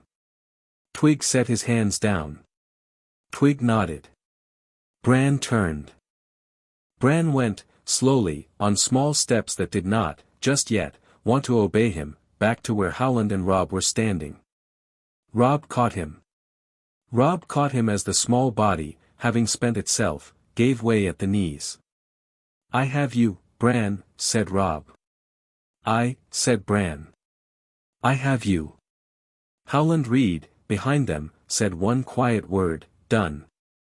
In the gatehouse, Lord Stark exhaled. The dead, in the corridor and in the court, did not, for the long count of 100, move. Then a brother of the watch, at the gatehouse wall, said quietly, Lord Commander. There are more of them coming. There were. The night of the 7th tower lasted 6 hours. The dead came in 3 more pulses. The first pulse was 300. The second was 500. The third was 1,000. They came at the broken seam in the foundation. The brothers, with the kill zone, with the bracket torches, with the smoke, held. Twig, in the second pulse, took a wound at the shoulder that bled the slow green sap of his people. Howland Reed, in the third, took a wound at the thigh that did not, by the next morning, bleed at all because the cold had stopped it. Robb, in the third pulse, killed 7 whites with the long sword Mikken had made him at the spring of his name day 5 years before, the sword that had been folded a quarter finger narrower at the upper than Mikken had folded any sword in 30 years. The sword did not break. The sword did not even, by the morning's count, dull. Lord Stark, in the third pulse, came down out of the gatehouse with ice in his hand and with 20 men of Winterfell behind him and held the south end of the corridor for the last hour, while the brothers reset the bracket torches and Bran, pulled back, by Howland's insistence, to the gatehouse, sat against the wall and breathed and watched. In the second hour past midnight, the cold beyond the gate set itself back. It set itself back the way the cold set itself back when the cold had been told it could not, on this night, go further. The dead, behind it, lost their forward weight. The pulses thinned. The last wave, against the gate, was 12, and the 12 were taken by Robb and by 2 brothers of the watch and by Lord Stark in the corridor, at the long end, with no further loss. By dawn, the 7th tower's gate court was a pyre and a smoke and a snowed-up court with a single icicle standing at the far end, and at the foot of the icicle, in the snow, a boy of 11 who had been carried out from the gatehouse by his older brother to look once at the work and then be carried back. He looked at the icicle. He nodded, once, the smallest nod. It is done, he said. It is done, lad, said Robb. Robb carried him back inside. The dead came twice more, that winter, in pulses against other gates. The other gates held. The runes Bran had sung the spring before, with his father and Howland and Twig and Robb at his shoulder, held in iron and stone and cold. The cold leaned against the gates and was set back. The wall, by the end of the 8th moon, was, for the first time in 8,000 winters, fully singing in the way it had been built to sing, and the cold beyond it was, for the first time in 8,000 winters, fully bound to a distance one held breath farther than it had been used to. The long night, which had, in the first one, lasted a year, lasted, the second time, a season. By the spring of Bran's 12th year it was done. It was done, the man inside him said, in the room in his head, sitting in the posture of a man whose work has come to a place where the work could, briefly, set itself down, because the line had not, in the end, failed in the keeping. The line had been weak. The line had been long unattended. The line had, in the boy and in the man inside him, woken once more, at the last possible hour, and had set its hand to the cords and the stones and the runes, and had, in 3 years of work, reset the bargain in the place the bargain belonged. The dead, by the new year, did not walk. The others, by the new year, did not move. The wall, by the new year, sang. In the God's Wood of Winterfell, in the second hour after dawn of the first warm morning of the new spring, Bran sat at the foot of the heart tree. He sat alone. Hodder had come with him to the gate of the God's Wood and had, by Bran's request, waited at the gate. Howland was in the great hall, eating with Lord Stark. Robb was in the yard, working a sore shoulder with Ser Roderick. Catelyn was in her chamber, with the small book in the second drawer and the wooden cup on the dressing table, and was, that morning, writing a thank you. Twig was, in his small room behind the kitchen, sleeping for the first time in a year. Bran sat at the foot of the heart tree. The face on the trunk was the face on the trunk. The leaves moved. The bargain holds, said the leaves. The bargain holds, said Bran in the tongue of the children. He laid his small hand on the white root. In the room in his head, the man inside him spoke. The man inside him had not, in the months since the night of the seventh tower, taken the foreground again. The man inside him had been quiet. The man inside him had, by his own slow reckoning, begun, in those months, the long process of withdrawing. We are at the end, the man said. We have done what we built to do. We have done it, said Bran. I will be going to my chamber, said the man. Not yet. Not in a hurry. The boy is 12. The boy is not yet a man. I will stay until the boy is a man, and a year past it, and another year past that, to be sure. Then I will go to my chamber under the broken tower, and the door will open for me one more time, and I will lie down under the small heart tree, and the small heart tree will take me into its memory, and the boy will be the boy. Bran sat with this. He sat with it, in the warm spring sun, in the God's Wood of his keep, with his hand on the white root and the body's small breath going in and out and the leaves making their slow rustling speech above him. You are not in any hurry, he said. Not in any hurry, said the man. We have years. We have years. He smiled. It was a smile a child made, and it was a smile a builder made, and the two of them, the boy and the man inside him, did, for that small held moment, the same smile in the same small mouth. The leaves moved. Outside the God's Wood, the keep was the keep. The kitchens were the kitchens. The smoke from the chimneys was rising in the spring air. The yard had the sound of a yard, of horses and dogs and men at arms and the distant ring of Micken's hammer at work on a new bar of iron. The realm beyond the neck, beyond the trident, in its cities and in its courts, did not, on this morning, know what had been done. The realm, the great realm of the seven kingdoms, with its lords and its kings and its bargains of blood, would not, for a long time, know. The realm had been kept.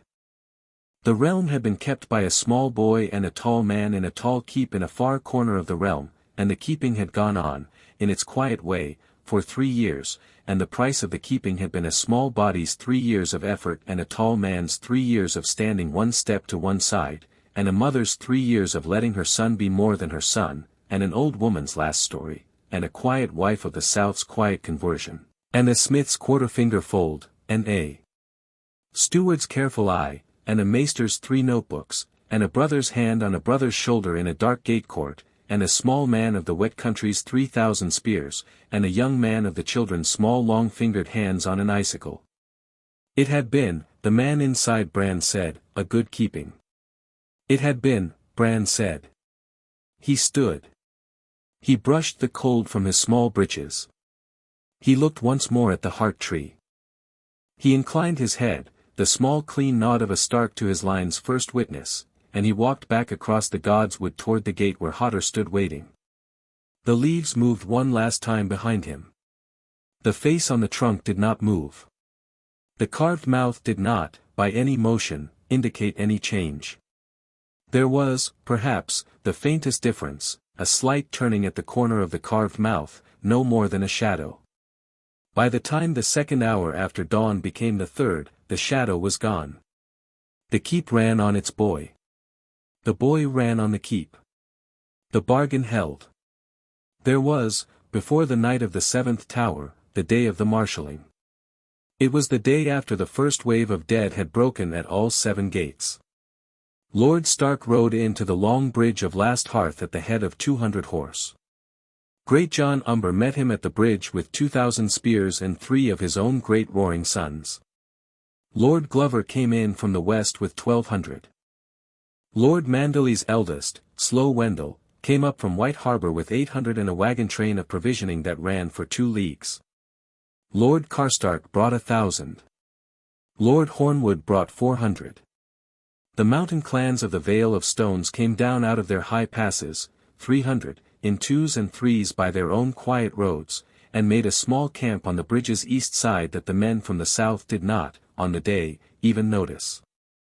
In the center of all of this stood Robb Stark, son of Eddard, age 16, in mail with the dire wolf graven on the breast.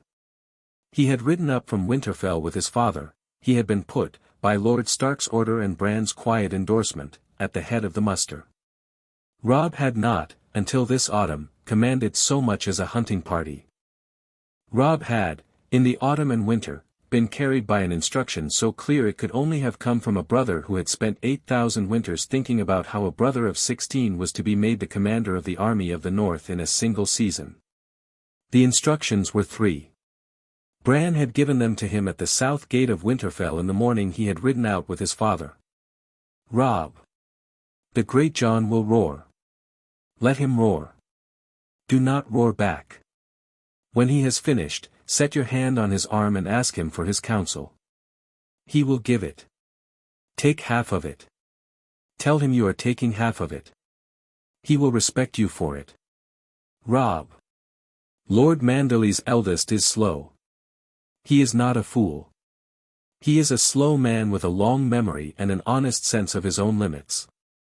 Use him for the provisioning and the rear. He will be the steadiest hand you have. Robb. The mountain clans will come down on their own. They will not, when they come, present themselves to you. They will go to the eastern side of the bridge and make a camp. Send a man to them, Howland's man, not yours, to ask them, with respect, what they will do. They will tell him. They will, on the night, do twice what they tell him. Robb had taken these in. Robb had nodded. Robb had ridden out. By the day of the marshalling, Robb had, in his own way, done all 3. The Great John had roared. Robb had not roared back. The Great John, at the end of his roaring, had been touched on the arm and asked for his counsel. The Great John, who had not been asked for his counsel since his own father had died, gave it. Robb took half. Lord Manderley's eldest had been put on the rear and the provisioning, and the rear had not, in 3 weeks, lost a single wagon. The mountain clans had been visited by Howland's man. The mountain clans had, on the night, done twice what they had told. Lord Stark, riding in beside his son, saw all of it. He did not, by any motion, indicate that he had seen. He sent, that night, a raven home to Winterfell. The raven was sealed in his own hand, and the message was 3 lines, Bran. The boy commands well. He is a Stark. Robb has been kind to the bannermen. Howland's man has done the clansmen. And Bran, when the raven came, smiled the small smile. He had not, in the long careful work of 3 years, lost the brother he had told once in a hayloft that he was 2 people. He had not lost any of the brothers, at the end. The line had held in its own house first. There was, also, before the night of the 7th tower, the small private meeting of Catelyn Stark and the old gods. She had not, before this autumn, sat by the heart tree alone. She had sat by it with her husband, in the early years, when her husband had asked her to sit. She had sat by it, in the last 2 years, when Bran had asked her to come for a particular thing. She had not, in 15 years at Winterfell, gone of her own choice and her own quiet weight to the foot of the white tree and laid her hand on the white root and said anything to it of her own. She did, that autumn, the night before her son and her husband and her elder son rode out to the wall. She sat at the foot. She laid her hand on the white root. She said, in the only tongue she had, in her own words, with her own private weight, "Bring my men back to me. Bring my boy back to me. Bring me the boy I had before the chamber, in the boy I have now after it. Keep the keep. Keep the realm. Keep, please, in whatever language you keep things, keep my son." She did not weep. She had, by this autumn, wept herself out on these matters in the privacy of her own chamber, and she had not come to the heart tree to weep. She had come to ask. The leaves moved. She did not, by any motion she would have admitted to, hear the leaves answer in any tongue she had a name for. She felt, she would have said, if pressed, only a quietness, a small slow setting down of a weight in her chest, the way a held breath set itself down when the breath had been held for too long. She rose. She walked back to the keep. She did not, that night or any night after, tell anyone of her sitting. She did not, in fact, tell Bran. Bran knew. The man inside him, in the room in his head, had not been at the God's Wood that night, but the leaves had been, and the leaves had told him in their slow way at the next morning's sitting. Bran had, at supper that evening, set his small hand briefly on his mother's hand under the table and had said nothing. His mother had taken his hand. His mother had not, by any motion, asked. She had only, for a small minute, held. That, the man inside Bran said, in the room in his head, is the keeping of the line we did not, in our first life, ever quite manage. We are now managing it. The bargain that is between a son and a mother is, perhaps, the bargain we have been most behind on, in the 8,000 winters. We are catching up. Said Bran. There was, in the second moon of the spring after the long night, a raven from Casterly Rock. It was a small raven. Maester Luwin opened it. Maester Luwin read it. Maester Luwin came down the stairs of his tower with the small parchment in his hand and brought it to Bran in the God's Wood. The parchment was a single line. It was in Lord Tywin's hand. It read, "You were right. T.L." Bran read it. He folded it. He gave it back to the Maester. Set it in the third notebook, Maester. Lad. Maester Luwin, who had, over 5 years, filled 3 notebooks, took it. He went back up to his tower. He set it in. He closed the notebook. He stood at his window for a long minute. He looked at the dark line of the God's Wood. He turned away. He went to his desk. He took up his quill. He began the 4th notebook. In the high cold of the haunted forest, the cave under the hill was quiet. The man in the chair sat. He had been sitting for a long time. He would, in the slow reckoning of a man whose body had grown into the chair and whose chair had grown into the roots of a heart tree and whose roots had grown into the bones of a hill, sit for a long time more. The line had not become him. The line had taken what he had given, the listener name, the older sight, the small needed instructions, and the line had walked away from him, and had refused his cave, and had instead grown up at Winterfell in the body of a small boy who had become, by his 12th year, the most important quiet hand in Westeros. The man in the chair did not, by any motion, indicate that he was sorry. He had, after all, given what he had been there to give. He closed his one good eye. He sat in the long quiet of the cave. The roots, around him, took his small careful warmth into their slow timbre, the way the roots had taken the warmth of older men before him. He waited. He would, the man inside Bran knew, in time die. The cave would, after, become a chamber among chambers, one more in the count, one more for the bargain. The children, the 6 of them, would put a small thing into the chair where the man in the chair had sat, and the small thing would close. The line would carry on without him. The line had, for the first time in 8,000 winters, not needed him. That, the man inside Bran said, in the room in his head, is what kindness from a thing very old looks like, when it goes well. The thing very old gives what it has to give and is allowed, after, to stop. He is allowed to stop, said Bran. The leaves moved. He was 12. He was Bran Stark of Winterfell, second son of Lord Eddard. He was, in the old reckoning of his line, also Brandon, and the old reckoning was a reckoning he carried with him in the room in his head and would carry, by the man inside him's promise, for a few years more before the man laid the reckoning down. He was not yet a young lord. He was the small lord's small son who, at suppers, sat at his father's left hand.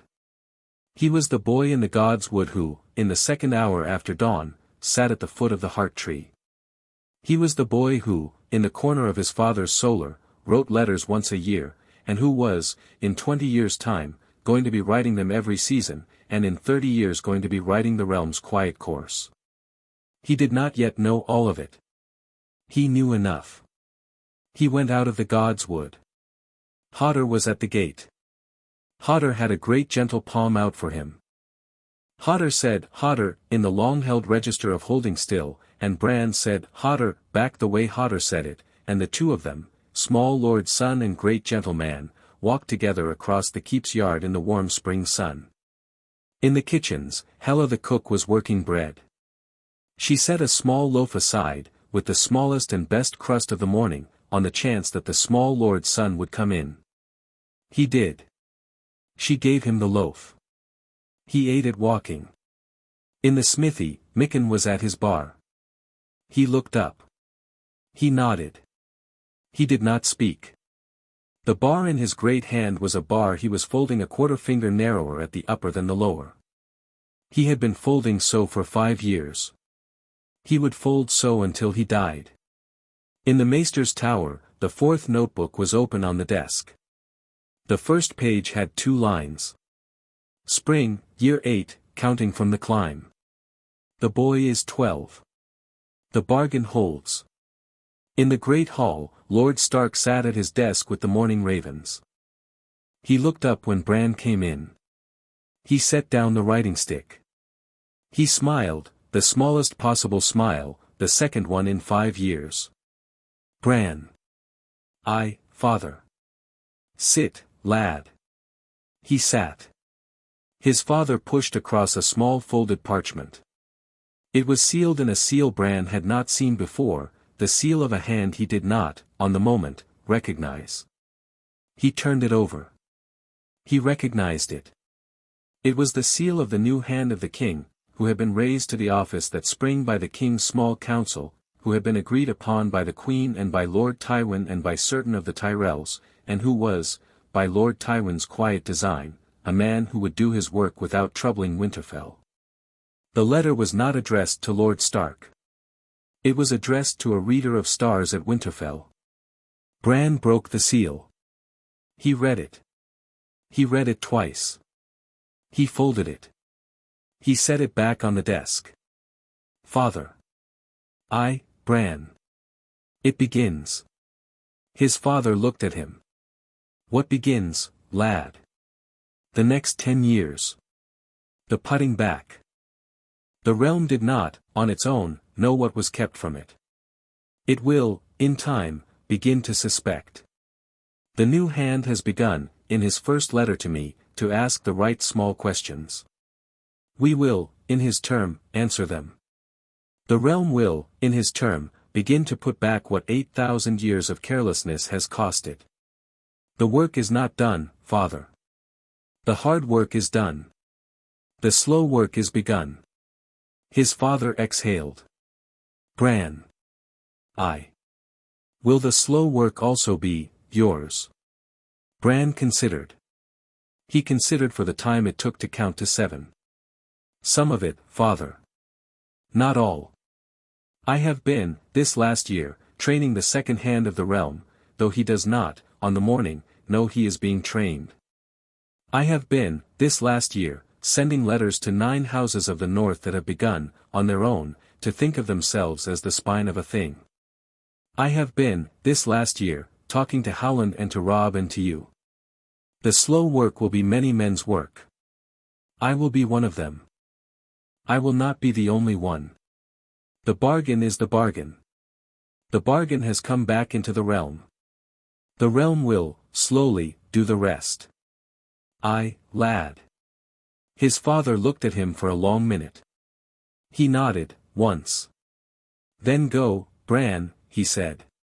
Go and write your letter. I will be here when you are done. Bran rose. He went out. In the corridor, with the light coming through the lancet windows and the dust drifting in it, he stopped a moment. The man inside him, in the room in his head, sat in the warm spring quiet. The boy stood in the corridor. The boy was 12. The boy was, on this morning, the most powerful man in Westeros, and the boy did not, quite, know it. The man inside him knew. The man inside him would not, on this morning, tell. The boy, by the man inside him's slow allowance, was, for the morning, only the boy. He went to write his letter. Chapter 7 End.